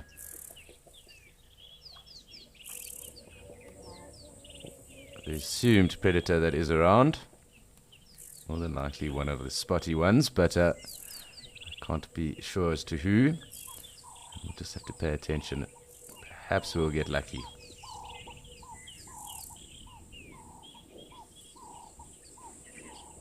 So the Egyptian geese seem to be relaxed for the moment. And the impala seem to have gone back to feeding, so seems all is back to a mild panic at the moment. This always is quite interesting, always something we used to observe when growing up, is that when you are in a vehicle and you are watching predators and there are herds of impala around you, how they don't kind of click on to that. It's kind of like the predators basically just have a drive-through of food around them all the time. No one really pays attention. But that definitely isn't the case. It was just an observation when growing up. But nice to see, nice to pan through. Also good to hear those golden-tailed, well, that golden-tailed woodpecker as well. Waterbuck have moved around. Looks like the small one's gone back to sleeping again though. No ruminating there anymore.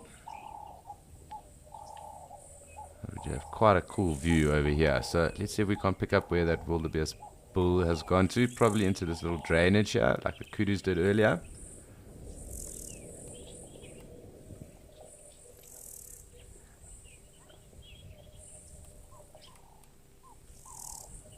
Hi David, I don't think it would be impossible for that to happen. The black wildebeest actually is a bit smaller than the blue wildebeest, and they've also got a different horn structure. They do look quite similar, but their horns kind of protrude forward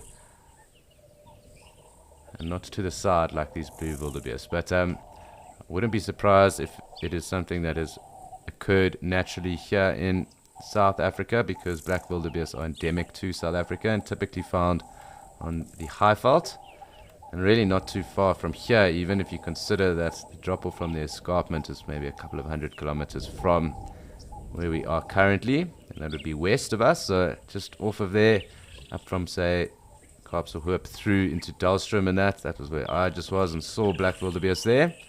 They do naturally occur there as well.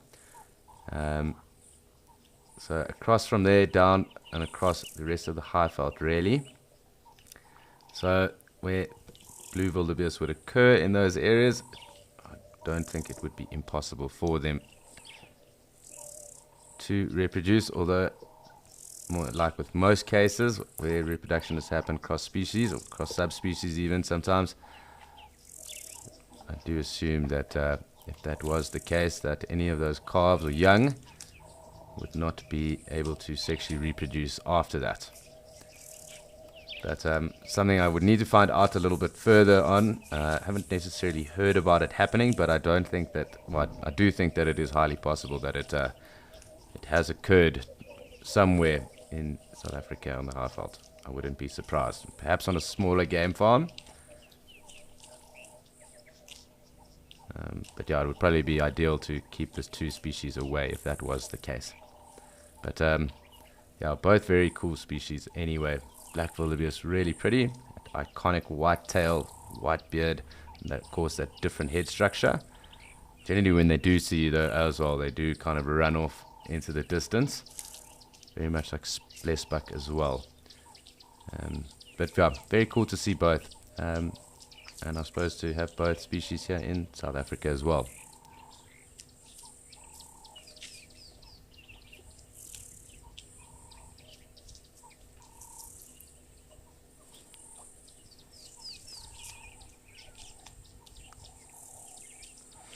So back here watching our bull wildebeest and the impala. We're waiting for the waterbuck to stir and see what they get up to. Also just trying to pick up on any more of those alarm calls and see if we can't locate any of these spots that might be around.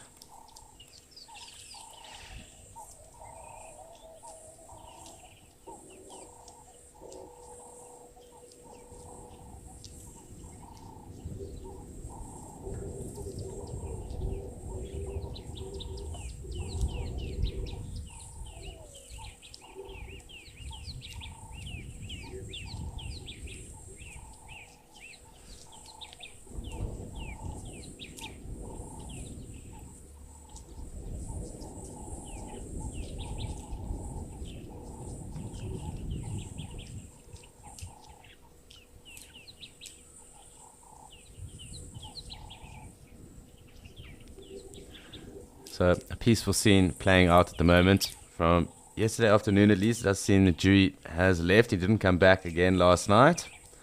So probably gone to one of the other dams. We'll just have a little zoom in and then look around. And then just enjoy the presence of anyone else.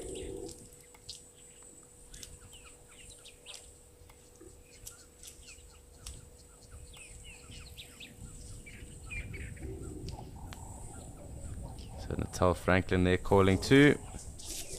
Natal Spurfowl, not Franklin.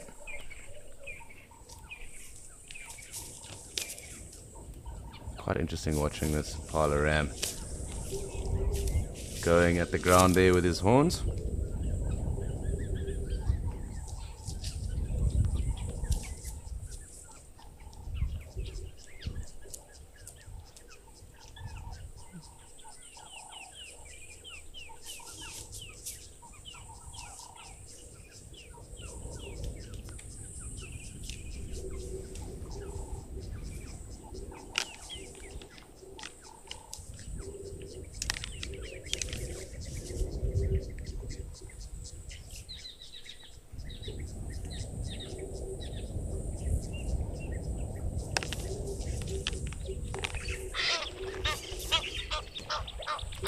So quite cool watching these Impala rams having a little dig at each other. Just a little bit of argy-bargy, perhaps just some practice for the months ahead. One on the right hand side, substantially bigger than the one on the left it seems, at least by body size, as well as horns. So you can assume that the one on the left is younger. And this one on the left probably coming in towards prime. So I would think around 3 to 4 odd years of age. The second one being around 2. Our bull wildebeest also quite content, nothing disturbing him really. Impala getting giddy with the sparring action going on.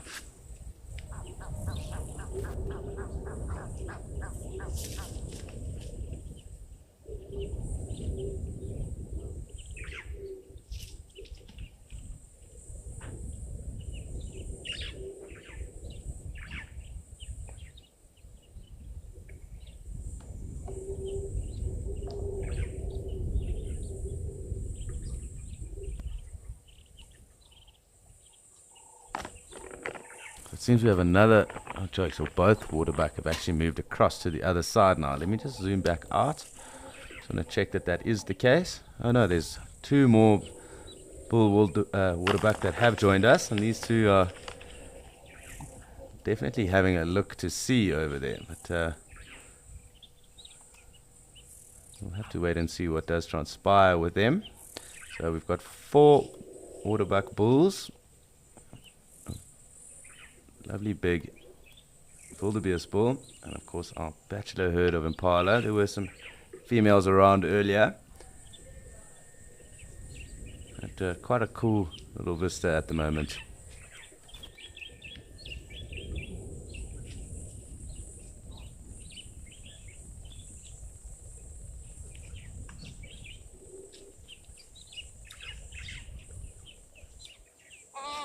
Hi Christelle.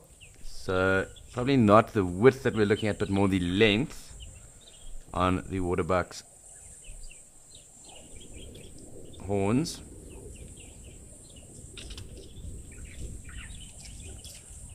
I think before I answer that, let's just have a look at all 4 of them, and we can see who we think is probably the biggest of the lot.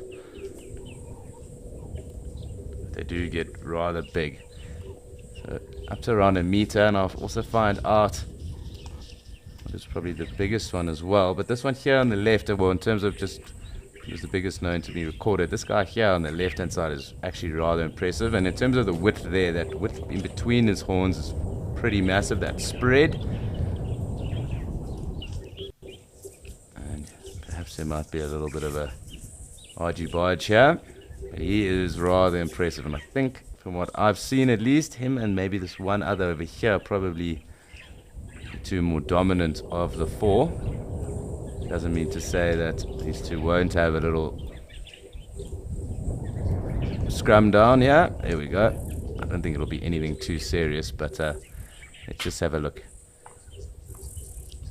It's more play than anything else, but very cool. So those horns in length do get to around 1 meter or so. And Impala also getting giddy with a little ratting practice here. And you can also just see the width of that bull's horns as well, just how thick they are in terms of diameter. So that wide spread, but also the diameter of that horn too, showing just how impressive this individual really is. Body size also very nice. Definitely a more dominant bull than the other. So they will tolerate the other bulls, as long as they obviously are subservient and they don't try and get into any of the mating routes. But it looks like him and this bigger bull are having a look at each other. Oh, there's a third. So this one closest to us is of a very good size, and it looks like this one here is also. So we're going to have to just wait for this. I'm pretty sure that there might be a little bit of interaction now. So let's just have a look to see what goes on here. But yeah, still, so the length being up to around 1 meter, then that would be an exceptional size in terms of a length on a waterbuck bull. I do just want to find out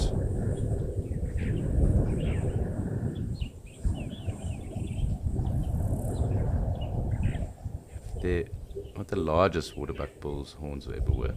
And here we go. This one's chasing the other big one off.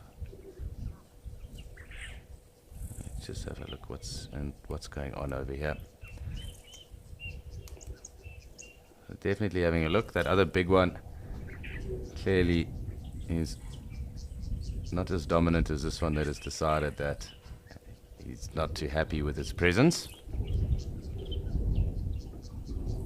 And we'll just have to watch and see what does transpire, because there might be some action, but it looks like it'll be in the thickets right now. And it's also quite likely that that other big bull has pushed off.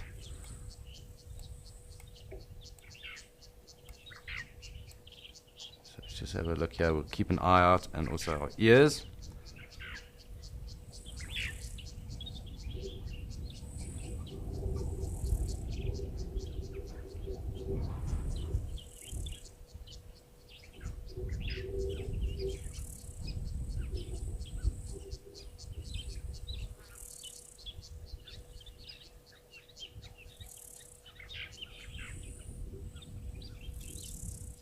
So I'm going to just zoom out again now. You'll probably find we won't see that bull again. Just keep a tab here. Perhaps they'll come running back into sight, but we'll just keep our ears to the ground, as they say, and listen to hear if we can't hear any horn clashing. But I don't think that will be the case right now. That other one did move off rather quickly.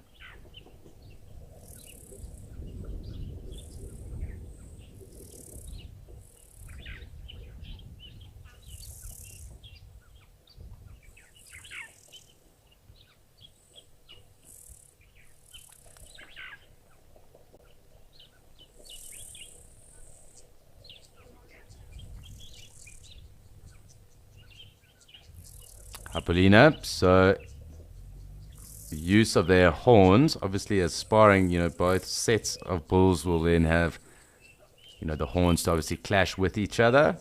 And of course that is a forward driving movement with their heads and necks driving forward while they are doing that. So if they needed to, and they were under pressure from a predator, that very much would be similar to how they would engage in using those horns as well. Just tune into what's going to maybe happen here with these two here.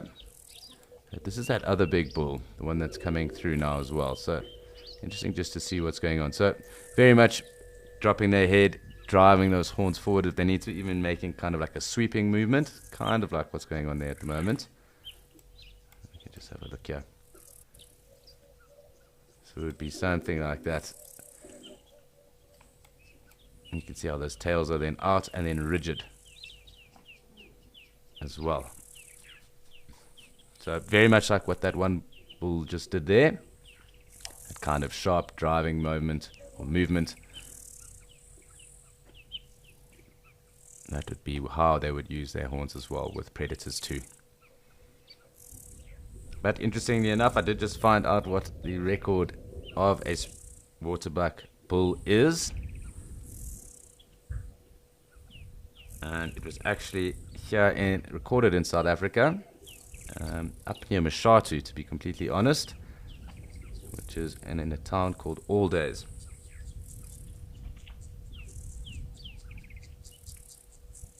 And that bull was up to about 98 odd centimeters, so around a meter.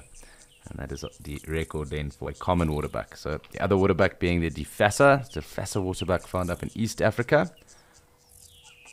And that waterbuck lacks this characteristic round toilet marking that these common waterbuck do have.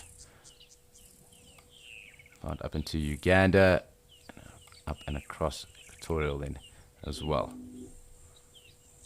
Quite cool watching these two bulls. So let's just have a little pan in. I think it seems like they might give us a little bit of action. I think it's kind of over now.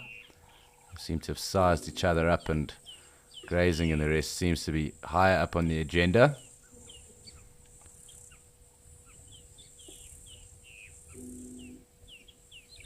Interesting though that those two other big bulls have definitely gone off into this thicket and have decided to probably size each other up in there. I would think if they were actually going to go hammer and tongs, it would be here more in the open areas, just because there's more space to kind of move around and get a grip.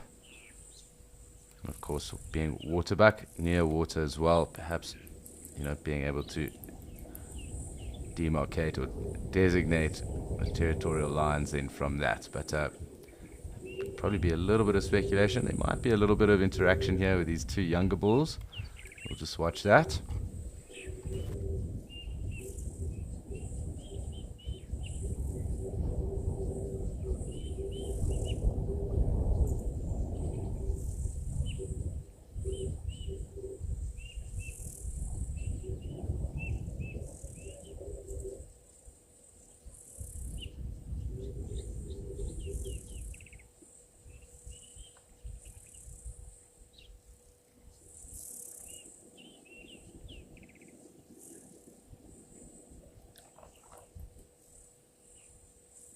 Kind of looks like a scene from the Three Musketeers or something like that at the moment, with all three of these bulls kind of knocking their heads around.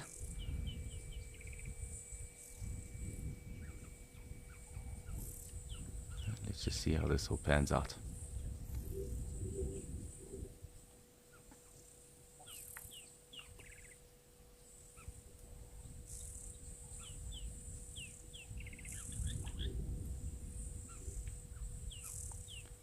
It seems like the two, or at least the three that were here, seem to be more resident than these other two. They've definitely taken umbrage with the two that have come down. And they've definitely tried to size them up a little bit as well. So quite interesting. But always cool to also watch these far bigger bodied antelope size each other out, and you also get a gauge as to really how strong they are. And this isn't really anything too serious at the moment. Mostly just kind of setting a pecking order, I would think. The one on the left being a bit bigger, and of course that width also between his horns also aiding him in terms of fighting that. So the width then was also one of the things we were talking about. Of course the length, we've noted that the length of a waterbuck horn in terms of the longest recorded was around 98 odd centimeters, but of course the width will also play into that. So, you know, having a wider horn structure, and of course with a wider diameter on your horn, very thick horn, will probably enable you to be far more competitive in terms of trying to gain dominance. But again, that wide structure as well, then coming in, almost bullhorning in even, probably setting that up. And I'm not too sure exactly what that width distance is. I would assume anywhere between 40 and 50 centimeters would probably be max.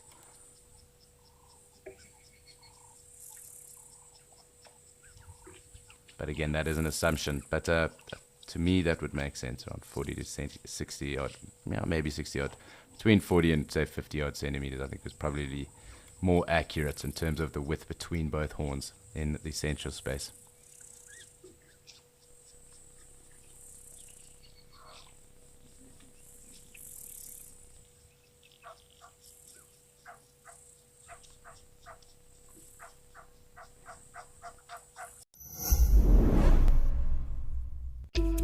Here at Wild Earth, we take great pride in curating our best animal content for you.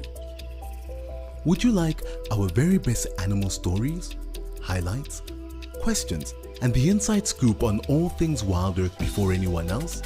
Find it all, as well as info on our exciting plans going forward first, in the newsletter handmade just for you. Available to all Wild Earth explorers.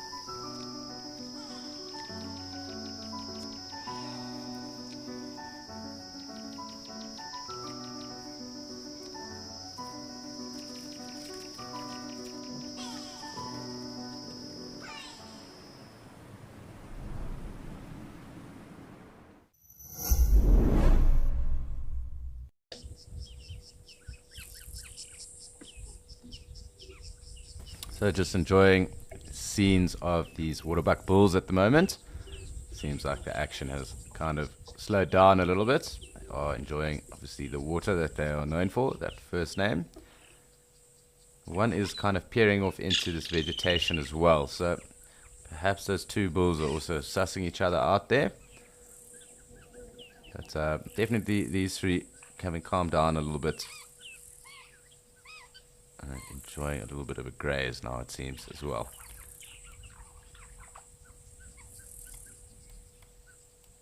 So I do just want to keep a little bit of a wider frame. Perhaps those other two might pop out again. It remains to be seen just yet. Lovely to have these waterbuck bulls interacting with each other for us right here, right close. It's not something you get to see every day, so a nice little highlight.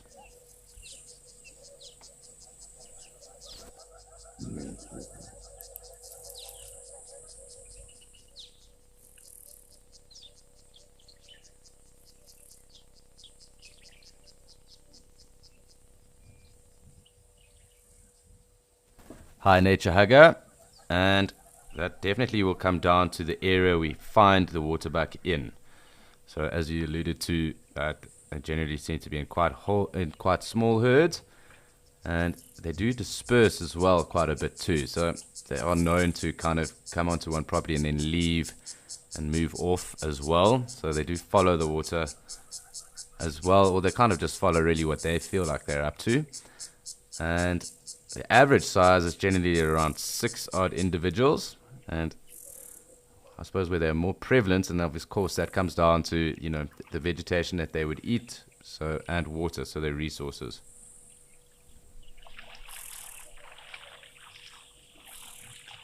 So it's normally around 6, it goes up to about 30 odd. And I would assume, you know, like along some of the bigger water courses, maybe big dam areas as well, that's probably where you would see them up to 30, probably higher than that. I'd love to find out maybe what the record of a herd size would be, but I would assume it would be up at around 30 odd. So for me, the normal size is around 6 to around maybe 15 odd. That would probably be starting to be quite large.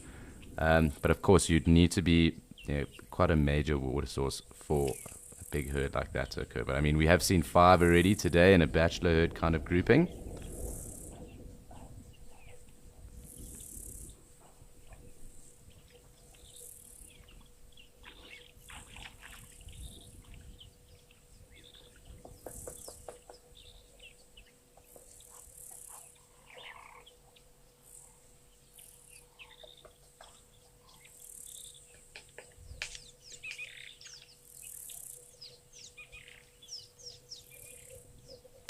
Yeah, so they do have kind of 2 sets of almost herding that would go on. So they would have that small nursery kind of natal herd with the dominant bull, and of course these little bachelor herds that then do form as well. But I think up to about 30 would probably be max. Perhaps an outlier, maybe more than 30 odd. That would be a very large herd though for me. I think anything even from around 15 odd individuals would also be quite large, I would think. So roughly you're looking at around 6 on average. But of course, again, that changes. The dynamics of that herd might change as well. Could even be 2 nursery herds that kind of meet up together. Or perhaps different bachelor groups that also might meet up together as well at times too. So, you know, they would form those bachelor groups also for safety in numbers, eyes, ears, and smelling capabilities. But yeah, interesting to see. Of course, as I said, dynamics change in area to area. You probably find in areas such as like Gorongosa and that, as they start to become more populated, and they obviously are far wetter. So even across into Okavango, and along systems like that, the Sabi, up on the Lavuvu as well, the Letaba, Olifants, it's probably where you would try, and even the Crocodile River, down into Zululand, it's probably the areas where you would pick up vast herds or large herds of the waterbuck as well, just because of that quantity of water and the resources available to them then as well, in terms of food.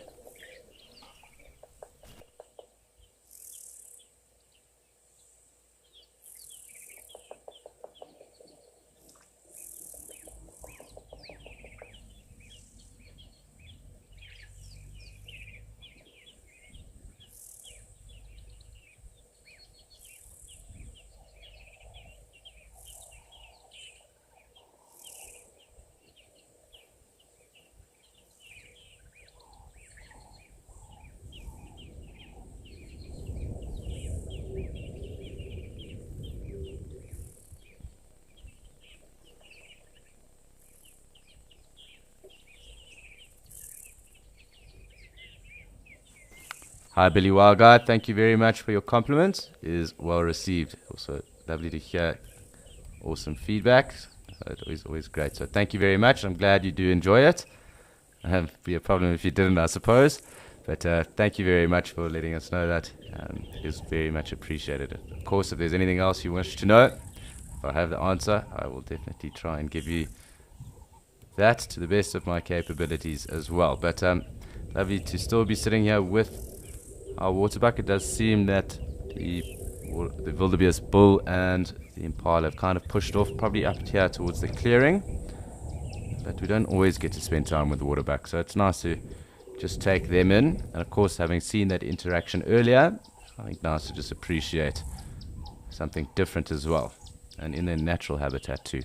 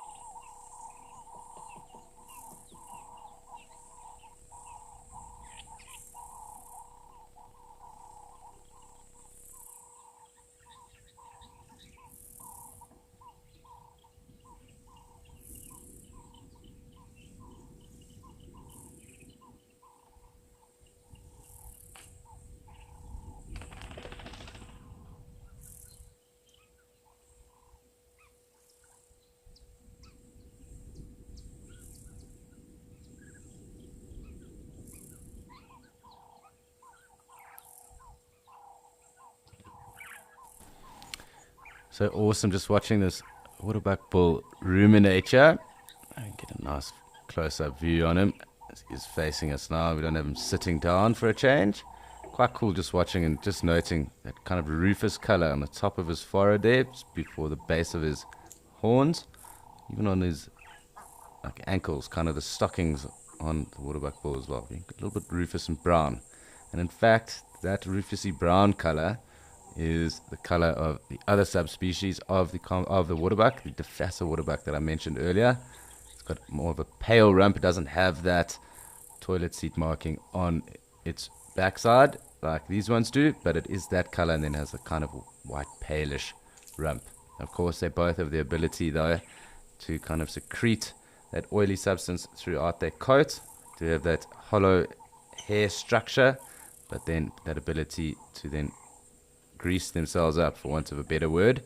But basically that's through that secretion that they do then allow that greasy substance to then roll through that coat of theirs. That does then obviously help them with water being a bit buoyant. Obviously helps to insulate them as well if it was quite cold.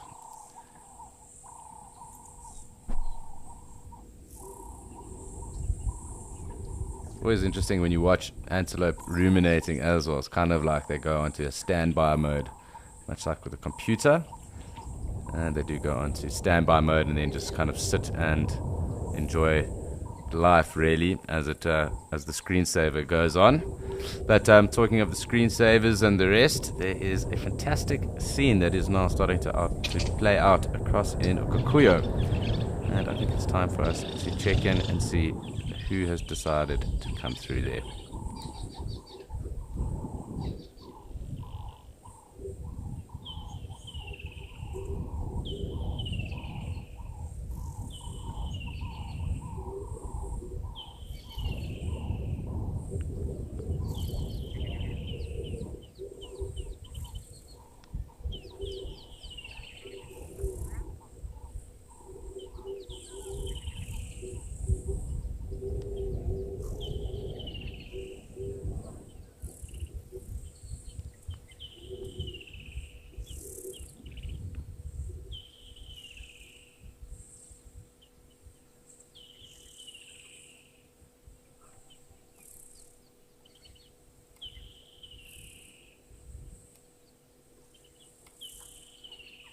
So just going to have a pan around here for now. And let's just see what's going on. Perhaps locate the impala and the wildebeest off to the right hand side of us.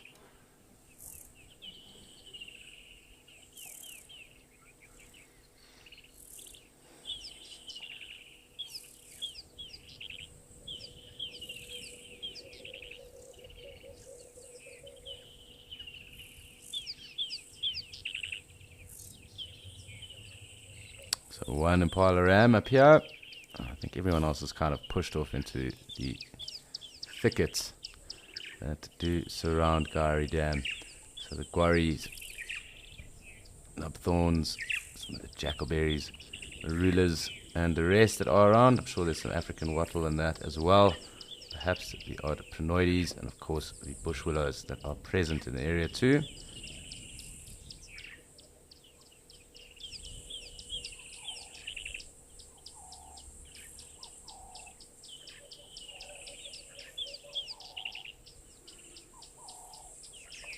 It seems our star of the show is currently this waterbuck.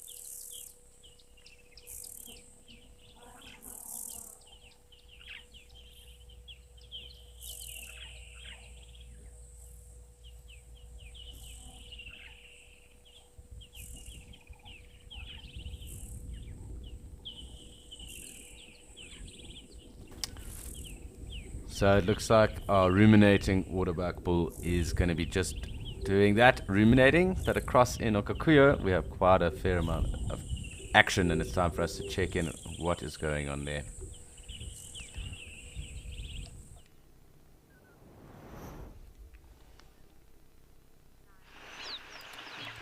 Quite clearly, we are inundated with zebra at the moment. Literally, the entire waterhole is full with the prison ponies.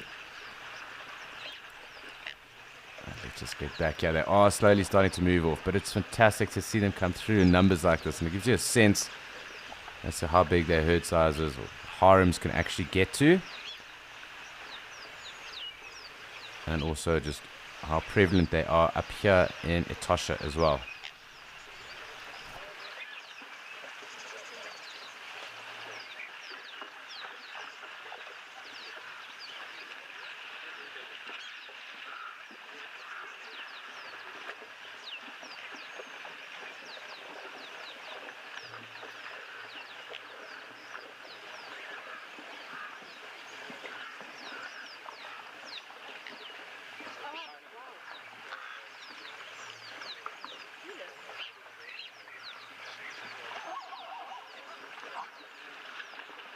So really awesome just watching the zebras. They are around and congregating like this. It seems like they'll be moving off, but it kind of look like one big kind of caterpillar that does kind of move off.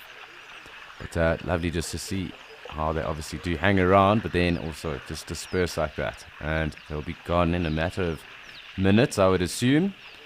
But still cool to watch them as they kind of file off.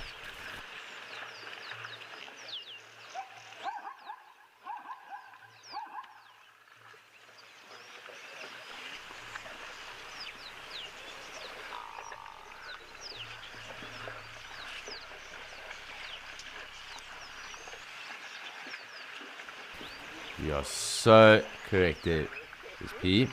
It really is quite almost hypnotizing, I suppose. I just kind of hope that no one is sending through any bad vibes like that and trying to get you to do things you shouldn't.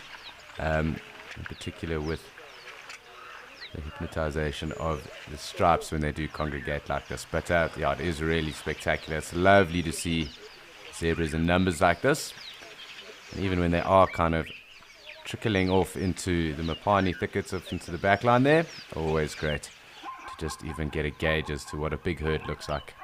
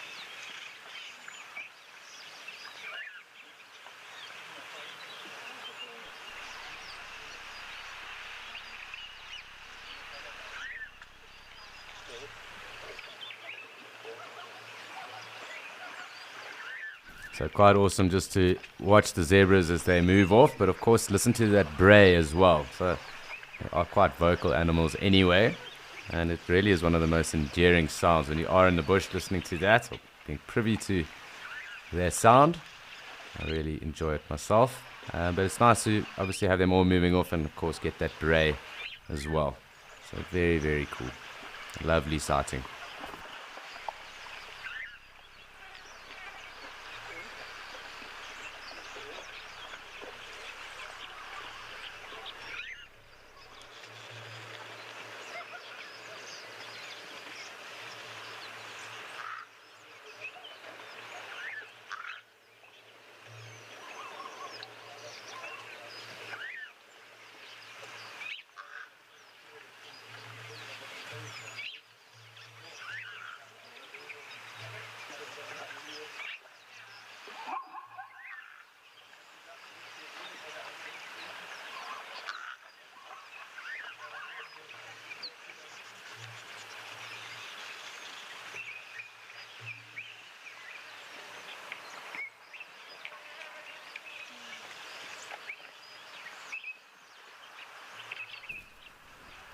So sadly it does look like all our Zebi friends are moving off, and we've got one lone springbok in the water and a gemsbok has come to join it. Just going to track over here. Just wanted to make sure we haven't left out anyone.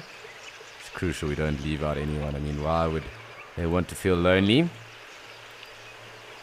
So actually a number of springbok around here, taking advantage of some of the green shoots that are popping out. The cloud cover is definitely starting to build.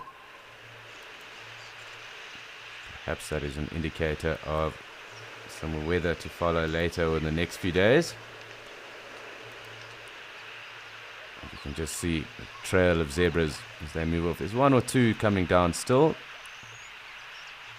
So what we'll do, the light is getting rather harsh, but what we'll do is just kind of keep an eye on the action anyway. Tab on the springbok one or two zebra that come to join us. And of course, the gemsbok as well.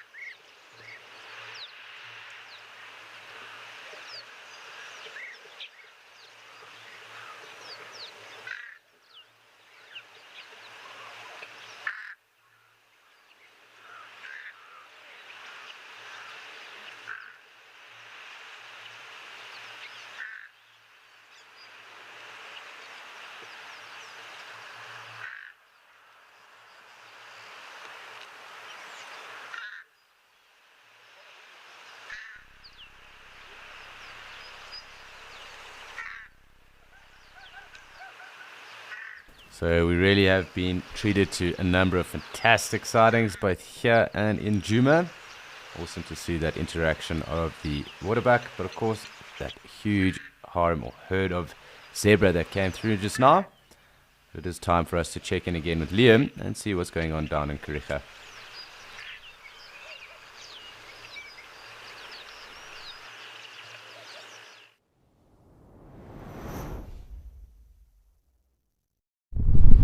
And hello everybody, welcome back to Kariega, where I am hanging out with some very relaxed male Inyala bulls.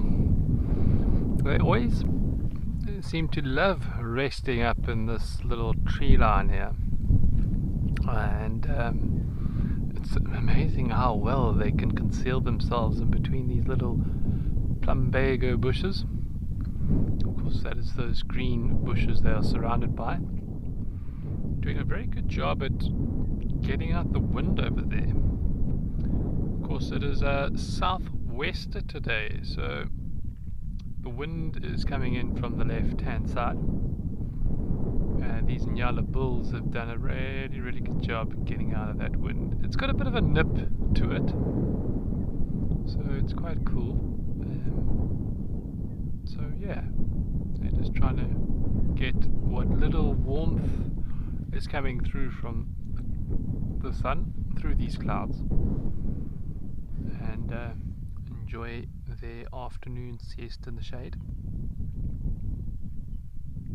or in the shadow of the wind, should I say.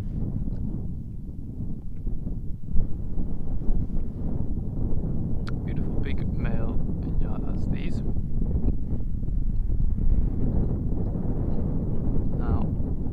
Friend seems to have gotten up to do something. Where is he going to go? What's he going to do?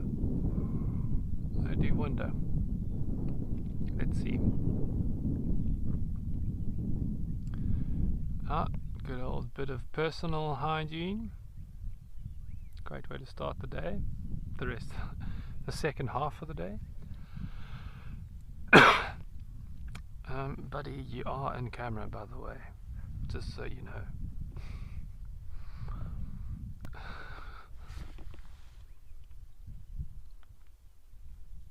Showing off his dexterity here.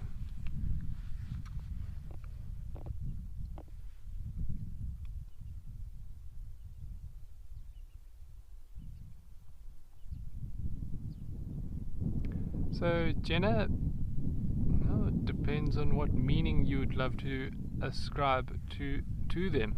Of course, we can make up a meaning if you'd like. I mean, that's what so many myths have done in the past, and Inyala is no exception to that.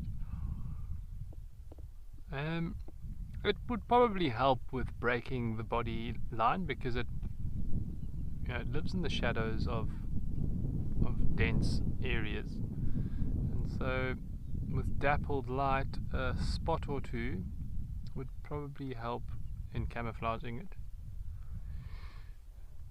But there's an old myth and story that it comes from, at least the Inyala, or is it the Kudu? Actually, both of them have got the facial spots, which I rather like.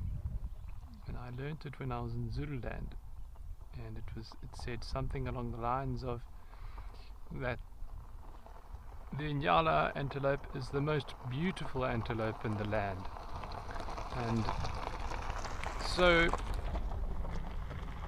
the good people blessed this Inyala, one great ancestor, with this distinction of beauty, and in so doing took paint on his fingers and marked the Inyala on the face, holding up the Inyala's face with his fingers, much how Shakespeare held up the skull to say, what was it again?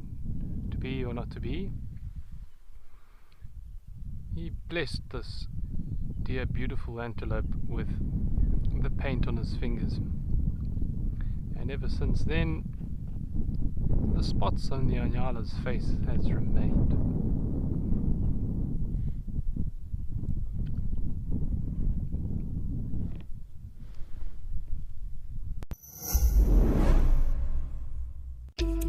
Here at Wild Earth, we take great pride in curating our best animal content for you.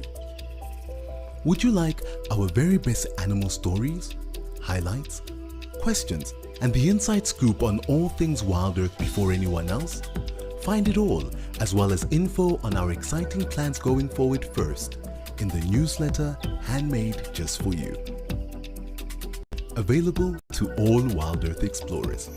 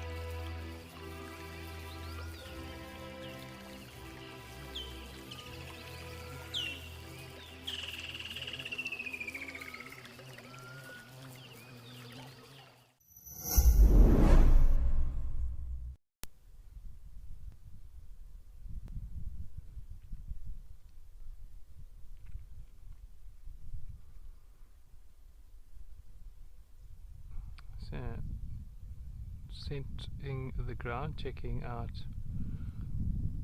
probably his own scent, I assume, or is it for a bit of grass?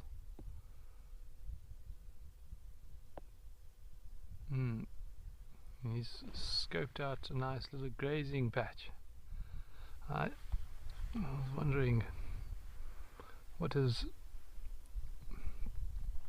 excitement to running towards somewhere was, but turns out it was just for a bit of graze.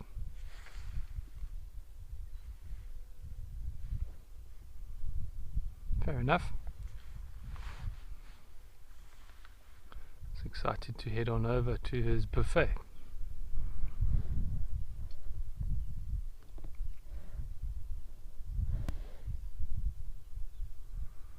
So wildebeest also have a bit of a rut.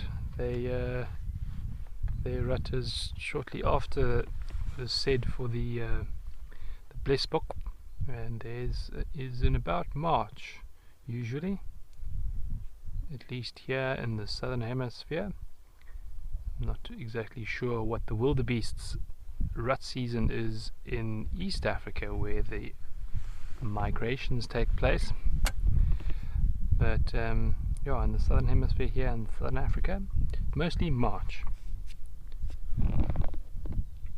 And then you get that wonderful call that he gave us just short few moments ago.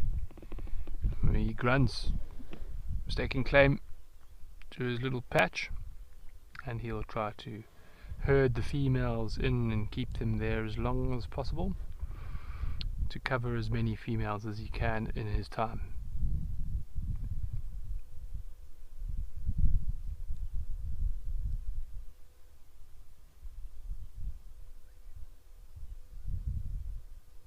Okay, so there's a bit of intel there.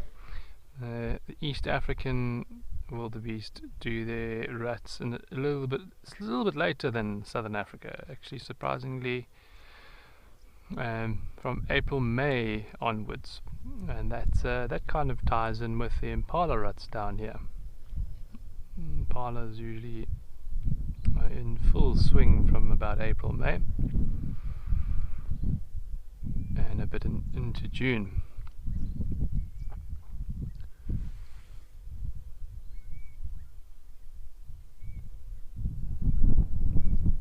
Yeah, it's very surprising how very similar, even in Central Africa, the rainfall kind of mimics, well, it kind of is very similar to the southern rainfall. Of course, in Central Africa it would be biannual rainfall, so there would be rain as the sun travels south and rain as the sun travels north, so it's never long until there's rain again. But the majority of the rain is, in fact, yeah, it's October, November, December, and then there's a little dry season, and then again April, May, or say March, April, May, and that's not too dissimilar from here, in that we in most of the summer rainfall areas get a bit of dry season from June, July, as does Central Africa.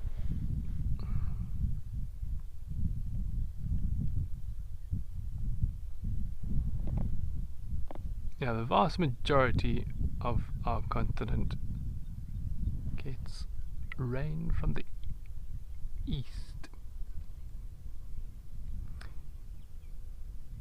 from the Indian Ocean.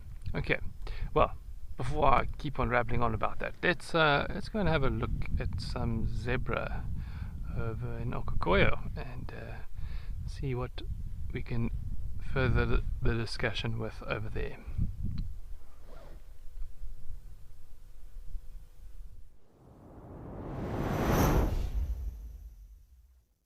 That breeding herd of elephants, they went quite deep into the dune thicket, and we had no more visuals of them, so we left them be, and we've just come out onto Levenbush Flats now, just past the pan, and we found a nice group of plain zebra. They're just catching a rest over here. And there they are.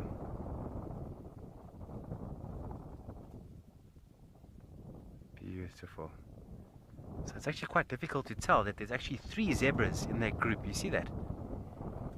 So the adults there and the young being in the middle is hidden quite well because of the stripes, but then more so if you look at the legs. Legs are very long with zebra, even from birth. So when they do stand up and they press against some adults, you don't see a lower stomach line and therefore a baby or a foal. So the stomach line being identical to that of the adults, and you just see extra legs. So perhaps a predator, if it's around, they're not going to see that foal very easily.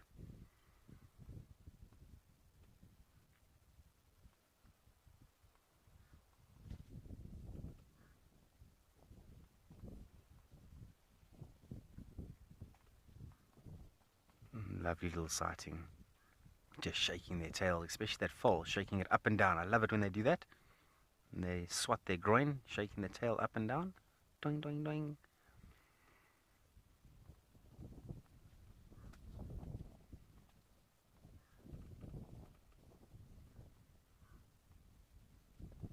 Now I hear that Liam has been talking about sort of the breeding habits of some of the animals.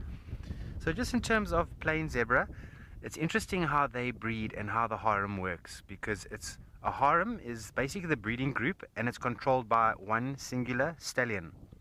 And he's going to mate with the females within this harem. But now, the only problem that can arise is if there are any female foals that are born, you're going to have to presume that if the stallion stays here for a long enough period of time, then he's going to mate with some daughters. It's very interesting that. But now, a way that Mother Nature sort of cancels that out is that for an existing stallion to control this harem, he's going to need to be extremely dominant and strong and basically the fittest of his game. And at some point, a stallion is going to be bigger and better and stronger than him and is going to push him out. And this automatically will cycle those genetics. So a new male comes in and it's fine. He can mate with those female mares when they get into condition, because it's not the father. But then sometimes you do get a stallion that does manage to hold a harem for an extended period of time, and this is where the threat of inbreeding comes in. Another tactic that Mother Nature has to avoid that is sometimes you have young stallions who have left a harem because they get kicked out by the more dominant stallion, and they go around and instead of competing with an adult stallion and taking over the harem, because ultimately that stallion who's dominant is going to be much stronger than that of a young inexperienced stallion, what those young inexperienced stallions might do is they hang around certain harems and they may snatch daughters that are sort of coming into their time when they are going to breed for the first time. And a stallion is actually able to build a harem like that, opposed to going into a harem with an existing stallion who's very strong, who's been fighting for many years, he knows what he's doing, and tries to avoid that sort of competition. So that's very interesting about zebra. And again, there's no rutting season for zebra. They'll breed any time of the year as long as they're in good condition and water's available.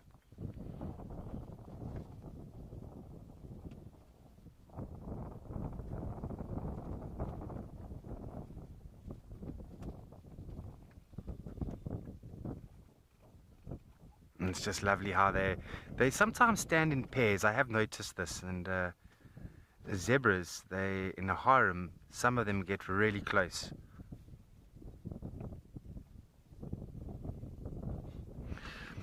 Dean, afternoon, thanks for your questions. So a way that a male is going to be impressive for the harem is strength. That's the ultimate. And the way that they are going to determine if a stallion is strong and is going to be a good individual to breed with is by looking at the neck of that stallion. Strong stallions, and I don't know if you've ever seen stallions fighting, or even horses for that matter, they jump up in the air with their hooves in the air, and then they come straight down. In some cases they go onto their, what do we call that, like the elbows, if you will. So the leverage is there. By doing that, they put all their body weight forward on their opponents, and because of that their neck muscles develop extremely well. And so, and that's going to indicate that a stallion is very dominant, very strong, very muscular, and potentially, it's a good breeding partner. But the mares are not that selective when it comes to mating with a stallion, because a stallion that comes into this group, chases the existing stallion away, and takes over the harem, means that he's strong. It means that he's powerful, and he's going to be a good individual to be with the harem. And that stallion will mate with all the mares that are in condition. So there's not going to be a situation where there's a few mares that he doesn't like, he's not attracted to them, doesn't want to mate with them. That doesn't happen with Zebra. As soon as they come into condition, he will breed with them, promote his genetics before the day comes when someone stronger and bigger takes over the harem.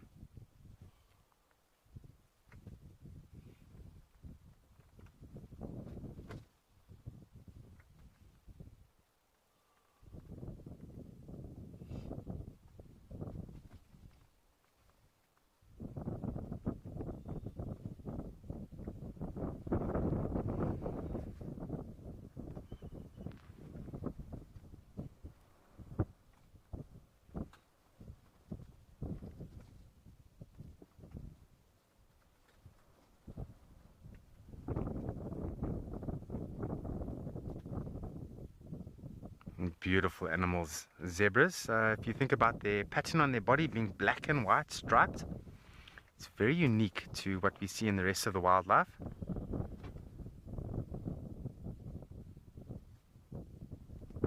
What I love most is when a predator does arrive, how zebras react to that. They'll alarm call, and then they form a unit. So instead of bombshelling, it's a term called bombshelling, when, say for antelopes, they see a predator and they just run and they just try and get out the area. So they bombshell and they scatter off in all different directions sometimes. Zebras prefer not to do that. They will form a unit, and if there's time, they will all come into the unit, into a big ball with all these stripes. They'll be quite closely situated to each other, and definitely the foals will be in the middle, right in the middle, and they run away as a unit. And now the theory is, with all the stripes going all over the show, it's very difficult for a predator to single out individuals, and this could give him a chance to escape. It does create a moment of confusion with the predator, and ultimately just a split second of confusion can be the difference between you running away and getting to safety or being caught by predators. And that's why in modern warfare they're using things like flashbang and smoke grenades. That creates moments of confusion, and you're able to take the upper hand, you see, or you might be able to run away and get to safety.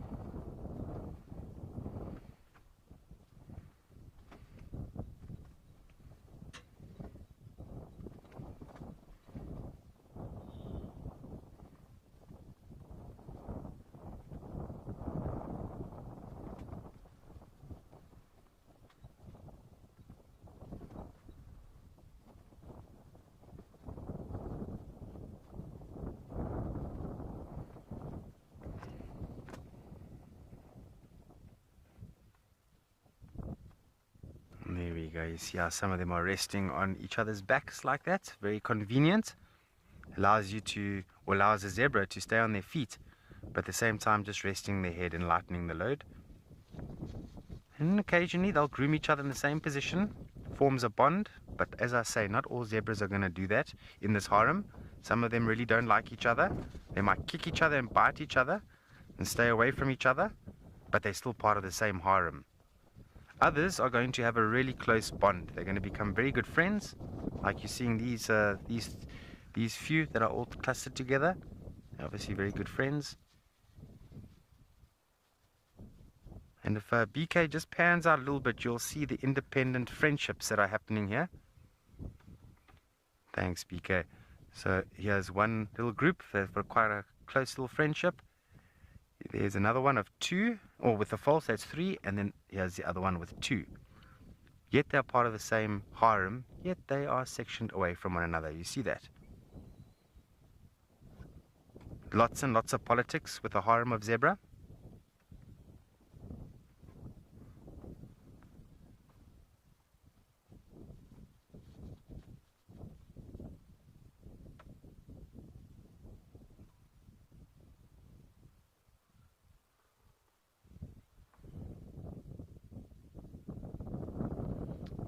She's looking quite swollen. She could very well be pregnant. It's difficult to say with zebra. Now, zebras are what we call hindgut fermenters, and as a byproduct of, digesting in their rear gut, gases are produced. Thanks, Crystal. They are beautiful creatures. They are. They definitely are. Everything about a zebra is beautiful. Every single line on their body is just perfectly placed. And look at the head. I love the stripes on the head. It's very tribal.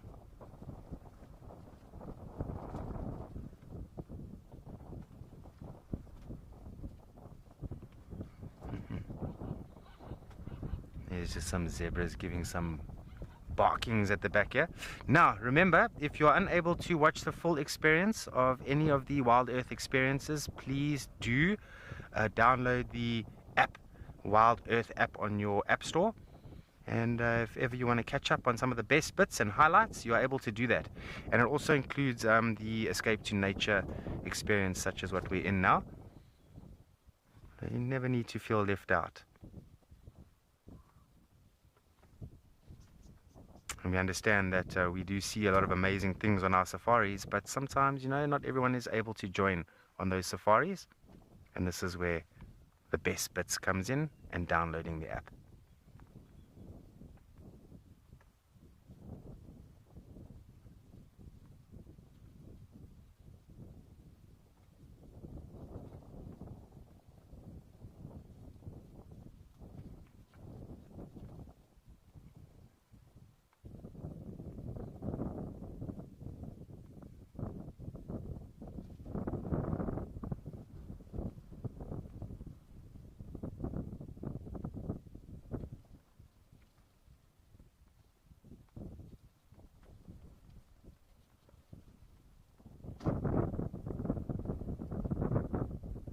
It's difficult to count them, isn't it? The longer you look, it becomes easier, but if you had to just roll your eyes along here, it's difficult to say that there are X amount of zebras there. How many are there? 4. 4. See, even me, I'm getting confused here.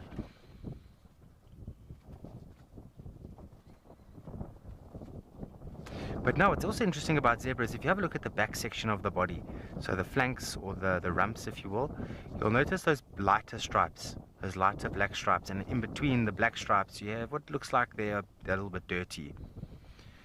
Now, from a close proximity, you can see a black and white animal, but the further these zebras go, and from a far distant visual, if you're watching zebras, they actually look brown. And so if predators are far away looking at some of the animals or trying to locate animals, zebras are going to blend in very well. But if the lions or the predators are close and about to make a move, this is where the black and white stripes come into play, causing the dazzle effect, where they'll form a unit and it makes it difficult for those predators to single one out.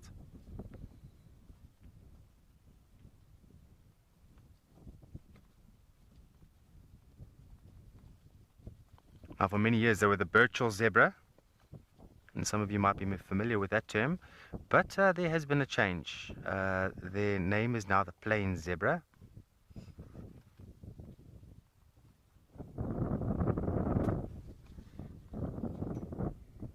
And I don't know too much on the topic. I should read up on it, but there's actually quite a controversial reason why they changed the name. So definitely, if you want to look that up, I'd rather not touch on it. I know a little bit about it, but I don't know the topic well enough, because it can be quite a sensitive thing to bring up.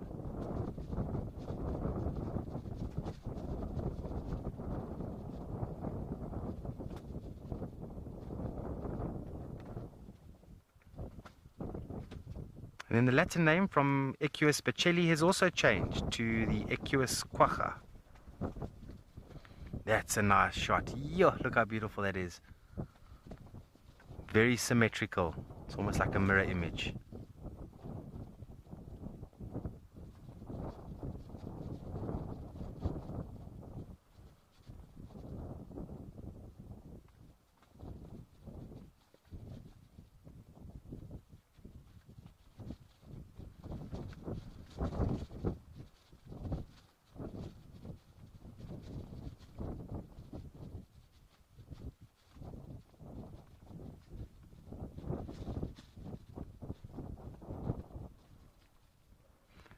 Hey Lisa M, yeah, they can fall asleep in this position, but just a gentle sleep, a light sleep. So they're on their feet at the moment, might close their eyes, catch a bit of a cat nap or a zebra nap rather, and then if there's a sound that they're not happy with or they think something is around, they just need to open their eyes and their head is already in a position to look around. And then also by resting like this, the one is watching the one's back and the other one's watching the other's back. So they double their chances of seeing a problem that's going to arise. But then they can also lie down. They lay flat on their side and they don't move when they're extremely exhausted and in a deep sleep. That even you can drive a Land Rover past them and they don't wake up. And this is usually when they're incredibly exhausted. And sometimes we even wonder, like, are they okay? This individual's not standing up. Is it perhaps passed away? And then you just watch carefully and you find that the ear moves and the animal's totally fine, just in a deep sleep. Elephants do the same, especially young elephants. When they've been roaming a lot with a breeding herd, they're going to get tired a lot more so than the adults. And they get into this deep sleep. And I don't know if Liam has had or maybe even Alex has had an incident like this, but an elephant fast asleep on its side, that you think that this elephant is dead, and then you get out the vehicle and just slowly walk to the animal to see if it's okay, and before you know it, the animal's on its feet and you realize, oh, it's very much alive. Turn around, let's go back to the vehicle. That's happened to me in Timbavati. Myself and my tracker at the time thought that an elephant had passed away, and we walked up and it didn't move until we were 2 vehicle lengths, so 10, 12 meters away from the elephant. It was a young elephant, and it stood up right when it heard us coming. Yeah, we got a fright.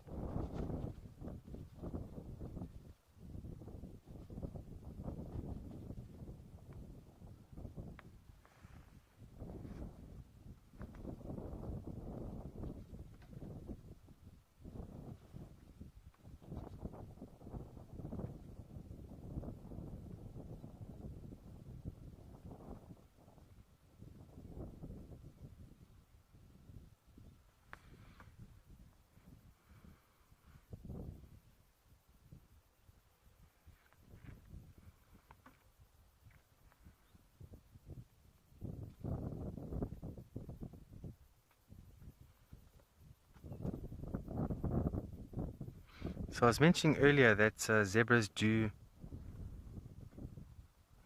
digest all their food in their rear gut, and therefore they will always be bloated like you're seeing now.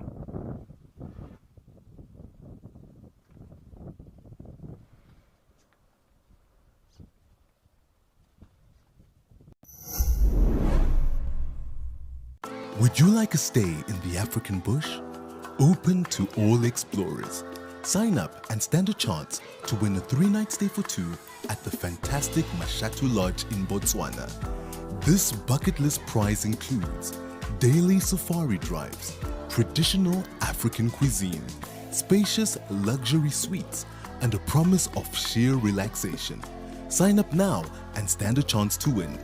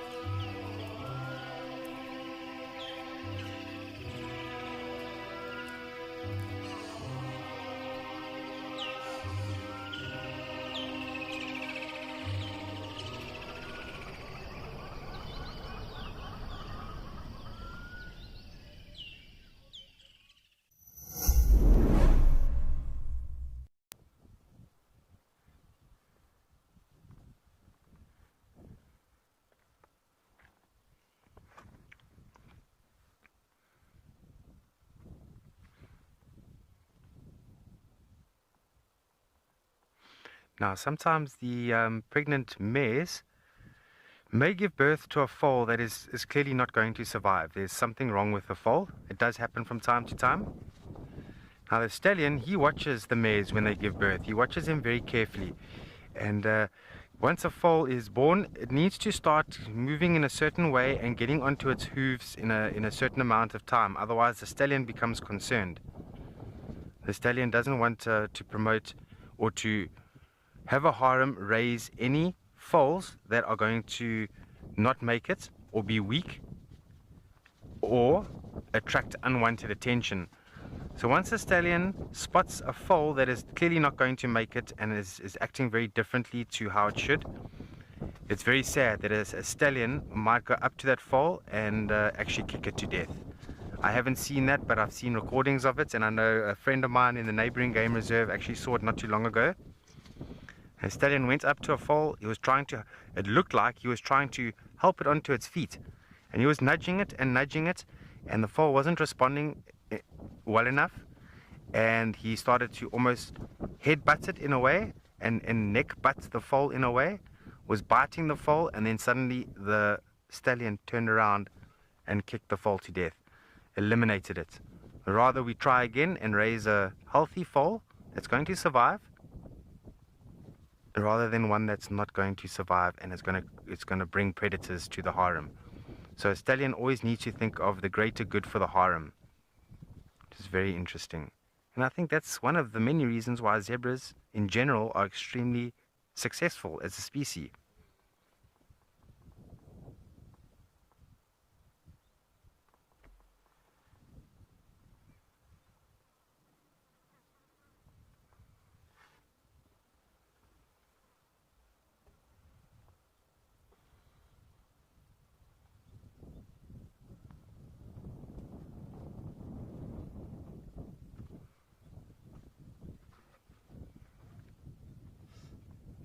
Some beautiful clouds out in the background there.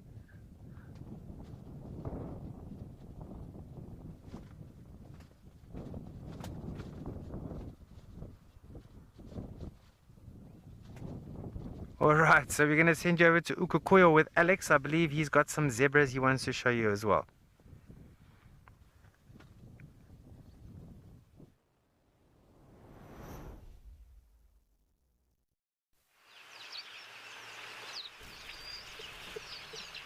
So yes, we are back here in Okakuyo, and sadly the zebra that were with us have decided to move off, and we are just really left with the springbuck that have been hanging around anyway. So not too much going on at the moment. The cloud cover is building, the wind slightly dying off. You can just see the pockets of zebra that were around have now started to move. But some springbuck and just about that is really everything else that is around here at the moment. Everything else kind of moving off. Perhaps some zebra coming down to us again now. It does look like one or two of the others have started to move off. We'll just have to wait and see. Southern masked weaver there calling as well. And of course the cloud cover building up nicely. But what that entails for this afternoon remains to be seen. Perhaps only this evening with some weather going through. Who knows? We'll just have to wait and see. But for now, it looks like a waiting game and not too much really going on. So it seems like we'll just have to wait this out.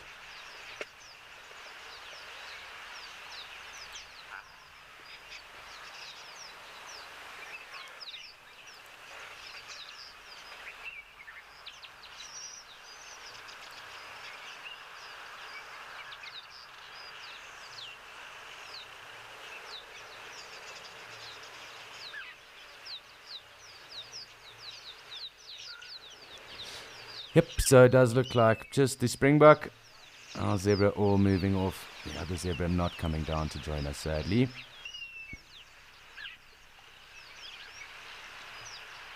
But it does look like we got the short straw with regards to zebra for the moment, but Liam hasn't, and we're back off to Kariga to see what's going on with Liam and his zebra.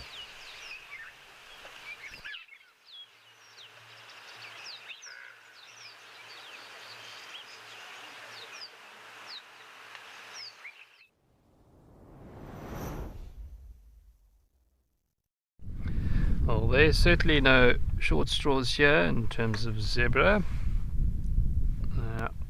Very, very good numbers on the plains today, and there you have them, resting a bit, nose to tail, tails swishing and keeping them flies at bay.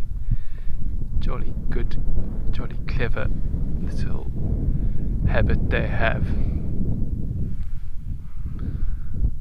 No, there might not be many zebras at Kokoewa, but sure, I could certainly do with a few minutes at that wonderful, wonderful waterhole. It's I've got some very, very fond memories of Kokoewa waterhole. I actually remember seeing my first and only ever jackal kill at Kokoewa. Quite interesting. We had arrived and there were a small group of jackals starting to bring down a springbok, which they seem to do quite regularly out there apparently. It was quite a heck of an arrival to Etosha. Had a fantastic week there with some amazing sights.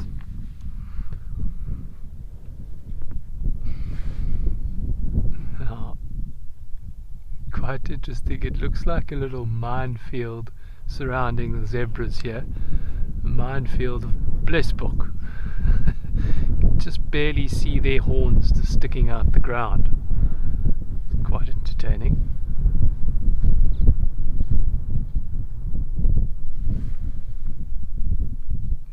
Quite a few of them scattered out in the plains here.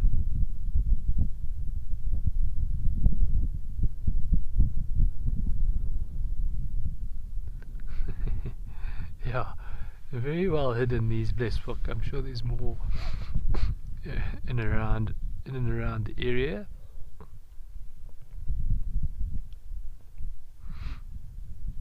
There you are. A little bit more conspicuous when they show their face. And there's a wee little one. Hello, little wee little one.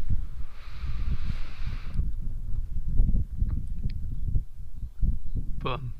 Just like that, he's gone.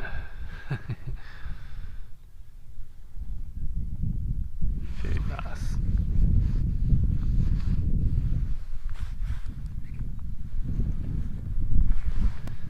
Let's see what else is going on the plains today. I tell you, there's this theory I have. This theory I have about buffalo and eland here. They always seem to hang out together.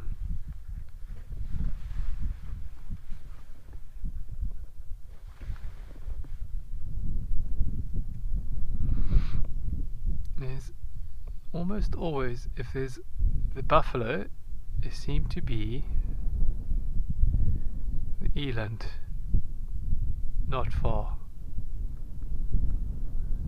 It's pretty consistent. And I don't know why. I really don't know why. It's a bizarre equation there that I just can't figure out. I've never seen it before, never. But it's quite a frequent sight here in Kariega. Maybe it's something about Kariega that elands and buffaloes like to hang out together.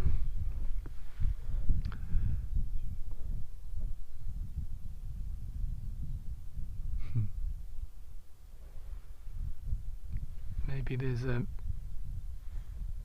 slight draw of flies to one or the other. I don't know if it's the buffaloes following the eland or if it's the eland following the buffaloes.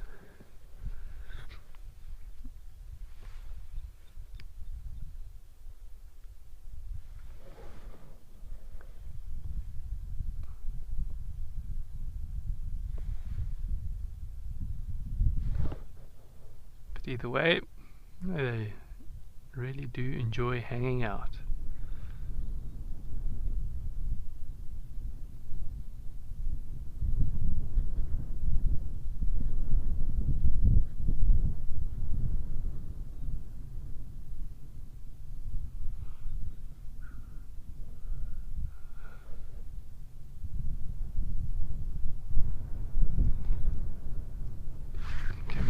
to our zebras.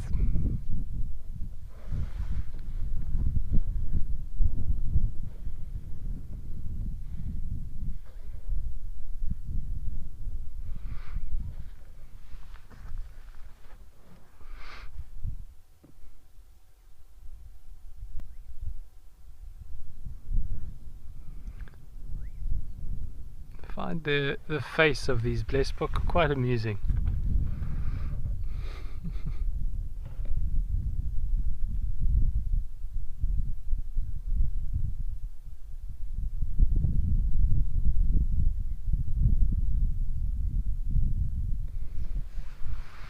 Yeah, I don't know. It's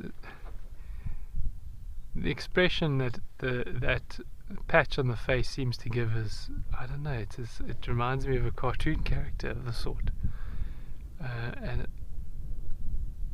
I think I think there is a cartoon. It's in my head, or it's a comic or a cartoon. It's this patch on the face reminds me of a character.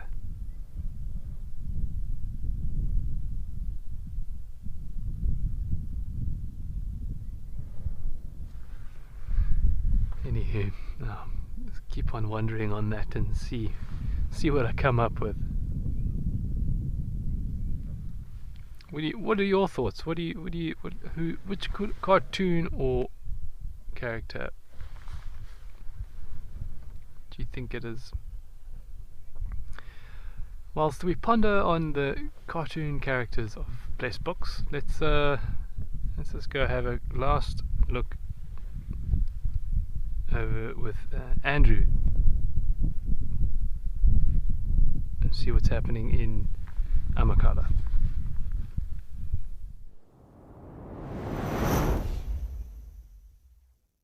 That's the correct term for a baby warthog, is a whartlet with mom, and they are very difficult to get. Let me tell you, to get whartlets on camera is very difficult to do.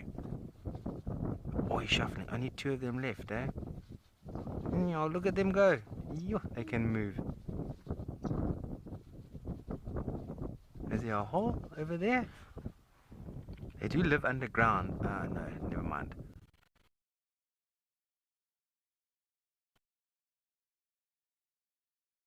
They give birth to 4, but I'm to maybe 2, 3. It's not always a full litter of 4. And there she goes. See what I mean? Very quick. Little whartlets. They're probably less than a week old. But there is a zebra that's fast asleep here. We touched base with this earlier on.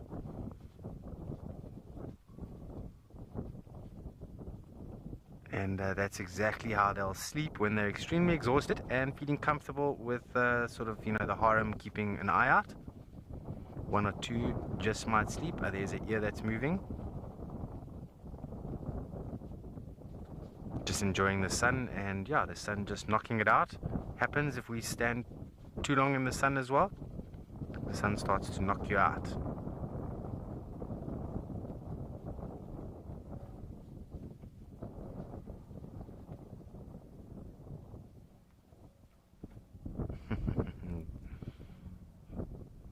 And some red hartebeest also in the background there. Red hartebeest, very interesting antelopes.